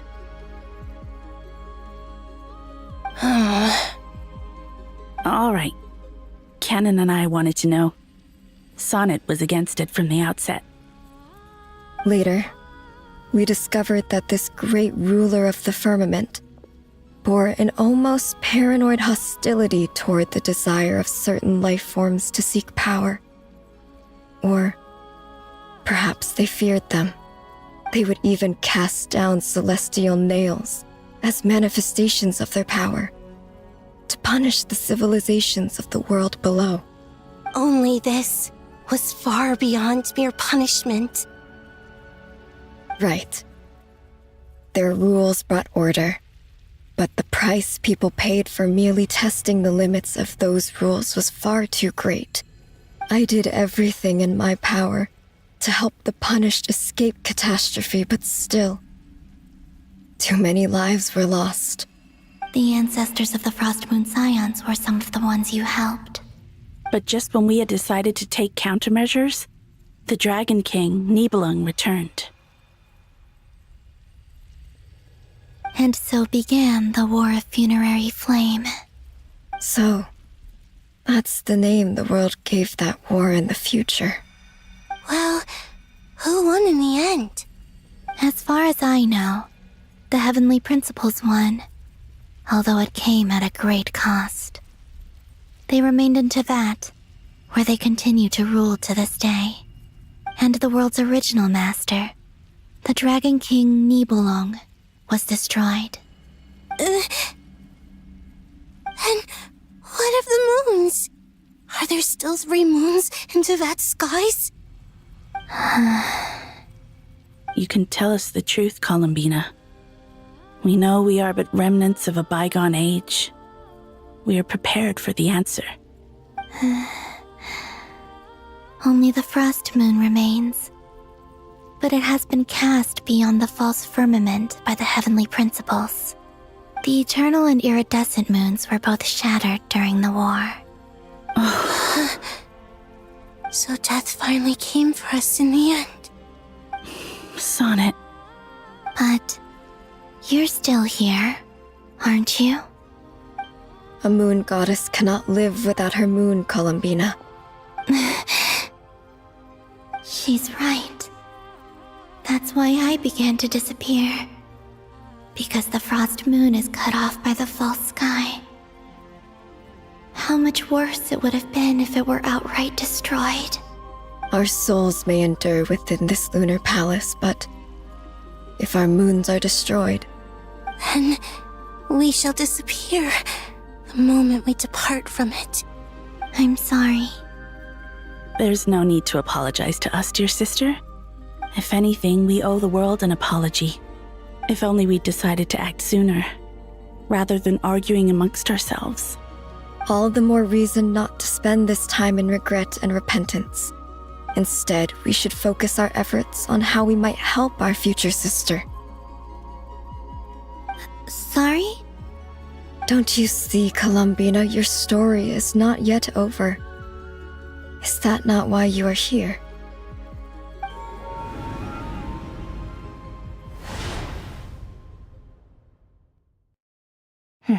It's done. Initiate numerological array. Continue running primary process. Calculate the world's fate through extrapolation, and identify nodes of potential change. Secondary process, scan for moons. Still 4. The number of moon marrows hasn't changed. Wait, let me think. Is it possible that there's something I've been misunderstanding about the moons all along? Variables. Variables in the world. I know where potential variables within the world come from. So what about the moons? Are there any variables there? Like their life or death, for instance. What if being alive or dead makes no difference to a moon? But that's so strange. Even immortal gods can die. Why would the moons alone be? Wait!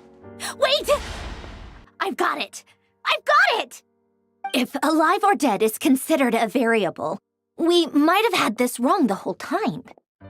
No one ever said that a moon marrow equals a living moon. We just made that assumption ourselves. Initiate secondary process. Scan again. This time filtering out interfering perimeter, moon marrow. I don't care if they're natural or artificial. Get them out of my search results! Why? It says 3 moons still exist in Teyvat, even after excluding the moon marrows. But we know for a fact that 2 of them are dead. Redo the scan.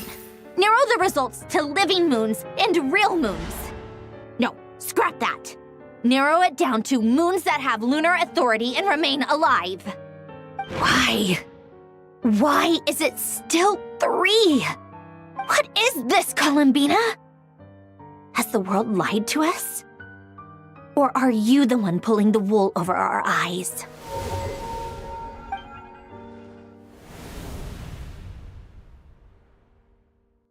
So, you think that the moon's reflection might be where Nibelung imprisoned the 3 Moon Sisters? Yes, it would explain a lot, such as why that space would respond to a moon goddess's power, opening the moon gate at her command. It would also explain why Miss Columbina has been unable to leave, and why time flows in reverse there. In the messages she sent, Columbina promised us she'd find a way to return, but we have no way of knowing how, when, or where this might happen. The fact that she still has yet to reappear in this world indicates that returning from that place is no easy feat. We cannot afford to simply wait for her. So you're saying, if she could return by her own power alone, she would have done so long ago? Yes, she certainly wouldn't leave it to this late stage when it's so touch and go. I've been giving this some thought, and I've come to believe that Luanatar might be an anchor that she left behind, as a sort of future waypoint. This could also explain why Luanatar is always by the traveler's side. Sounds like a plausible theory. If that's the case, there must be some criteria we need to fulfill to allow Columbina to return to the present. The question is, what could they be?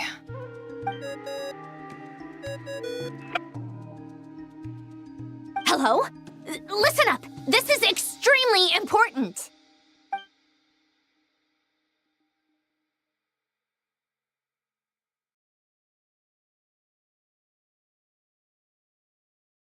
Not only is Columbina alive, but she may well exist in a form unimaginable to us. I'm still unclear on the details, but she's done something truly inconceivable in the past. And the clue to what she's done lies in the moon and Teyvat sky. Truly amazing. Oh, I'm so delighted for her. I'm sure we all feel the same. And I'm sure Columbina is ready to get back here and fight by our side. I'll keep my calculations going and try to find some way of coordinating with her.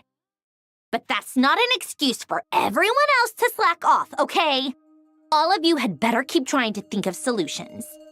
How can the dead moon still live?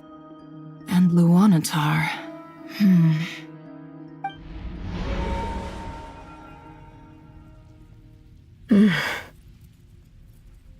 It's hard to believe that's what will happen in the distant future. Our authority is linked to the most fundamental rules of Teyvat. I suppose it's no wonder that many would covet that power. I didn't realize that when you said friends, you meant people who live down in Teyvat. That's so lovely. I always wanted to go down there and have some fun. Have you ever tried leaving this prison? Of course. Between us, we've tried everything. But no matter where we go, this space will eventually bring us back here. It's like the center of a whirlpool. Everything ultimately converges here, at the moment when Nibelung imprisoned us. In that case, have you tried using any of those pathways that connect this space to the real world? Sorry? What are those? They're passages through which you can make small-scale changes to reality by using Kuvaki. Or am I the only one who can use those passages? Because part of my soul remains in reality. Kuvaki. What is that? You don't know? It's a unique kind of elemental energy found only in Nod Krai, the land from which the moons arose. Oh. Well, it's true that the moons first rose up from the part of Teyvat you say is called Nod Krai. But there is no difference in the elemental energy between there and anywhere else. What? Could you show us some of this Kuvaki hyposelenia? Maybe if we see it, it'll make more sense. Okay. Isn't that just your power? What? But it's everywhere in Nod Krai. In the air, in the land. Even the creatures who live there have adapted to its influence. How curious. This Kuvaki certainly did not exist anywhere in the world before we were imprisoned. Let alone influence living creatures. So, how exactly does it affect them anyway? Can they float in the air like us? This is so strange. Why would their reality differ so much from mine? Columbina, you're looking for more than just a way out of here, aren't you? Yes. If I am to help my friends, I will need tri-lunar authority on par with that of our foe. You mean... you'll need our power? This sounds extremely risky. The Three Moons' powers are not mutually compatible. Concentrating them into one goddess will be a very painful process. And if anything goes wrong, it could tear you to pieces. I know. But I'm willing to take that risk. Even so, let's say we successfully transfer our authority to you. How will you take it outside this prison? Niblin constructed this realm specifically to prevent us from using our powers to interfere in his war. No moon goddess can leave this place alive. What if I don't leave alive?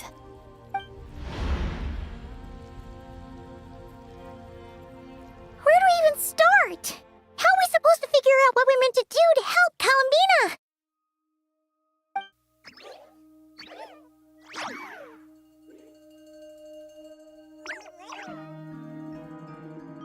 Columbina? What do you need from us? If she really got to the beginning of time in there, how do you think she'd leave us a message?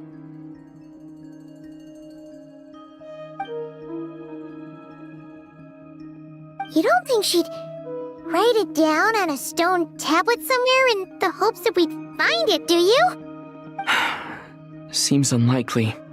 Columbina may not talk a lot, but she thinks deeply about issues like this. Let's review what we know. This is the Columbina who fought alongside us against the Rahir of Solnari, and with whom we celebrated Moon Prayer Night. She knows our personalities, our ways of doing things, even our unique strengths and abilities. So, if she wanted to tell us something from a long, long time ago, what would she do? Oh.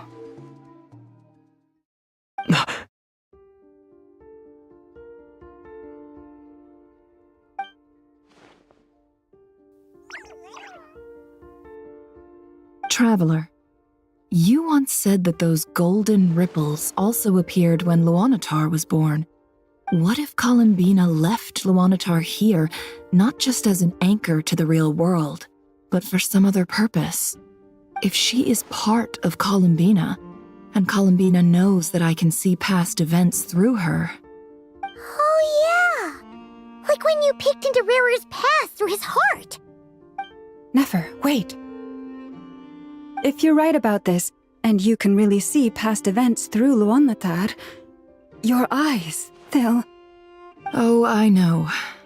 Looking at Rarir's past in Conria was already enough of a strain on my eyes. Looking this far back into the past, it'll surely blind me. But it's our only chance. This is the only way. Boss. We spoke about this once, a long time ago. Do you remember what I said, Yehoda? The day I lose my sight, the Curatorium of Secrets will be yours to run. But... What's wrong? I'd be overjoyed if I were you. This day's come a lot earlier than either of us expected. I need to know you'll honor our agreement, Yehoda. Promise me. Yes, Boss Neff. I promise. Are you sure you don't want some time to think this through? What is there to think through? I should have gone blind after our battle with Rerir. Frankly, it's almost criminal that I got away with it for this long.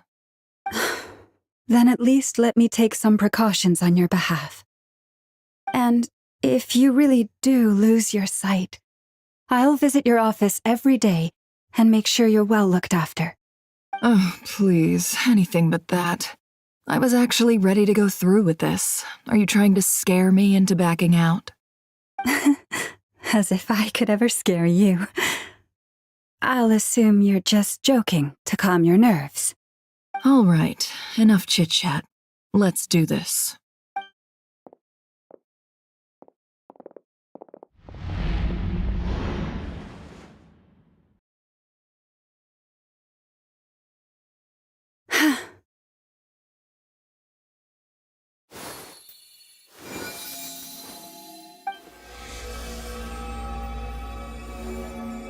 All done. Good. Now give me some space.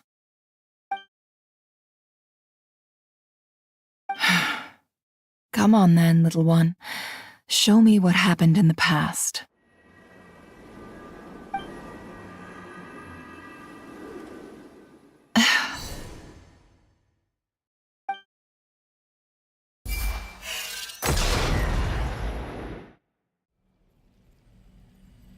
Between the Trilunar Authority, Kuvaki, and the sole-surviving moon, the Frost Moon, I think I might know how to get back.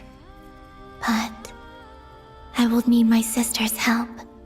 Time to go talk it over with them.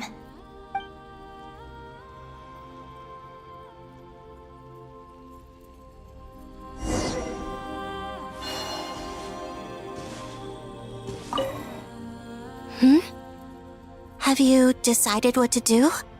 I hope it's not too dangerous. You really scared me when you said that thing about not leaving here alive. Come on, let's go find the other two.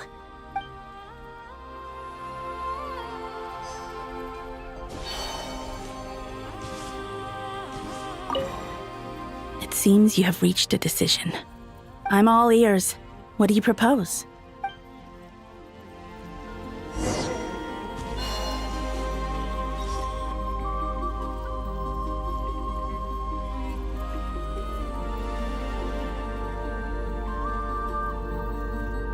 Have you figured it out, Columbina? Tell us, how do you plan to leave this place? I intend to die here, in this moment, and then be reborn in the future with the help of my friends. What? What are you saying? How can the dead be reborn? And how will you inform these future friends of your plans? You can't exactly leave oracles. Nothing can escape this place. Not a single ray of moonlight. And even if you found a way, what if they never find the message you left for them? You'll... No, that won't happen. Come again? They will find my message. I'm sure of it. I'm not following. How exactly will you achieve this? It's quite simple, really. First, I will leave my soul here.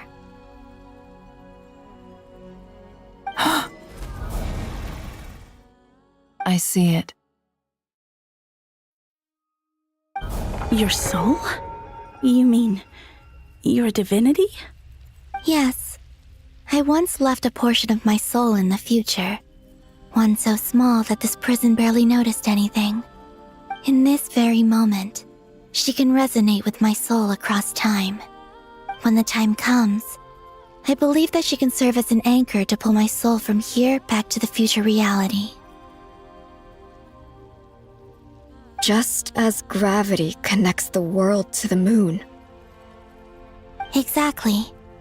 In the future, where I came from, the moon has been cast beyond the false sky but I can still feel that it is there. In a similar way, I can feel a connection to the soul fragment I left behind even now.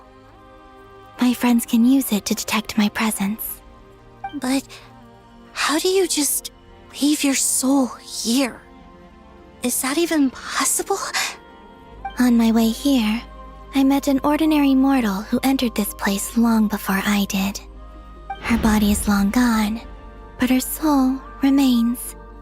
And before that, I encountered an old enemy whose entire soul survives here intact, while the power that once corrupted his body has faded away. So, perhaps this space is specifically designed to imprison divinity and authority, but not the physical body. Still, even if your body can escape, would it not just be a lifeless husk without the soul inside? Wait, is that what you meant when you said you wouldn't leave alive? Yes. I shall turn my body into moonlight and pour it over Nod Krai. That power shall protect the land and quietly blend into it, awaiting my soul's return in the future. However, I cannot do this on my strength alone. I would need your help to do this, so I'm humbly asking for your assistance. Oh, dear sister, you need not be so formal. As I said before, we are but remnants of a bygone age. You, on the other hand, were born alone in that distant future, and you have walked a long and lonesome road since then. How could I bear to let your story end here in this dungeon? Don't forget, we are your sisters, your family.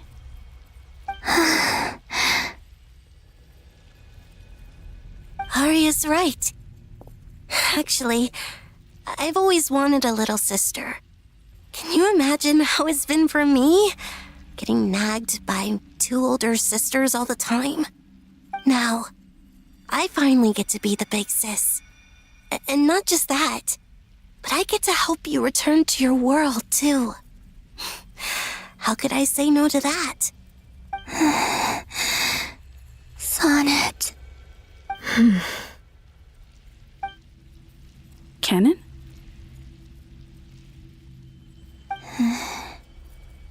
I'm sorry. I know this is a bold request. The Frost Moon is rightfully yours, and it remains intact. Oh, no, please, don't misunderstand me, Columbina. I was just thinking back on the years that the three of us once spent together. You cannot imagine how happy I am to hear of the future world you describe. The Frost Moon Scions, your lovely, kindly friends. For the three of us, whose purpose in life was to maintain the peace in Teyvat. It is a great relief to know that the people of this world live in such an abundant future. If your plan can save them and save Nod Krai, I will gladly give you all that I can. Besides, the three of us have been together since the day we were born. I could never abandon them to live on alone without them. Canon. Still, I do have one question I would like to ask you before we proceed. Certainly. What is it? Why do you cover your eyes?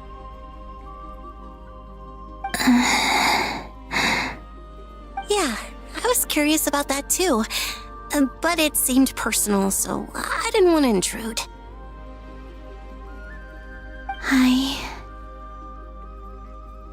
There was a time when I refused to look upon the world. I believed it was full of nothing but lies and falsehoods. I wished to hide my feelings, seal my heart, until I could return to my true home. I see. Perhaps that decision saved you from ever having to see the false sky again. But at the same time, you likely missed out on many true and precious things, like the smiles on your friends' faces. Promise me this, Columbina.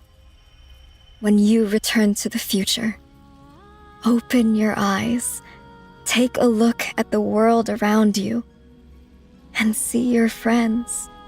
I'm sure that you know this already, given that you long to return, but that is your true home. Give me your hand, Columbina.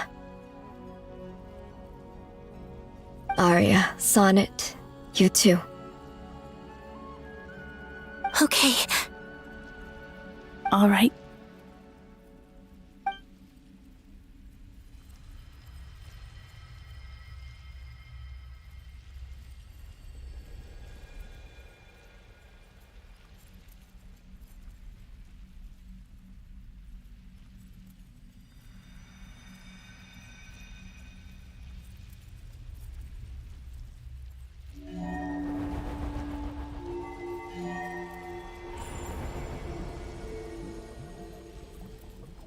We once were the songs sung for eternity, but now it is you who must continue to sing. We once were the tides in the great river of time, but now we subside, and you arise. We were the messengers of madness and inspiration. But now, the lies have faded, and your truth must endure. We are souls awaiting the sun. You must return to be with those who smile when they see your face.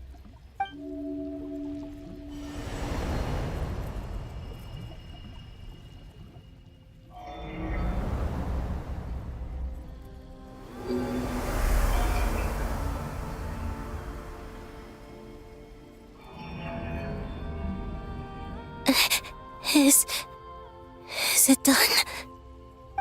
Yes. We have transferred the authority over all 3 moons to Columbina Hyposelenia. From this moment on, she is the Tri-Lune Goddess, the one and only moon goddess of this world.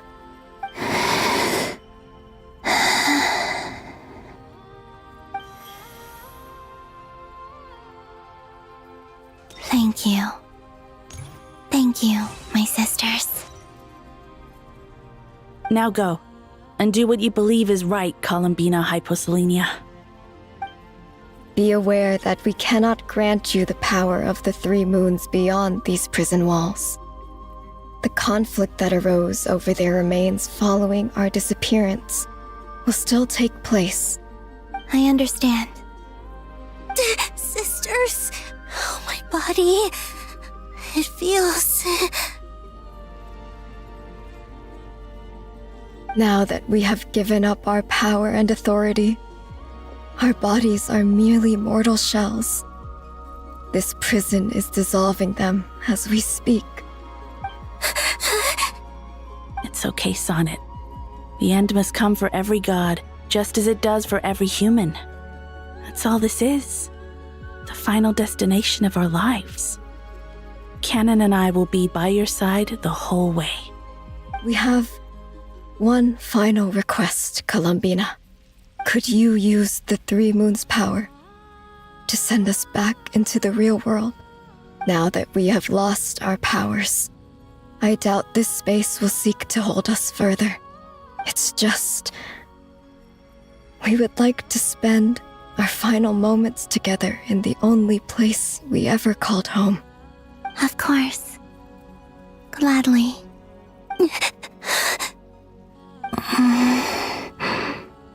Sonnet? Yes? Don't... I wish I could tell her not to give in to the abyss. Not to be afraid. But is this really what I should say at this moment? Don't forget. I'm so glad to have a big sister like you.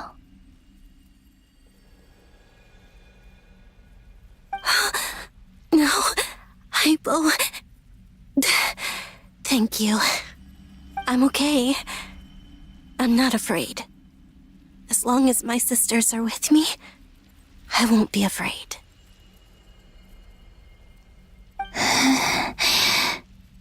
It looks like this is goodbye, sisters. Goodbye, Columbina.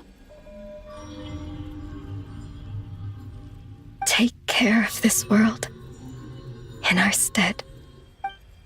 I will.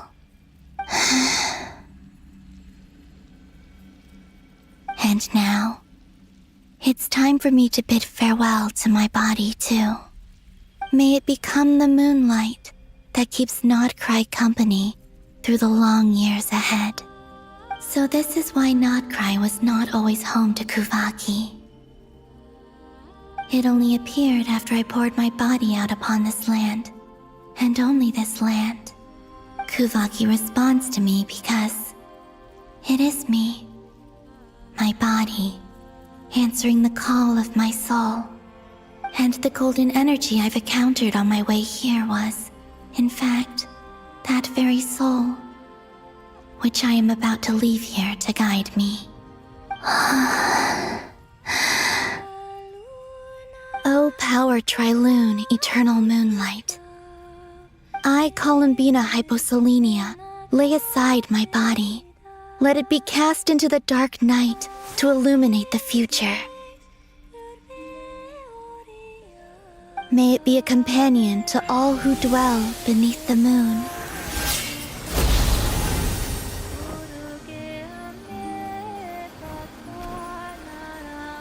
Until the time comes for me to return home.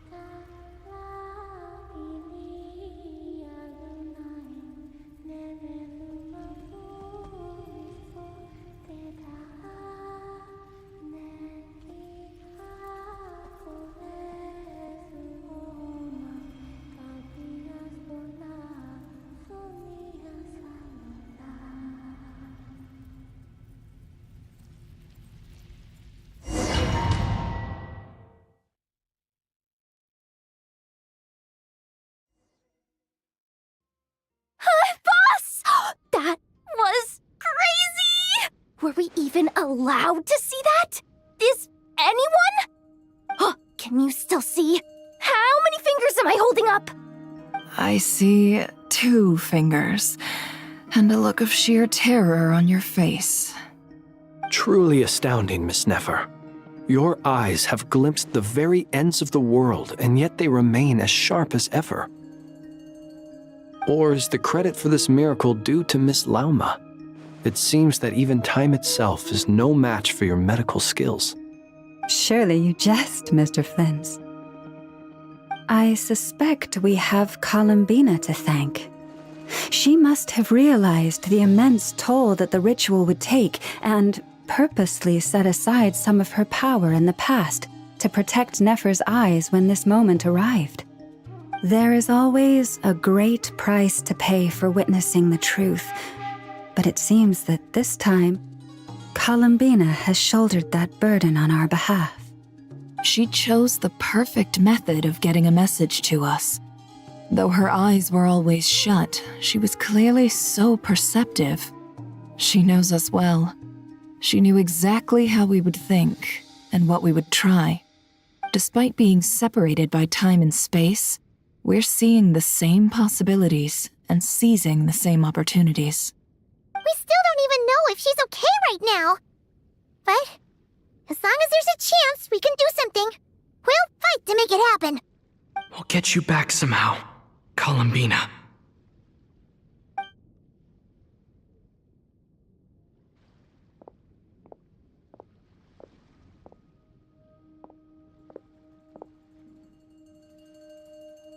Well, based on the information we now have, let's figure out our next moves.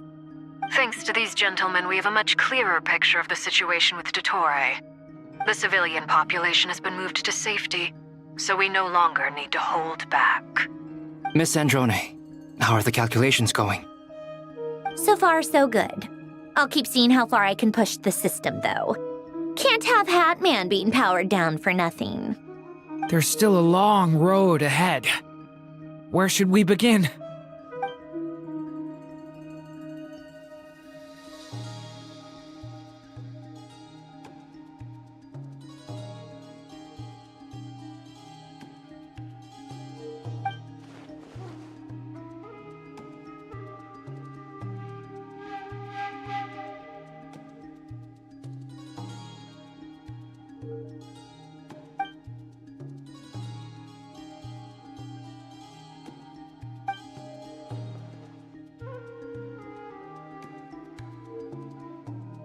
Our plan is clear.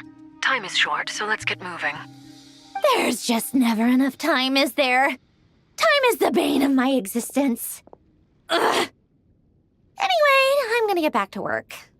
All right, we'll do our part too. Yeah.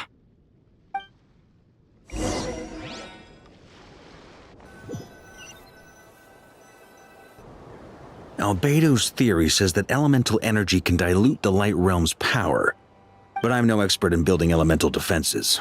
Sounds like something out of the advanced elemental theory section of the library. Whew.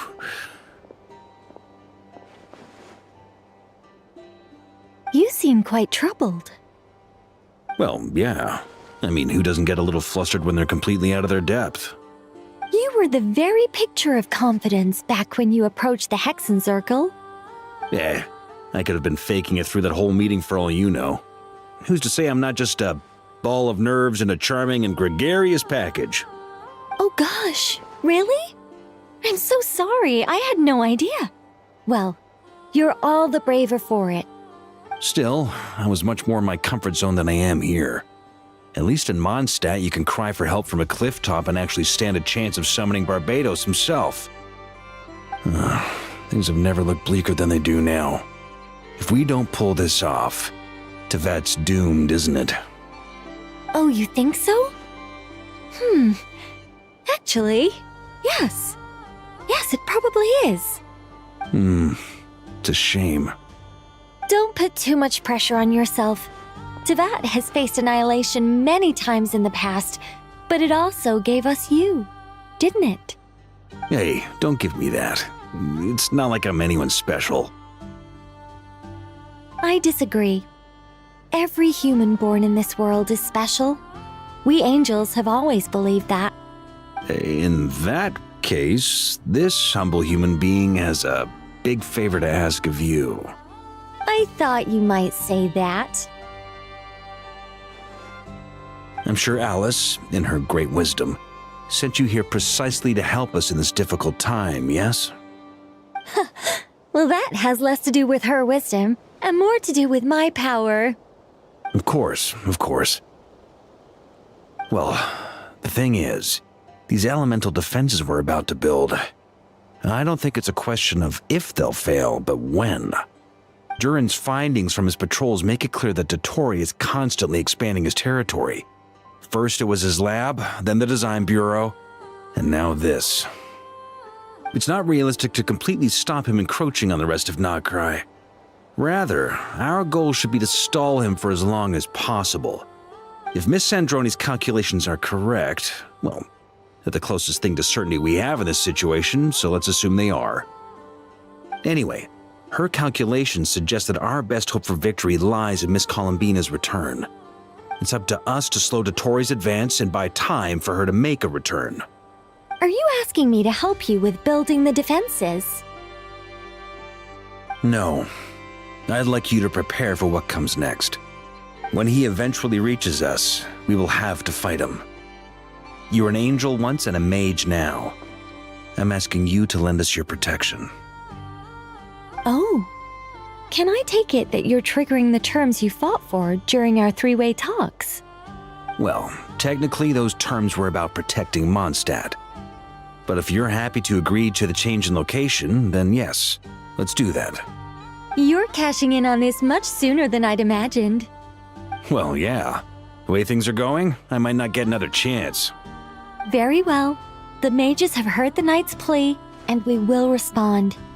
To tell the truth, Alice and I had already discussed how we might help you all, so I didn't come empty-handed. I always like to be prepared.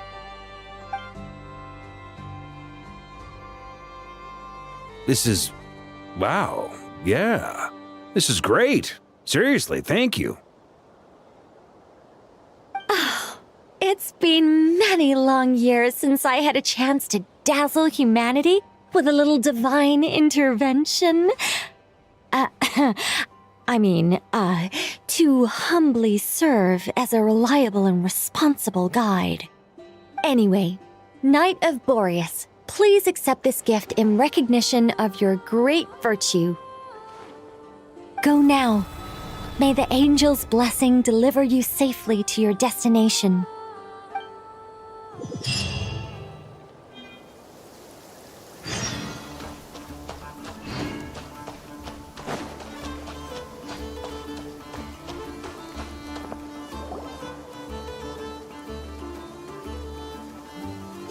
Ah, you're here.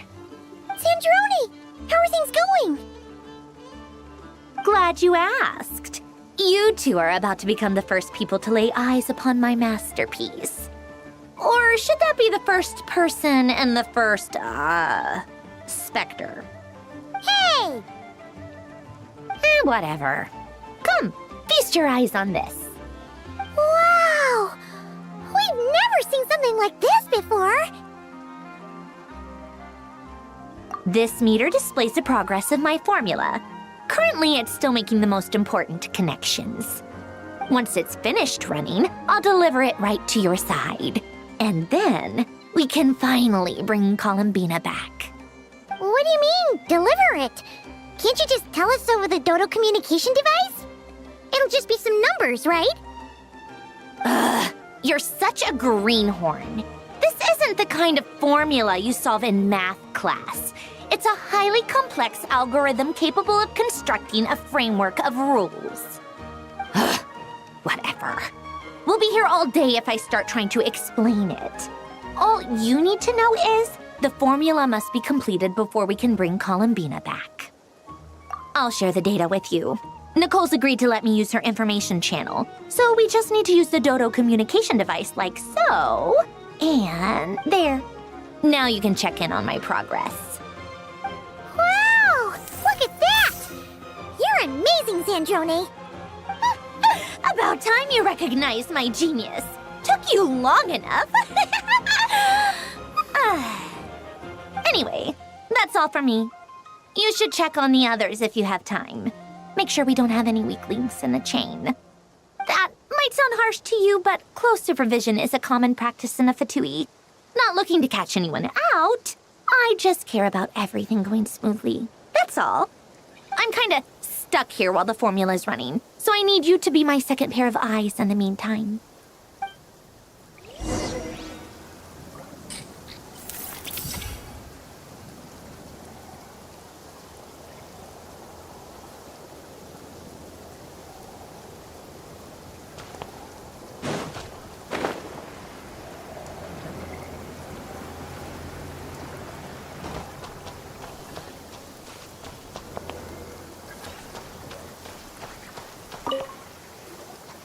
Traveler, Paimon, a pleasure to see you both.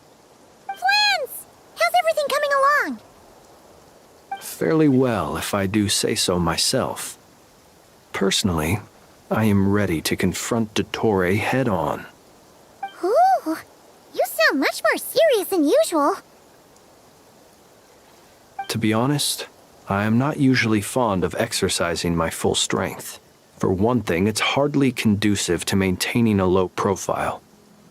Besides, I believe one should have the right to choose when to show their hand. I am conserving my strength until the moment of battle is upon us. Anything to boost our chances of victory. Seeing you get into the zone like this really puts Paimon at ease. Huh, Traveler? I consider it an honor to have your trust. Rest well. I look forward to seeing you both in your element during the battle.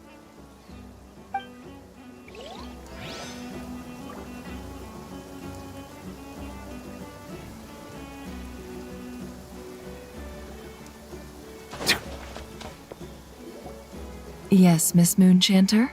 What are you staring at? You always address me in the strangest ways. Lady Moonchanter 1 minute, Miss Moonchanter the next. Yes, and? Are either of those incorrect? Not as such. It's just that I simply call you Nefer nowadays. Uh-huh. That's my name. What's your point? The point is I don't add any honorifics or titles. Meaning what? That maybe we're on friendlier terms now than we used to be. Is that how you see it? Then I thought I was the one with eye damage. Never! Wilma! Paimon, traveler. Just swinging by to check in on you. How are things going? Did you manage to get some rest? Don't worry about me. I won't slow us down. And I give my all to ensure our victory. Ah, yes. Allow me to give you two a quick checkup. All done. You're both in good shape. You're welcome. You'll have your work cut out for you in this battle against Dottore, so make sure to get some rest in first. Paimon will keep an eye on him, don't you worry. I'm glad to hear it. Take good care of yourself, too, Paimon. Sure thing.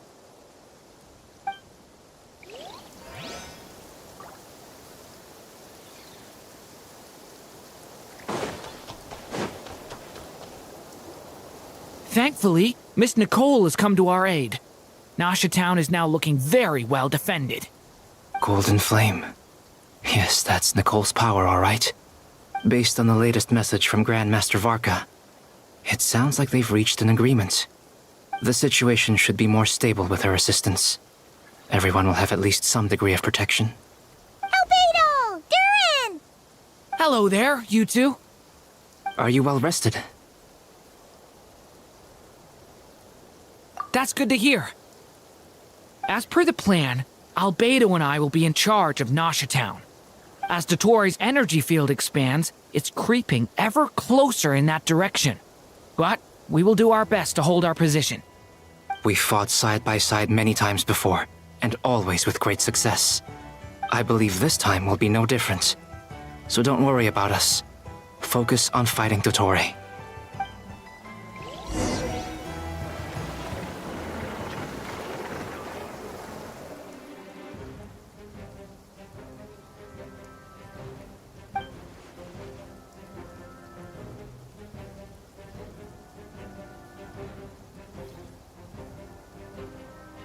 Here they come.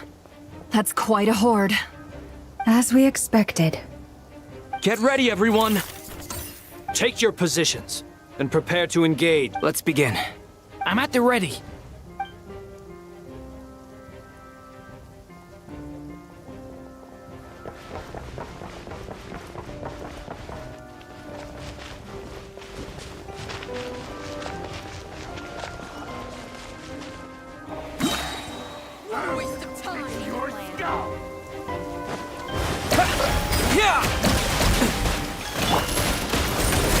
Beware the creatures of the night. Be silent. Do you fear the dark? Close your eyes.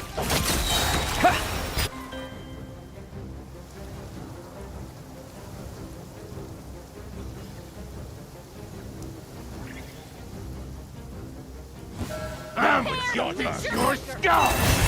By the frost moon of old.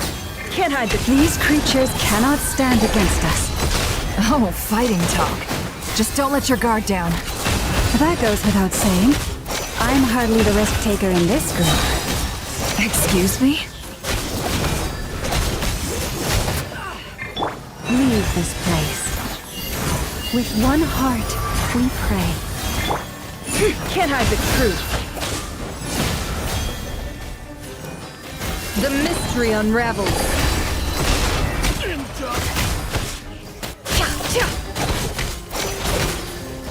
No more lies.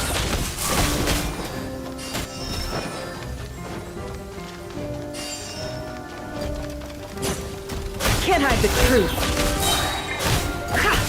Seek within.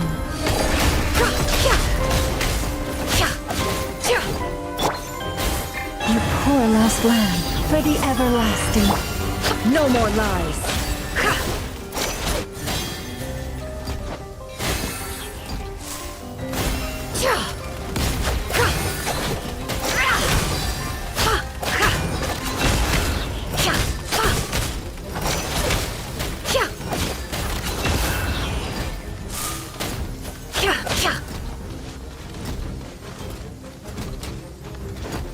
It all adds up. The deception ends here.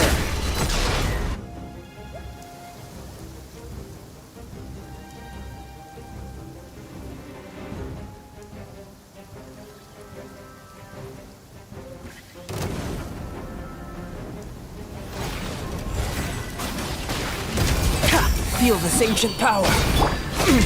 Stay back! The turning point in fate! That was easier than I thought. Naturally. What do you mean?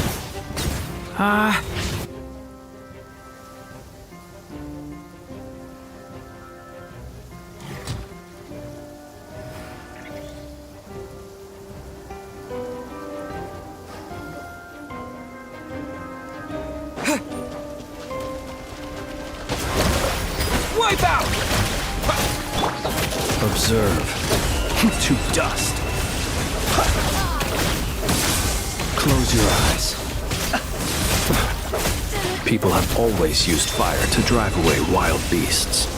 Wouldn't a lantern work just as well? You read my mind, my dear friend. I was just about to say that. All right then, dear friend. Bring the light!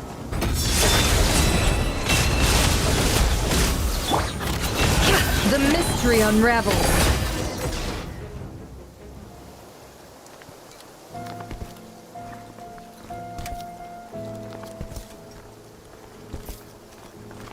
You're looking well.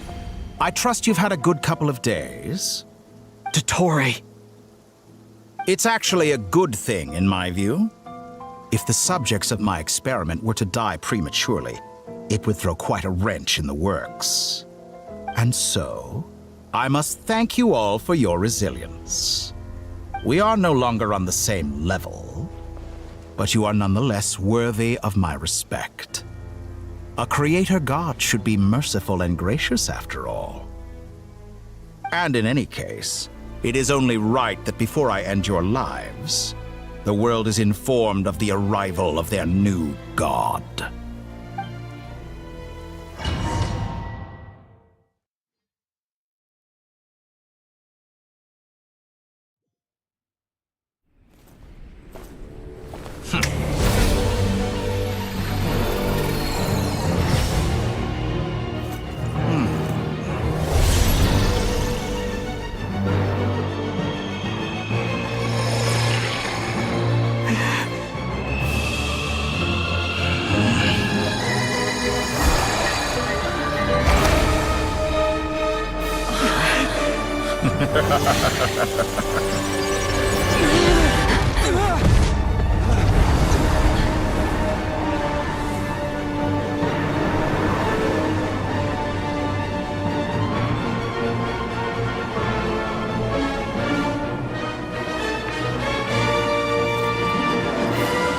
The experiment begins.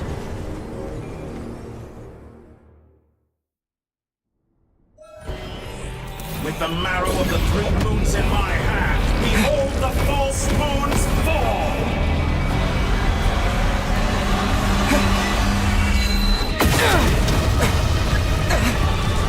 Did you honestly think that would hit me? Water jet! Close your eyes. Leave this place. No more lies. It all adds up. Go!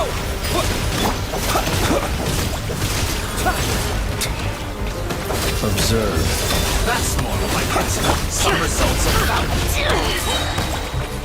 Seek within. Outdone.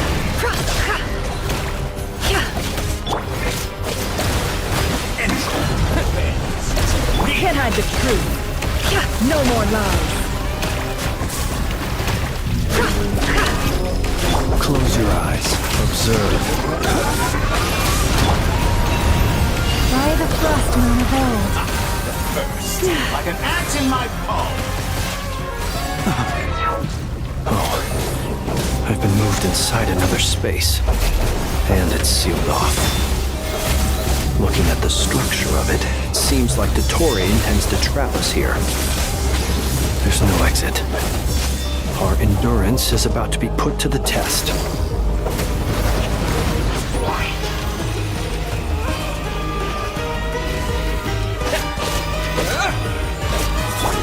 Taurus, protect us. Can't hide the truth.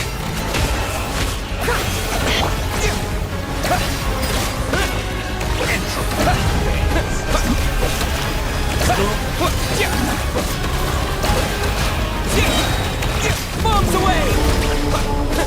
Go! For the everlasting power. It all adds up. The deception ends here.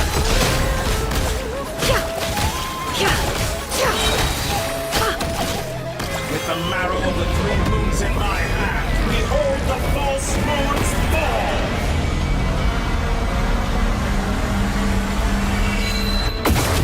What a joke! Can't hide the truth. The mystery unravels. Where will you try scurrying off to next? Looks like Dottore has opted for a divide and conquer strategy. But we will not allow him to triumph. Now, I shall pray for our victory.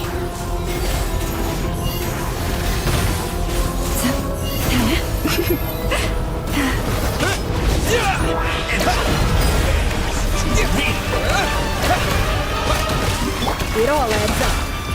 Can't hide the truth.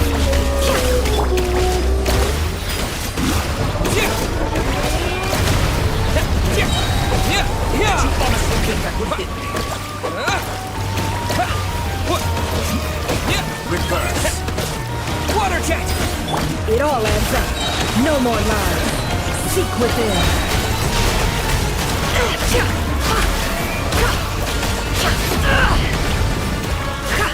It all adds up. Bones remnants.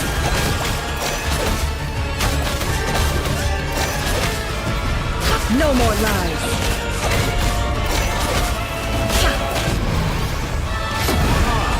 I thought you'd dodge that. The deception ends here. Good! Wipe out! It all adds up. Can't hide the truth.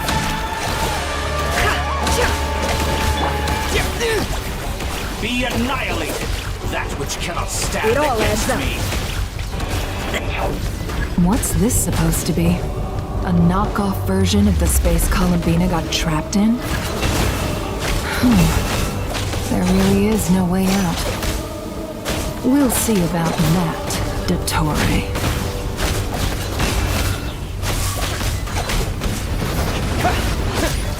My apologies, I had not intended to take your teammates from you.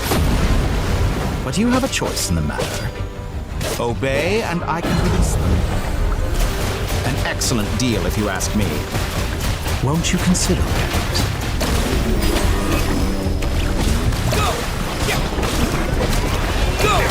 You barely managed to outdone. Water jet! Go! Found.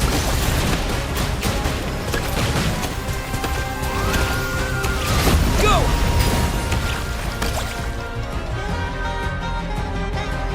I'm aware you've been working on some little tricks to surprise me with, but it appears that none of them have come to fruition. My guess would be that you're trying to bring Columbina back. But then, where is Sandrone? Or are you trying to buy time for her? I always found their friendship to be a curious phenomenon. Two highly incongruent personalities, and yet they share a deep connection. Speaking of Columbina, I once saw her as like a younger sister. We got along quite amicably while she was with the Fatui.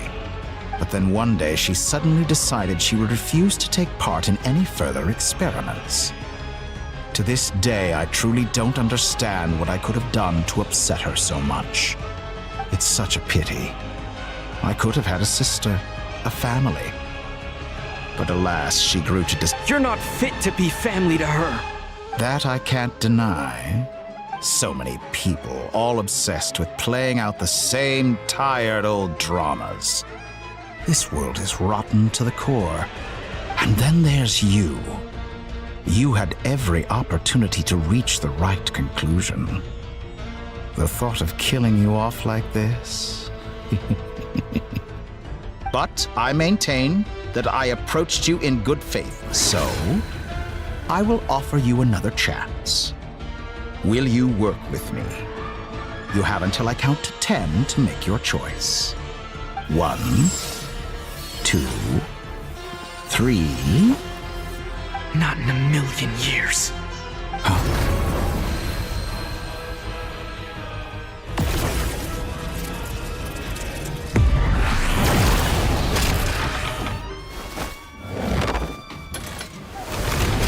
Sandrone, what a pleasant surprise. I didn't think you'd join us all the way up here. You're as sick and twisted as ever. Don't fool yourself into thinking anyone's grateful for the chances you're offering them. Sandrone? But the formula hasn't finished running yet. Funnily enough, I was just discussing a collaboration opportunity with the Traveler, and then I see you, who I must say is a good example of an opportunity gone to waste. Gone to waste? I said that everyone would get one chance, and you've used yours to march right back into the lion's den. So yes, it's an utterly wasted opportunity. And what makes you think I believe a word that comes out of your mouth? I was planning on disposing of your little formula after wrapping up more urgent business here. But since you've taken the trouble of serving it to me on a silver platter, I can simply bring it forward in the schedule.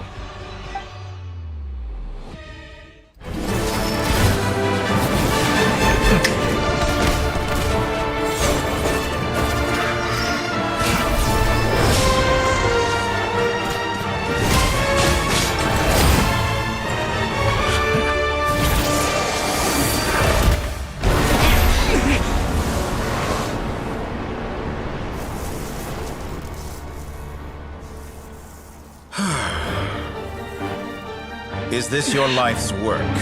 This piece of trash?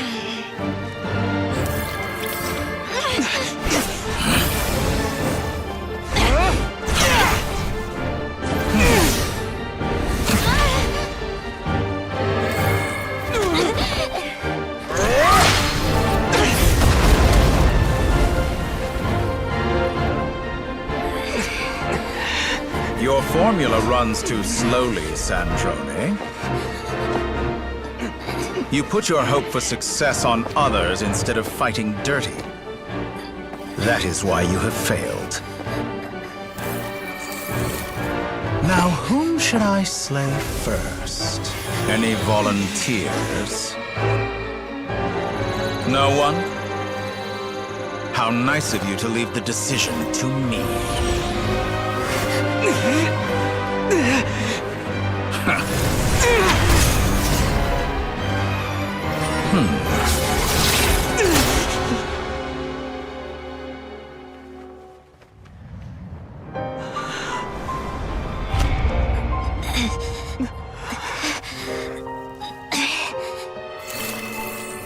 Oh, how unexpected.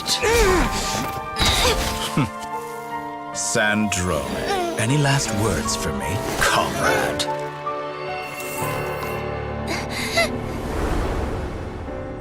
Is there anything you wish for? Not really. But I've always known what I don't want. Go to hell, Dottore.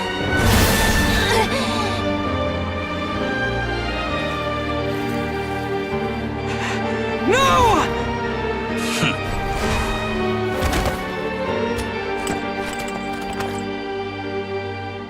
And now, you have failed.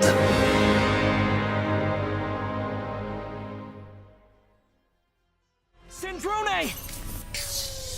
Now you see how fragile mechanical contraptions are. Just a gentle tap, and they fall to pieces. However keen of an inventor Sandrone may have been, her death spells the end of the formula that was running inside her body. Of course, I have to commend her for making it this far. As her colleague, I have to admire her stubborn tenacity. Now, it is time for you to take your place by my side. My count was interrupted, but the second chance I extended to you still stands. Once again, you are welcome to join me. By now, I'm sure you have gained a greater appreciation for the power and authority I wield. What is stopping you from embracing a new world of endless possibilities? Not in the mood to talk? As you wish. You seem less talkative than usual today. I'll change the topic to something more apropos. Sandrone was always like this, never trusting anyone, always so reluctant to share her research with them. Objectively speaking, she had her strengths. It is remarkable how she extracted and even optimized the world formula from so much data. But her inability to trust was her undoing. Had she allowed someone else to monitor or run the formula for her, you might still have a chance at victory even now. But regrettably, she was a stubborn fool. As much as it pains me, she had to go. Dottore, maybe this is news to you, but people can change. Columbina surprised you when she escaped. And I think Sandrone would surprise you too. Change? You can twist the truth however you want, but I see it clear as day. You're the one who can't trust other people. Is that how you see me? By this point, what can you hope to do about it?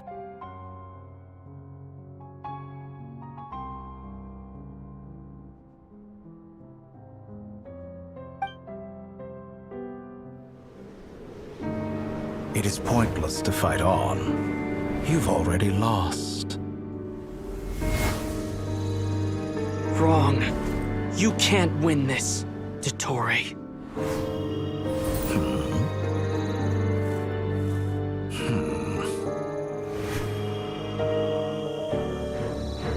What?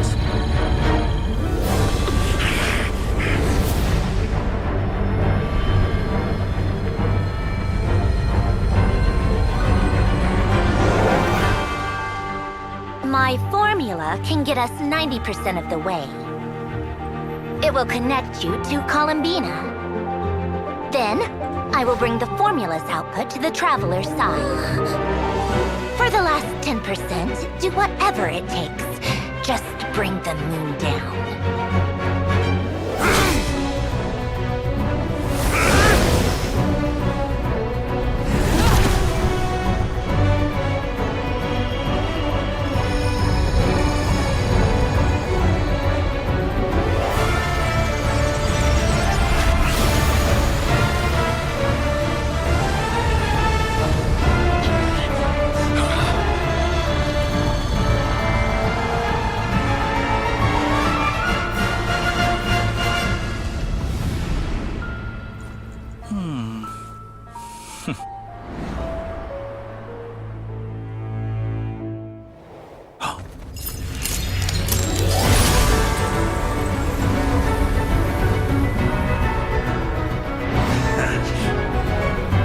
The moon will never be yours!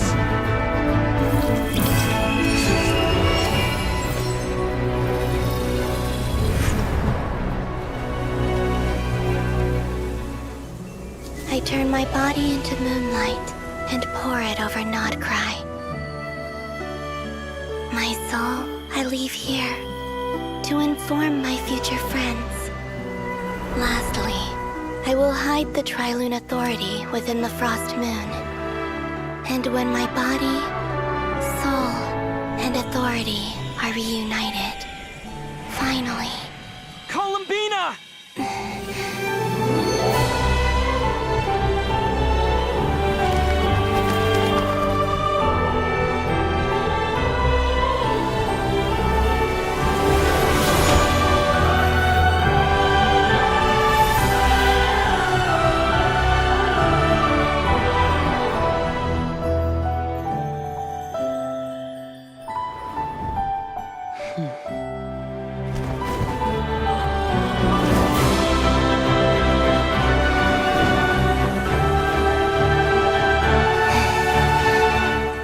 It's been too long.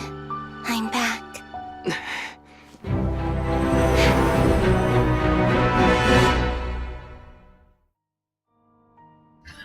Stay focused on the battle, Traveler. What a touching reunion. Though I personally find myself repulsed by the sight of weaklings huddled together for warmth. Now you're quite finished patting yourselves on the back. Show me how long you can struggle before you drown. Watch out, Columbina! He can manipulate space itself! I know. Wait for the right moment. We'll strike together.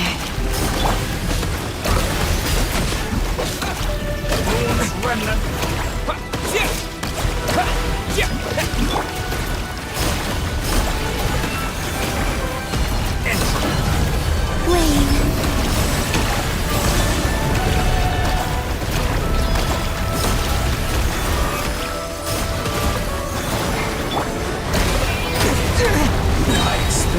Bombs away! Surge.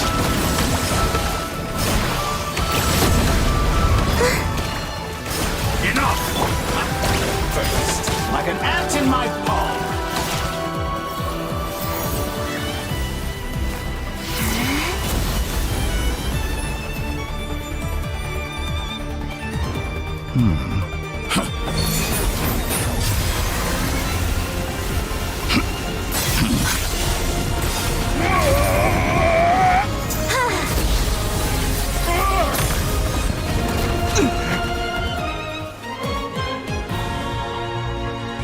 I grant you the new moon's blessing. The new moon shines upon you. I am growing weary of your stubborn resistance. It's over, Dottore!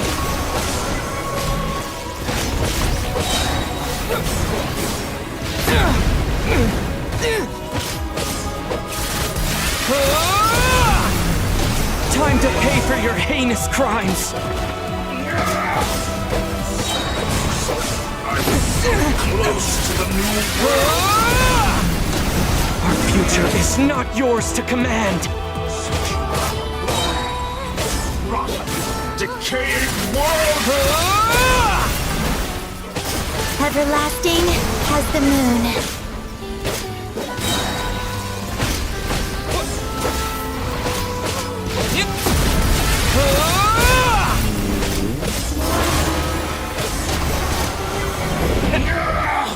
So close!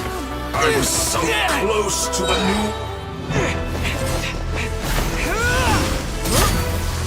Willfully blind. How can you be so satisfied with your fate?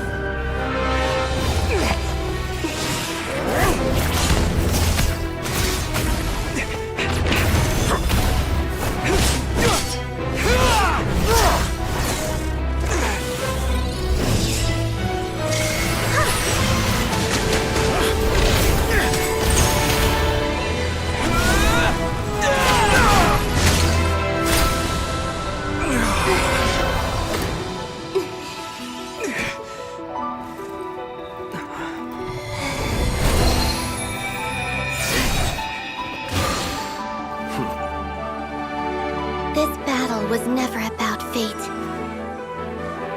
It's about friends, family, and the home you stole from them. So dull. Only the weak rely on each other for comfort. You shall see. Once I transcend fate, you will be nothing but fodder for my grand experiment! That will never happen.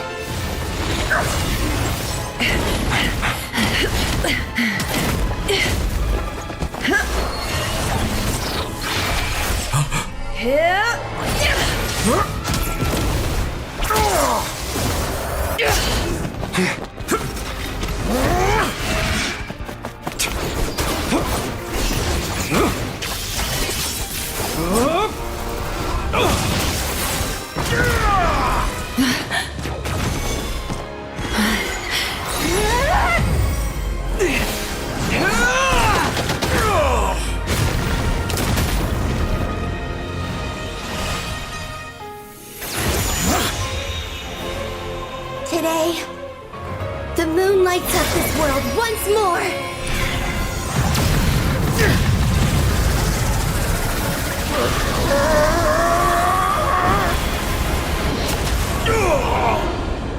This loathsome world.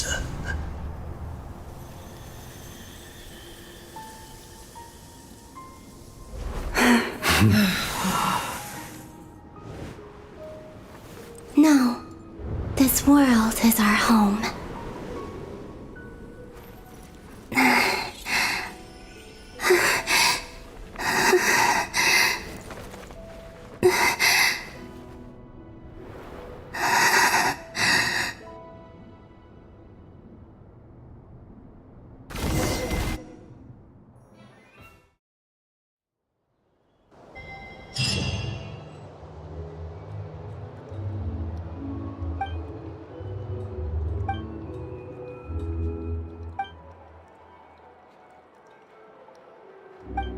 No, you're doing it wrong. The moon looks like this now. What are you drawing, children? The new moon, Mom. It looks different than before, doesn't it? Also... Can I go buy a sugar sculpture today? Please? Just one? All right. I suppose today is a special day after all. Almost like a festival. Extra, extra! Get the latest Nasha Express here! Post-disaster report! Nasha Town reborn beneath a new moon! The voyage begins today! The future looks bright thanks to the League. Want a copy? I knew things would be different, but I didn't think that would include the moon. They say a new moon goddess has been born. A new moon goddess? Who's saying that? The Frost Moon Scions? I guess so. I'm not too clued up on the details. As far as I'm concerned, the moon's still in the sky and it's business as usual. Hey, since we've come all this way, shall we grab ourselves a free meal while we're here? Are you a convert now? Or are you just here for the free lunch? Oh, come on, what does it matter? After everything we've all just been through? That smells good. All right, that's it. I'm hungry. Time to eat. Come on! We gotta get there early, or there won't be any good spots left! Shh, keep it down. This is a residential area. What if people are still sleeping?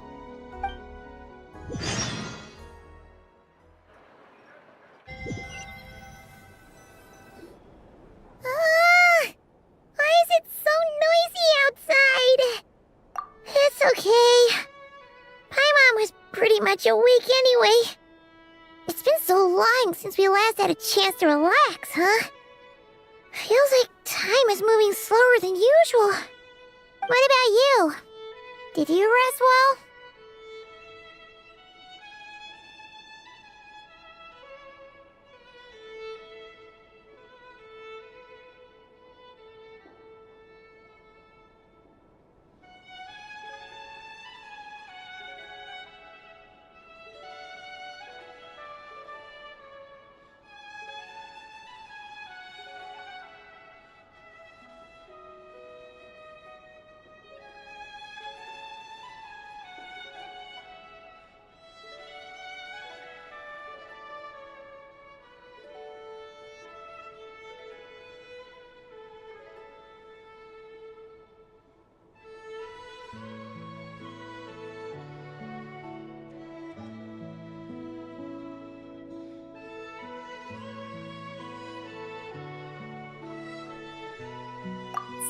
calming down from everything that's happened? Or are you one? Okay, if you say so. But don't push yourself, alright? Let Paimon know if you need to talk. What we just went through was a lot. It's totally normal if you need some time to get back in your groove. Luanatar disappeared after Columbine. Still, Paimon kind of misses Luanatar somehow. But anyway, you did great. So did Paimon. We all worked our butts off to contain this disaster, and in the end, we made it. So, chin up, Traveler. You should be proud of yourself. Hey, don't poke fun. Paimon didn't think you'd mention it. You have no idea how anxious Paimon was. She was worried sick about you. Well, if you really want to show Paimon you're sorry, you're gonna need to make it up to her. Phew. Okay. Paimon's full now. Huh? Oh, well... Hey there, Traveler and Paimon! Good morning! Morning, Yehuda! Here for some breakfast? Oh, I've already eaten. Just need some water. I was mostly worried you might forget what day it was today. So, I came over to remind you. Careful there, Paimon. Too much food will make you drowsy. Don't let anyone catch you hiding at the back and nodding off during the league meeting. You should probably be saying that to Aino. She's the baby of the group, if anyone. True. You know, I'm surprised that all these competing groups are actually coming together to try to solve things together. Definitely a first for Nod Krai. Well, nothing like a region-wide calamity to bring people together. After that, surely even the most self-interested people have to realize that going it alone isn't worth the risk, right? Try telling Boss Neff that. She's not exactly convinced that people are gonna get with the program. Really? But if she's so pessimistic about it, why'd she agree to be the Curatorium's representative in the league? Probably 'cause even though Unity sounds like a pretty far-fetched idea, the benefits it would bring make it worth a shot. I think things will work out, though. I swear, Nod Krai feels like one big family now with everything that's happened. More than it used to, anyway. Paimon's with you on that one.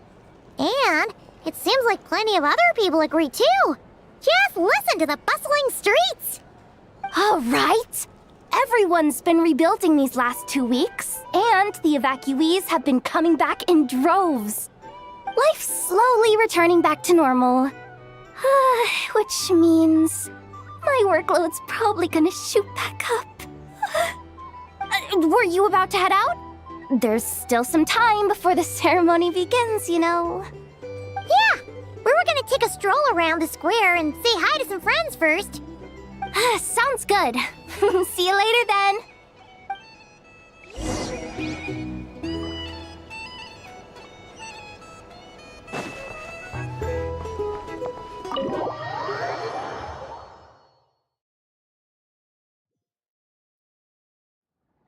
Please accept today's boon.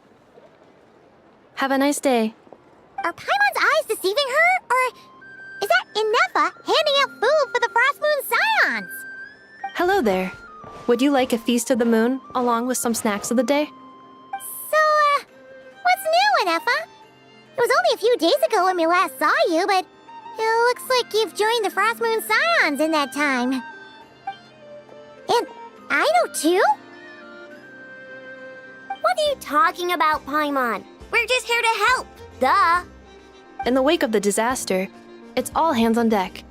We responded to Lama's request for support. At times like these, the smallest good deed can inspire others and help them through the hard days ahead. And we're using eggs and heating tubes to make that a reality, in true Krumkake Craft Shop style!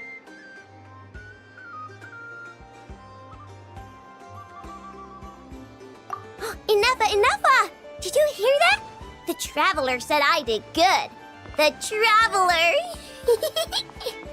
That's because it's true, I know. Proposal. If you can resist eating today's dessert, I will provide you with compliments too. No way! Well, that proposal got shot down quickly. I need something to get me through the hard times too, you know. Mom! Yes, dear. Go right ahead. Excuse me. Could I take a photo with the robot lady? She helped us get safely out of Nod Krai, and she helped us get back home too. She's the best. Of course she is! And since I'm the whiz kid who built her, that makes me even better than best, right? But you stole my snacks though. Oops. Shall we move to the open space near the center? The view there is better. Thank you! Aren't you the better pick for this job, Flint? You underestimate yourself yet again, Master Ilua. Not at all. I rarely come by Nasha Town. I don't know any of the big shots here. All in good time. Socializing is a step-by-step journey. But you're much further ahead on that road, aren't you? You're not seeing the full picture. You know the truth now. My friends do not understand my habits. There is no question about it. The Lightkeepers need a representative in the League. Someone who is upright, cares about other people, and can realize their self-worth through group action. You say it like you wouldn't make the cut. I am most flattered that you think I would. Sigh a little less, Master Ilua, and have more faith in yourself. All the Lightkeepers agree that you're a very promising young man. That is precisely why Starshina and Nikita felt safe delegating such important work to you. I'm sure we all also agree that we would sooner die of dehydration than manage to wrangle anything out of you in a discussion. My apologies. I am not in the habit of bringing water with me when I go out. Whatever. I'll take the job. By the way, who else is part of this? Oh, it's quite the who's who of Nod Krai. There's the Moon Chanter of the Frost Moon Scions, the boss of the Curatorium of Secrets, a representative of the Voynich Guild, and even someone from the adorable Krumkake craft shop. I'm sure you will find speaking with them to be a genuine pleasure. If you say so. I've never done this work before, so I'm honestly a little scared of making mistakes. But I'll do it. Not only is it our duty as Lightkeepers, but because I want to make Nod Krai a more welcoming place. An admirable attitude to take. The beacons are lit, Ilua. We're but one step away from breaking through the blizzard. We have the chance to band together and build our shared homeland into an Elysium. This is unprecedented for Nod Krai. An opportunity not to be missed. Yeah. You're right. I'll do my best. Quite a few familiar faces have arrived. Let's go, shall we?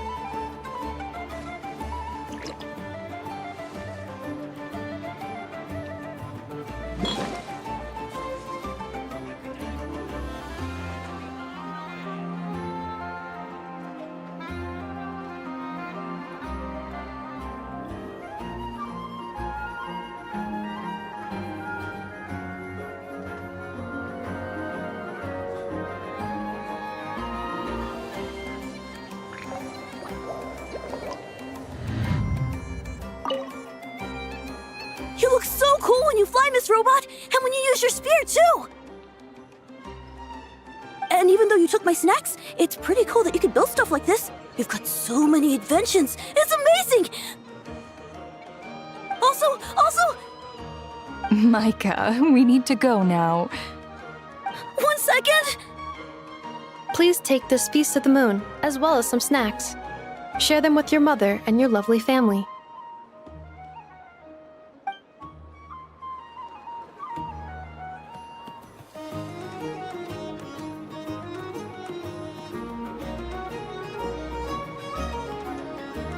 Melusines are beautiful creatures.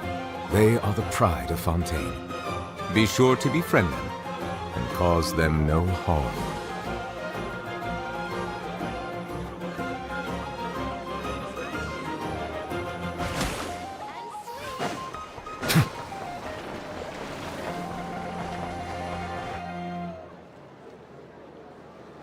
Wow! Everyone's here! You seem well rested. I know no one's asked, but I'm sure you all want to know, so let me just say, we're doing great. Thanks. Well, great, but not perfect. I'm starting to lose my mind from boredom. Can't drink a drop of alcohol while I'm waiting for my wounds to heal. I'm sure you had a sneaky swig or two. Wait, how'd you find out? I'm sure you must be missing Mondstadt after all these years away, Grandmaster. Yeah, you could say that again. Every time I get news from Mondstadt, it makes me want to go back and see the place for myself. Honestly, once things are wrapped up here, I think it'll be time to head back home. Hey, looks like someone's taking the stage. Can everyone see okay? Anyone need a boost? I'll just listen from the back. It's fine. You're taking this pretty seriously, huh, Durin? Well, it's not every day that I get the chance to see how people speak in official settings. Soak it up like a sponge. I'll make sure you get a chance to practice for yourself later down the line. Actually, I know just the thing. You can debrief the Knights of Favonius for me. Mr. Varka, are you forgetting that I'm not a Knight of Favonius? I can knight you. Any particular title you'd like? Is he joking? I really can't tell. You'll have to figure this one out for yourself. It'll be a good learning experience. It is my honor to host the opening ceremony for the League, and to have this opportunity to speak to you all in my capacity as Voynich Guild representative. Could this person also have been pushed onto the big stage by the real big shots? Guess I'm not the only one then. We come here today, having weathered the trials and hardships of yesterday, and having learned from them the importance of unity and cooperation. All right, here we go. Uh-oh, looks like Aino's off in Dreamland already. Wait, Boss is looking kinda drowsy too. What's up with her? Come on, get this speech over with already. Nod Krai is our home, the land we rely on for survival. And as we chart a course for the future, may we persevere through the storms ahead as we sail towards a new era of prosperity, freedom, and hope.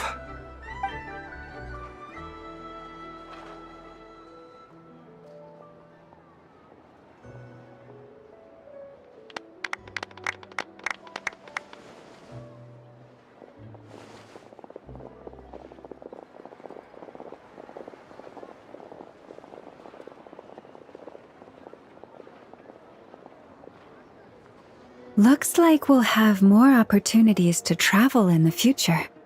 I'm sure you'll cope, Lady Moonchanter, given how fleet of foot you are. Unfortunately, I suspect I'll be too busy at the curatorium to act as your host. We have a busy schedule, not to mention an international network of contacts to manage. It'll be all right. I'll just check your schedule with Yehuda well in advance. And if she's not available, I can simply ask Ashru. You... So giving my employees extra workload isn't enough for you? You're really going to drag my cat into this too? I thought you'd approve. Aren't you forever increasing your employees' workloads? That's a bold statement. Are all the Frost Moon Scions feeling more audacious now that your moon goddess has returned? Columbina's return has brought joy to all who care about her. That includes both you and me. As for the Frost Moon Scions, we are learning how to thrive independently, without relying on the moon goddess. It is up to us to make our home a more livable place. Joining the League is one of the steps we are trying towards that end. I like the word try. It's nice and non-committal. You can opt out at any time and still say you tried. You don't see a bright future for the Frost Moon Scions? Or did you mean the League? I'm just not as optimistic as you. The Frost Moon Scions should count themselves lucky that they have a leader as stubborn and enterprising as you. But Nod Krai's a big place, with all kinds of people. Most of them don't enjoy answering to a leader, or even listening to reason. Well, that's where you and your methods come in. Unless the Curatorium of Secrets is only here for appearances. For now, yes. And that won't change until this venture becomes worth my while. What would make it worth your while? Getting out more than I put in. Right now, I'd barely break even, but I'll grant that it's a good start for Nod Krai. Then maybe it's worth a try. All right, you can stop now. Or do I have to join the Frost Moon Scions before you'll get off my back? You'd be very welcome to join us. Hey, you two! Congrats on all your hard work! What are you chatting about? Nefer was trying to dissuade me from adding to her employees' workload. Also, she's considering joining the Frost Moon Scions. Sorry, what? Your conversations are always the most interesting. Would you two care to join me for some tea before heading to your next destination?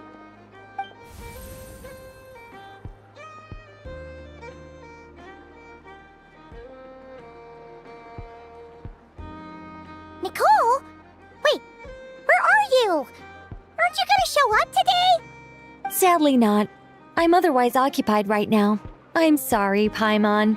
I can hear how disappointed you are. If it's any consolation, let me say that how things appear on the surface is a far cry from what they are at their core. Perhaps you'll feel better if you focus on the fact you have a special line of communication with the great mage herself. Okay? Has something happened? No, or not yet, anyway. Well, that's not ominous at all. Not for the time being. Just think of this as a general check-in to make sure this communication system is still running smoothly. Besides, it's good to chat once in a while if we want to maintain our friendship. You could've just said so. Paimon got all worked up for nothing. Still, the best friendships are built through face-to-face interaction, you know. It's never gonna stop being weird having tea with you when you're not there and just talking to thin air. All right, fair point. I'll bear that in mind for next time.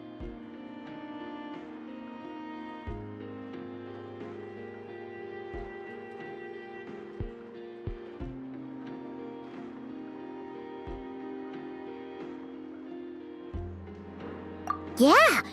Any update on that crisis at the world's borders? Alice just informed me that they had their work cut out for them. And now everyone's thoroughly exhausted. But they did finally get things back under control. Still, we can't let our guard down yet. The disruption caused by this disaster has made Teyvat easier to detect from the outside universe. She plans to wait for things to stabilize, then reschedule her Mondstadt vacation plans. As for me, I agree with Hat Guy's perspective. This is a time when many new variables are emerging, and the situation is changing constantly. Plus, most of this change is for the worse. We have to remain vigilant and ensure that the embers of chaos are not rekindled.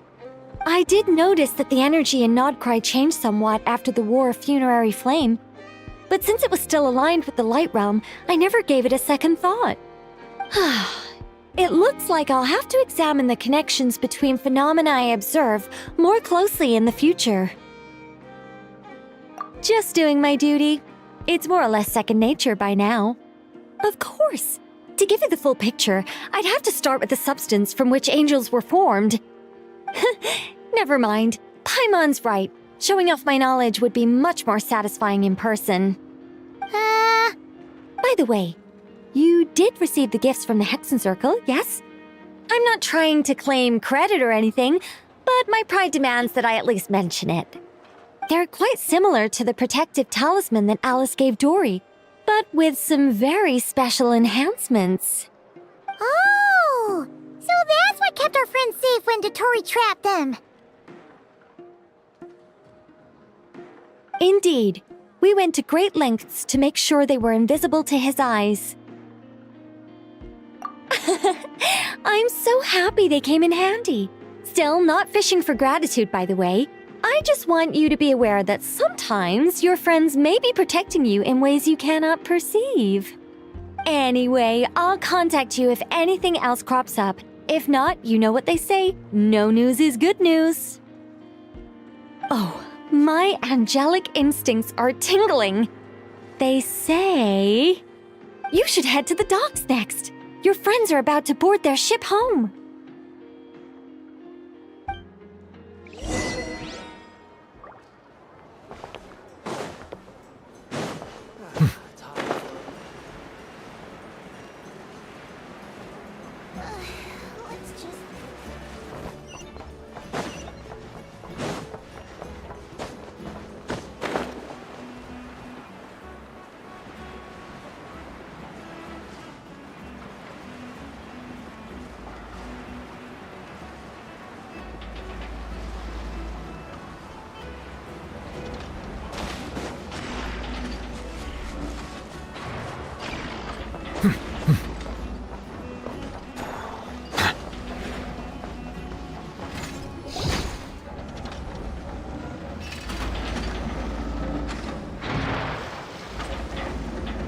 You're here.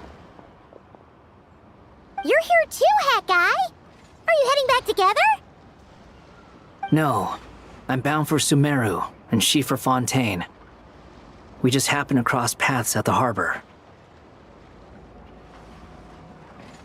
Everything seems fine. Sandrone may have an abominable temper, but she's always been very responsible with important calculations, and things entrusted to her by valued friends. You always speak as if you know us inside out, Mr. Hat Guy. Maybe I'm just a good judge of character. I certainly hope that's all there is to it. Regardless, you have been a significant help in this matter. For that, you have my gratitude. I didn't do anything special. Sandrone's the one who completed a seemingly impossible formula and turned the tide of the entire battle, even giving her life in the process. She's the one we should be thanking. Even we were unaware that Sandrone had hidden the real formula inside Polonia's body. She managed to fool Dottore into thinking the formula was running in her system by installing an identical-looking decoy within her. She probably realized that she didn't have the strength to stop Dottore. But this way, she could at least get him to lower his guard. She always worked like that. Always had a backup plan. Well, that's why I'm traveling to Fontaine. She made a request of me long ago, and the time has come to fulfill it. Think of it as her will.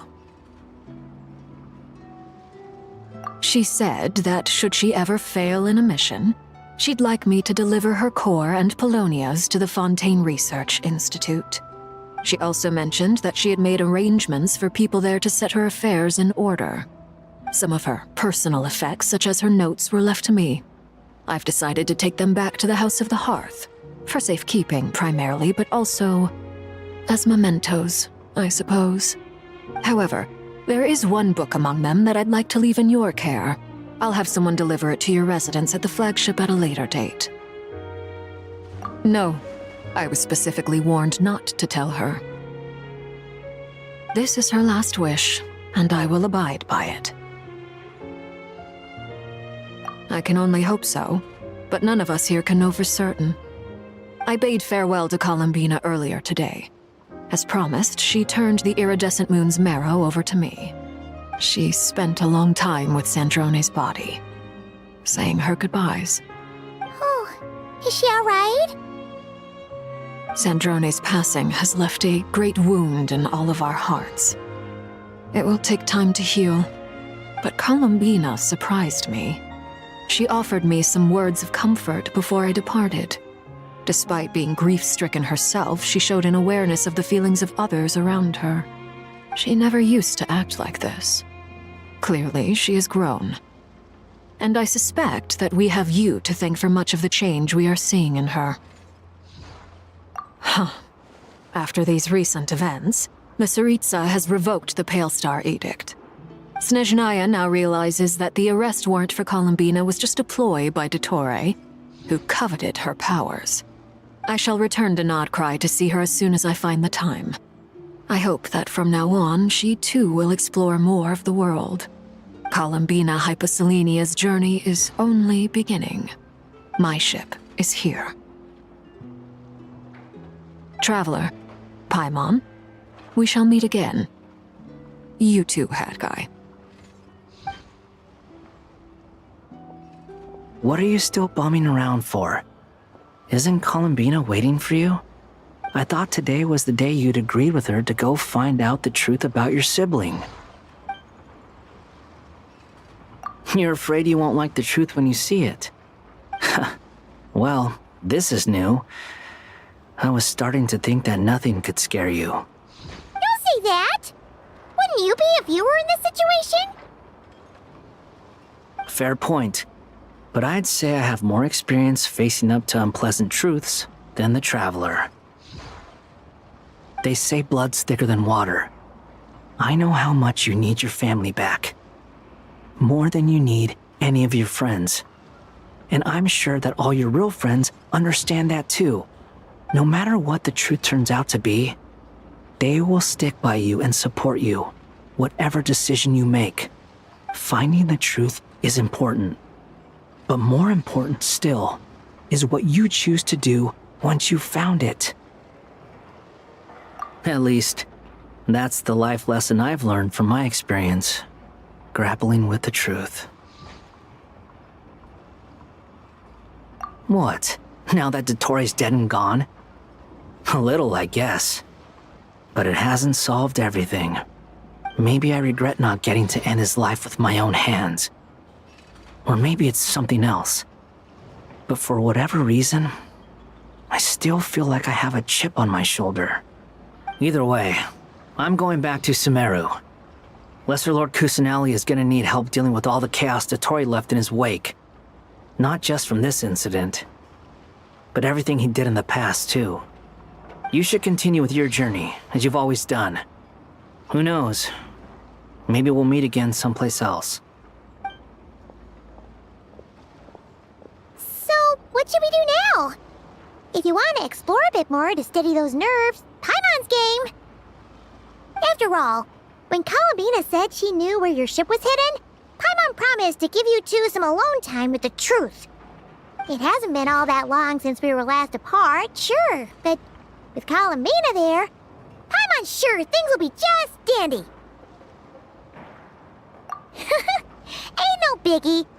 Paimon might be all about that food and fun, but she knows how to do right by people. Paimon's sure you'd prefer to digest the news about your sister in peace. But, no matter what you see, just know you can share it with Paimon. Of course, as long as it's not super private.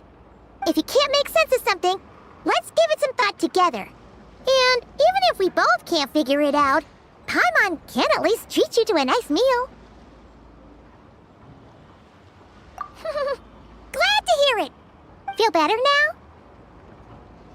Alrighty. Next sleep with Columbina.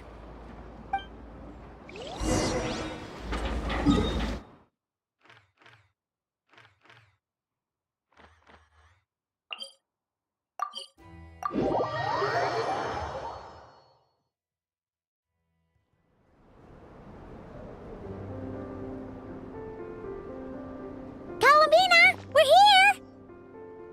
Can't quite believe we're meeting out here. We've gotten used to walking over to Silver Moon Hall whenever we go see you. Well, you're still welcome to go there whenever you want to see me. It's just, now that it's all over, I've decided to make some changes. Try and fit in with the Frost Moon Scions, like Llama suggested. The older generation are still timid around me. They don't dare get too close, and they bow their heads when I walk by. But things are much better with the children. I see more curiosity in their eyes. Hopefully, by the time the next Moon Prayer Night comes around, I can enjoy the festival with them as myself, without having to pretend that I'm only dressed up as the Moon Goddess. You'll do fine, Columbina. Paimon's sure they'll realize you're super nice once they get to know you better. You really think so? When we first met, you thought I was a little up in the clouds. We were just starting out then, come on! So Llama told you, huh? I'm only teasing. I know that I have you to thank for pulling me back down to solid ground. It feels good to finally stand firm on the earth where I was born. Oh, that's great!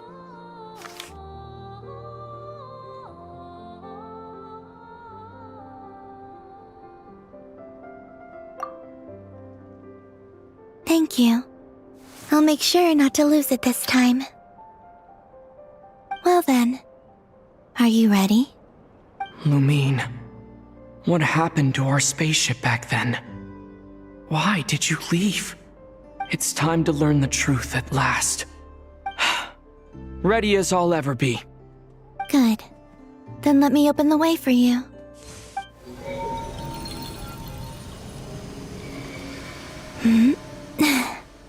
Where does this lead? To our shared destination. Huh? Do you remember me telling you about my missing prologue back when we just met? I said that my story began on the moon. But while I was inside the moon's reflection, I realized that my prologue was really hidden in the future. I just had yet to discover it at that point. The story of the time before I was born was in fact the story of my distant future. It's truly fascinating. But when I obtained the Trilunar Authority and returned to our present reality, I sensed something I hadn't expected. Your prologue. So you mean... Yes, your spaceship. All this time, it has been hidden on the Frost Moon, which lay beyond the sky.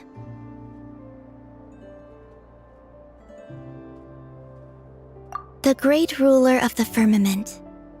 The heavenly principles. Wait, them? Why would they do that? I don't know. Perhaps your ship contains something that is incompatible with Teyvat. Or something that cannot be known. Oh, did I pick a bad time to say this? I know it must have been hard to work up the courage to do this. Maybe I should have waited until you were on the moon, with no chance to back out. That would have been kind of mean, you know.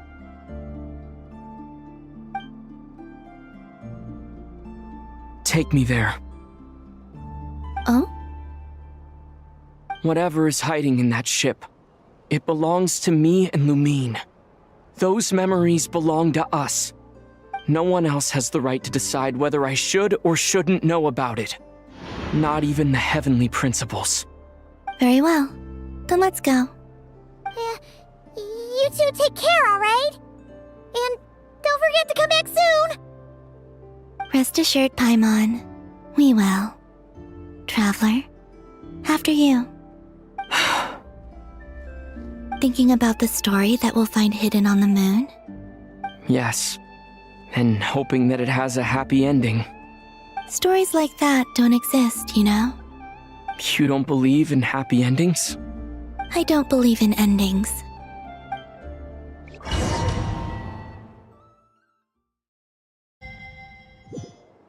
Where am I? This is the pathway I built between Teyvat and the Frost Moon. The moon is very far away from us, so it could be a long journey.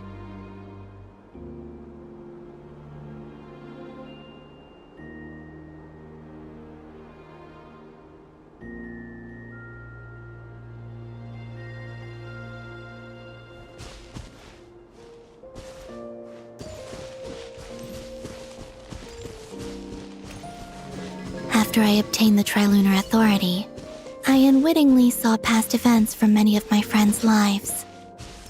One was Lauma.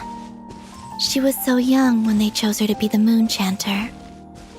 From then on, the Frost Moon Scions looked to her to bring messages from their goddess. But, for better or worse, I had left Hisi Island before she was ever born.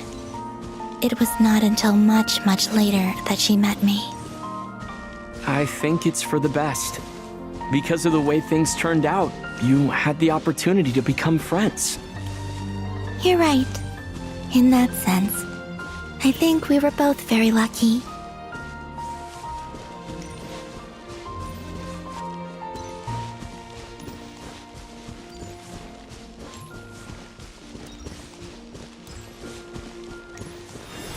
Oh, and about that mage, Nicole. I only recently learned that she has lived in Teyvat since the time of the Three Moon Sisters. The Moon Goddesses always had a good relationship with the angels. I suppose our friendship continues that tradition.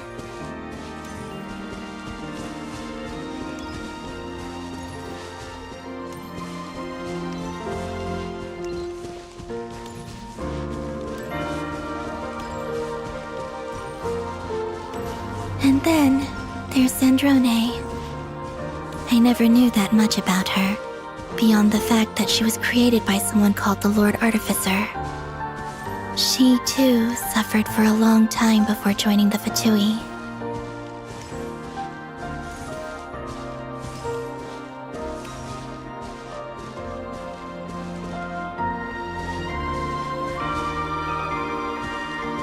How I wish I could talk to her again. Even if only to hear her say nasty things to me.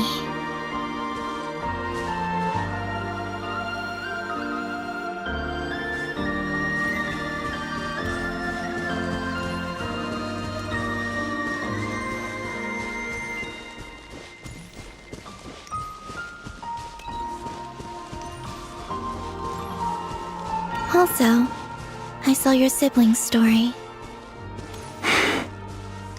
I'm afraid I didn't see much. It seems that she rarely came to the surface, where the moonlight shines.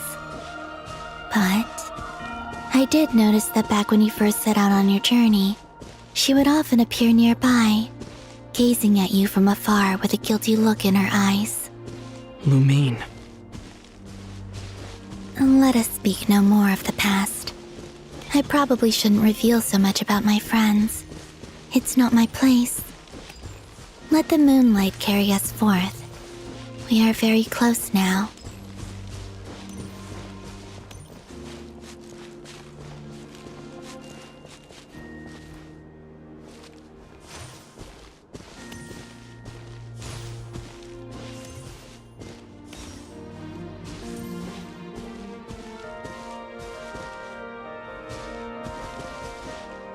After this, I'd like to bring some Kuhenki to the moon as well.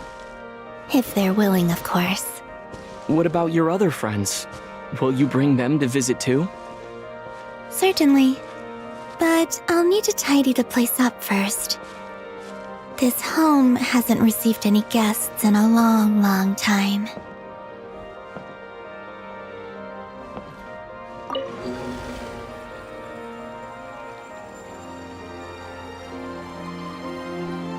I remember writing something similar with you on Moon Prayer Night. I believe it was called... Dodoko's Whirligig. Yes, that was it. You asked me if I was afraid to return to the moon, and I said that I was. The idea that I had gained something precious, only to lose it so quickly. That frightened me. But I'm not afraid anymore. Besides, this time, we're traveling together.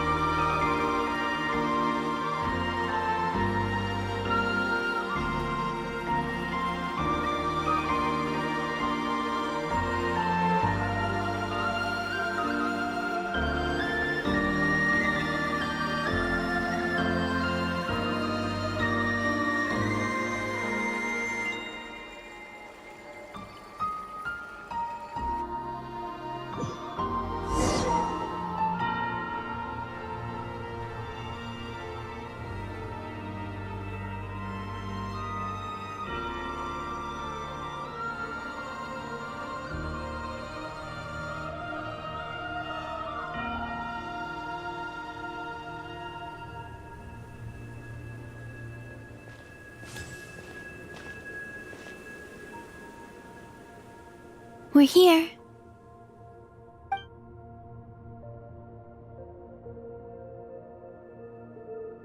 Over there.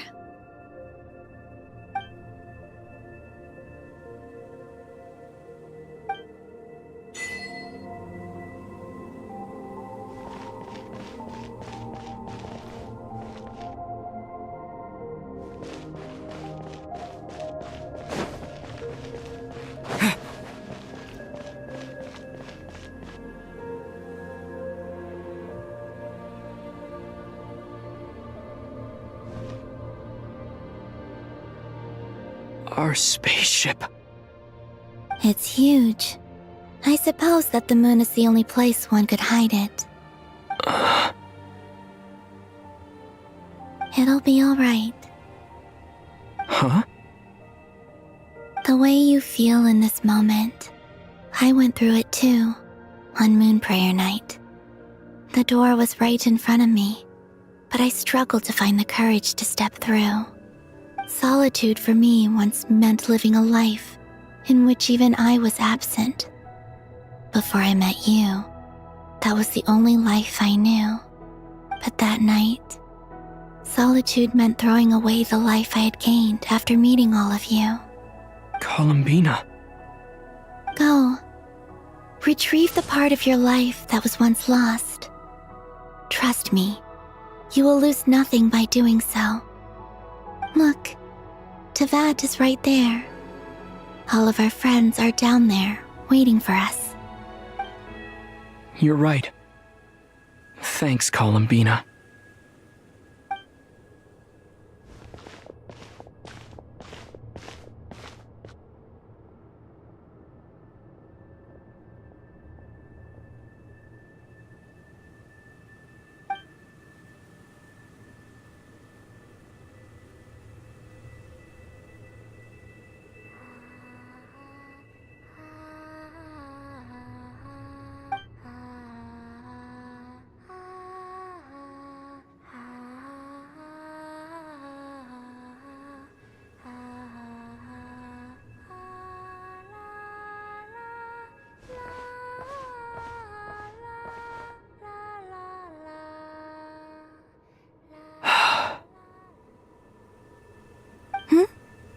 Finished?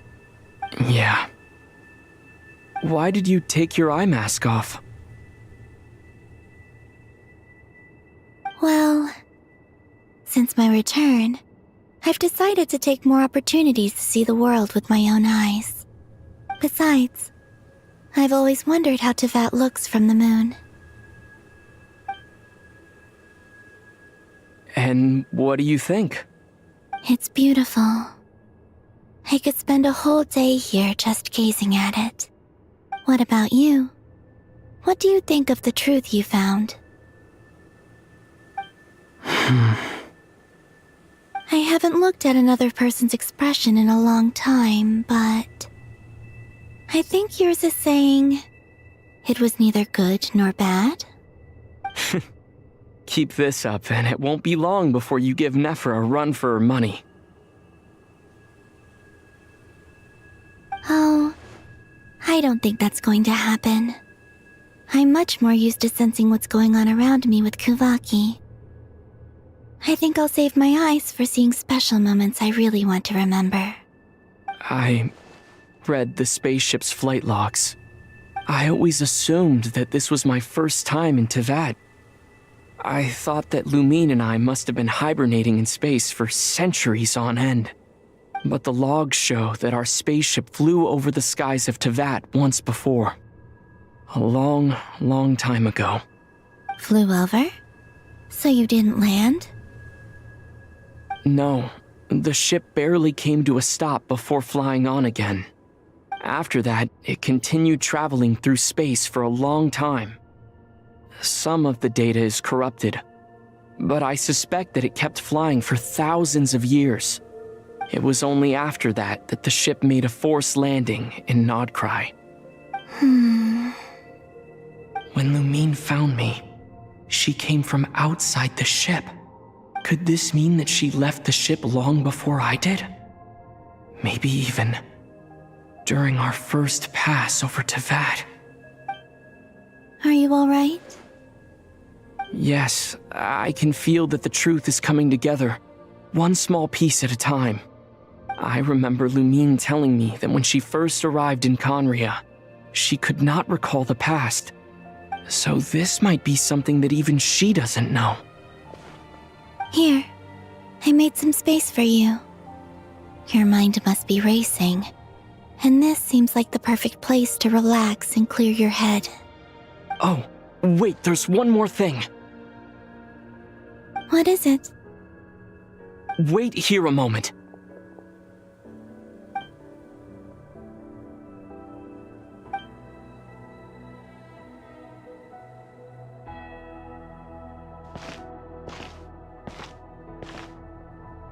Hey, Columbina.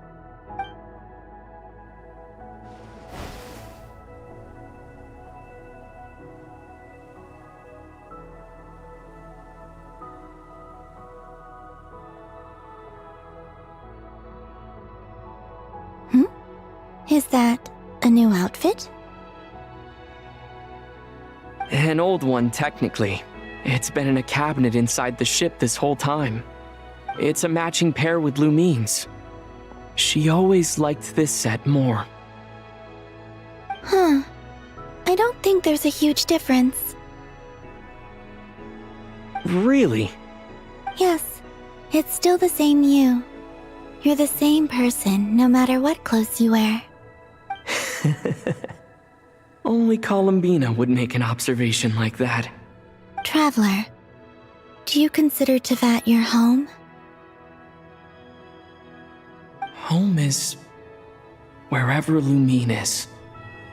But then after all the time I've spent here, and everything I've been through, yes, I'd say it's my home.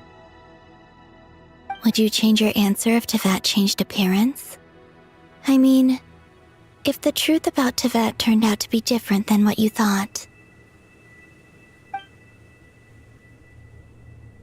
I don't know, but I don't think so. The truth is not what matters most to me about Teyvat. When I was first born, I longed for a home.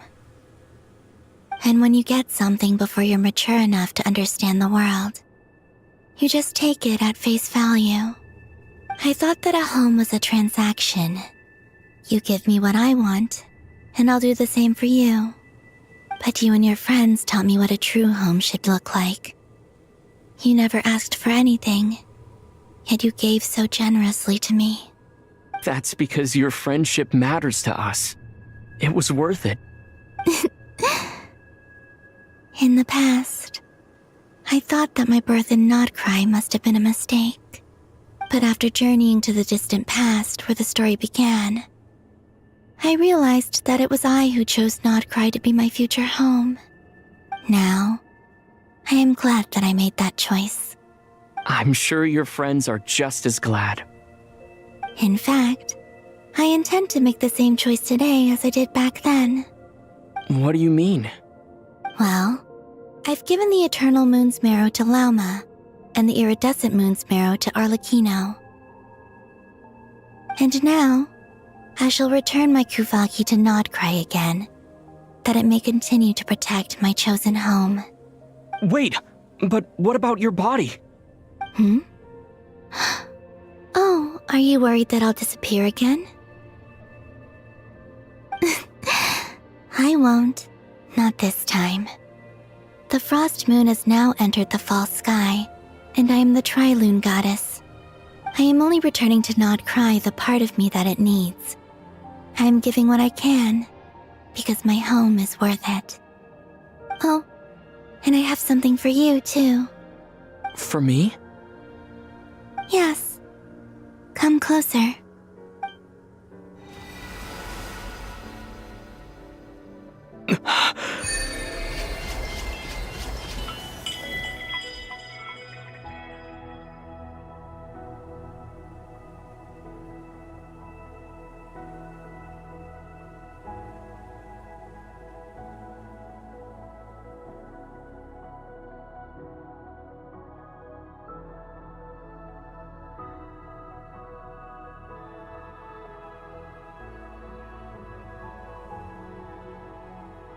What was that? I lifted some of the restrictions this world placed on you. I trust this will help in your future adventures. My power. It feels like it's grown. I can use the elements more freely now. Thank you. This will be a great help. You're welcome. I see you as family, and after everything you've done for me, In fact, no. It's not because I owe you. It's because you're worth it. Here, this flower is for you.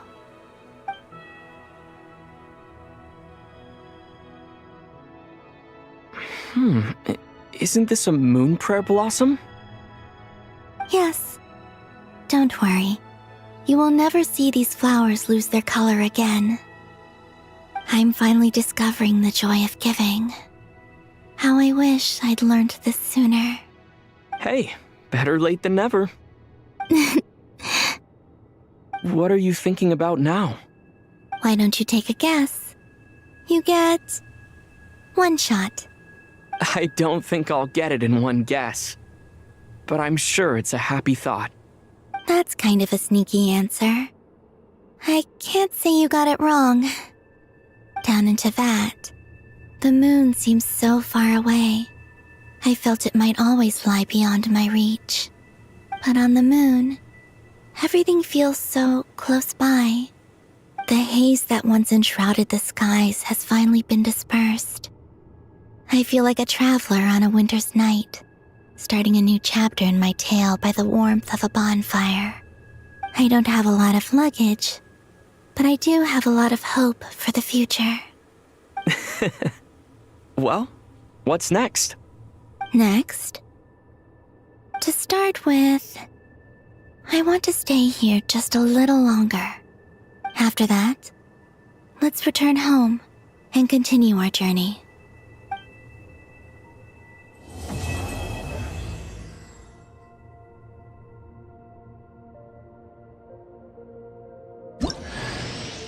These clothes bring back so many memories.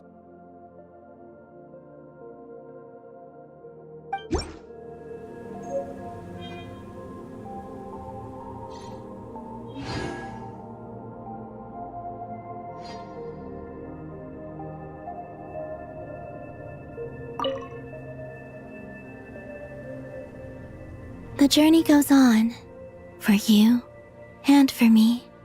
Like I said, this is not the end. I don't believe there has to be an ending. Oh, is that your next destination? Most people would probably tell you to pack some warm clothes. But I experience things differently than most people, so I can't know how cold it is. In fact, It is home to quite a wondrous heat source. I think they call it Kreshnik's torch. Every city in Snezhnaya is built around one of those. I sensed the energy it gave off as I was passing by on a railway train. It felt grand and distant. I also recommend the Korolievsky troupe in Snezhnograd. They give performances quite regularly, and entry was free for harbingers. I liked them a lot.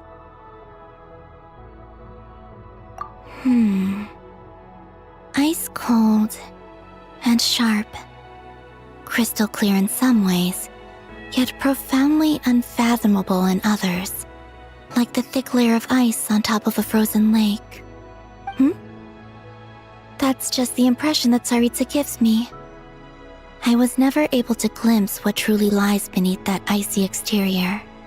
In fact, I don't think the people of Snezhnaya even know what kind of power their god wields.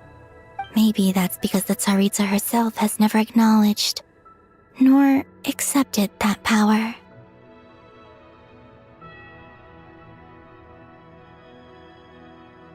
There's Regrator, the Rooster, and the Jester. Between them, they control a lot of what happens in Snezhnaya, but I can never wrap my head around how exactly power is split between them.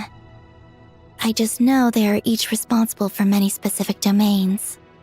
I noticed that the Rooster and Regrator often appear to get along on the surface, while working against each other in secret, and theirs is not a friendly rivalry. But I wasn't particularly interested, so I tended to keep my distance. Once things settle down in Nod Krai, I'd like to explore the world beyond Snezhnaya. You've told me so many stories about the other places you've been to, and all the friends you've made there.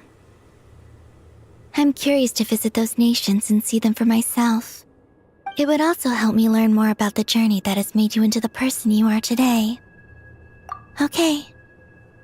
As you continue on your journey, don't forget to gaze up at the moon once in a while. It is, after all, no longer an illusion. It shall cast down its true moonlight, connecting us in truth.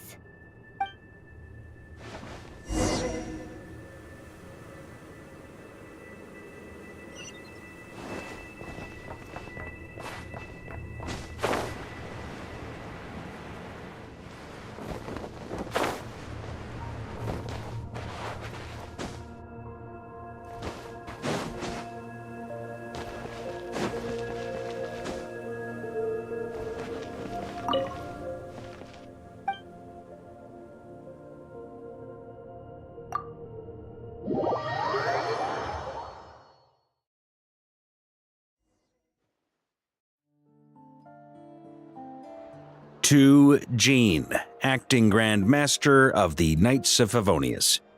This preamble is such a pain to write. It's probably high time we got rid of this acting business. I trust that Dern has updated you all on recent events. Hope we didn't worry you too much. The good news is, we managed to come together and put a stop to the Doctor's evil schemes. With that, I think it's safe to say that Nod Krai is finally out of the woods. As for the Fatui, not counting the Damselette, aka the Moon Goddess, who has left their organization, we found ourselves allied in this instance with both the Knave and Marionette. May she rest in peace. As ever, we find ourselves better off for making friends rather than enemies. But until we can ascertain the Tsaritsa's true intentions, the future remains uncertain. In a short while... Wait... How am I meant to surprise everyone if I tell them in the letter that I'm heading home? Well, that would be a huge waste. Okay, got it. I will begin sending the expeditionary team back home in waves. I'm sure they'll be able to answer any questions you still have. I hope they won't gloss over the details of my many heroic deeds. But if they do, I'm sure it'll be because they're just too exhausted from the long journey. I think of Mondstadt daily. Please give everyone my best regards. P.S. The honorary knight went above and beyond this time. Are there any other honors we can give him? I'll leave it with you. P.P.S. Please be extra nice to Klee for the foreseeable future. I cashed in on the last favor that the Hexen Circle owed us, so we need to earn some more goodwill. If there's any serious problems, feel free to stick me in solitary confinement when I get back. I'll do the time for her. Whew. And that, as they say, is all she wrote. End of an era. And with the moon shining down brighter than ever, I think everyone is going to sleep well tonight.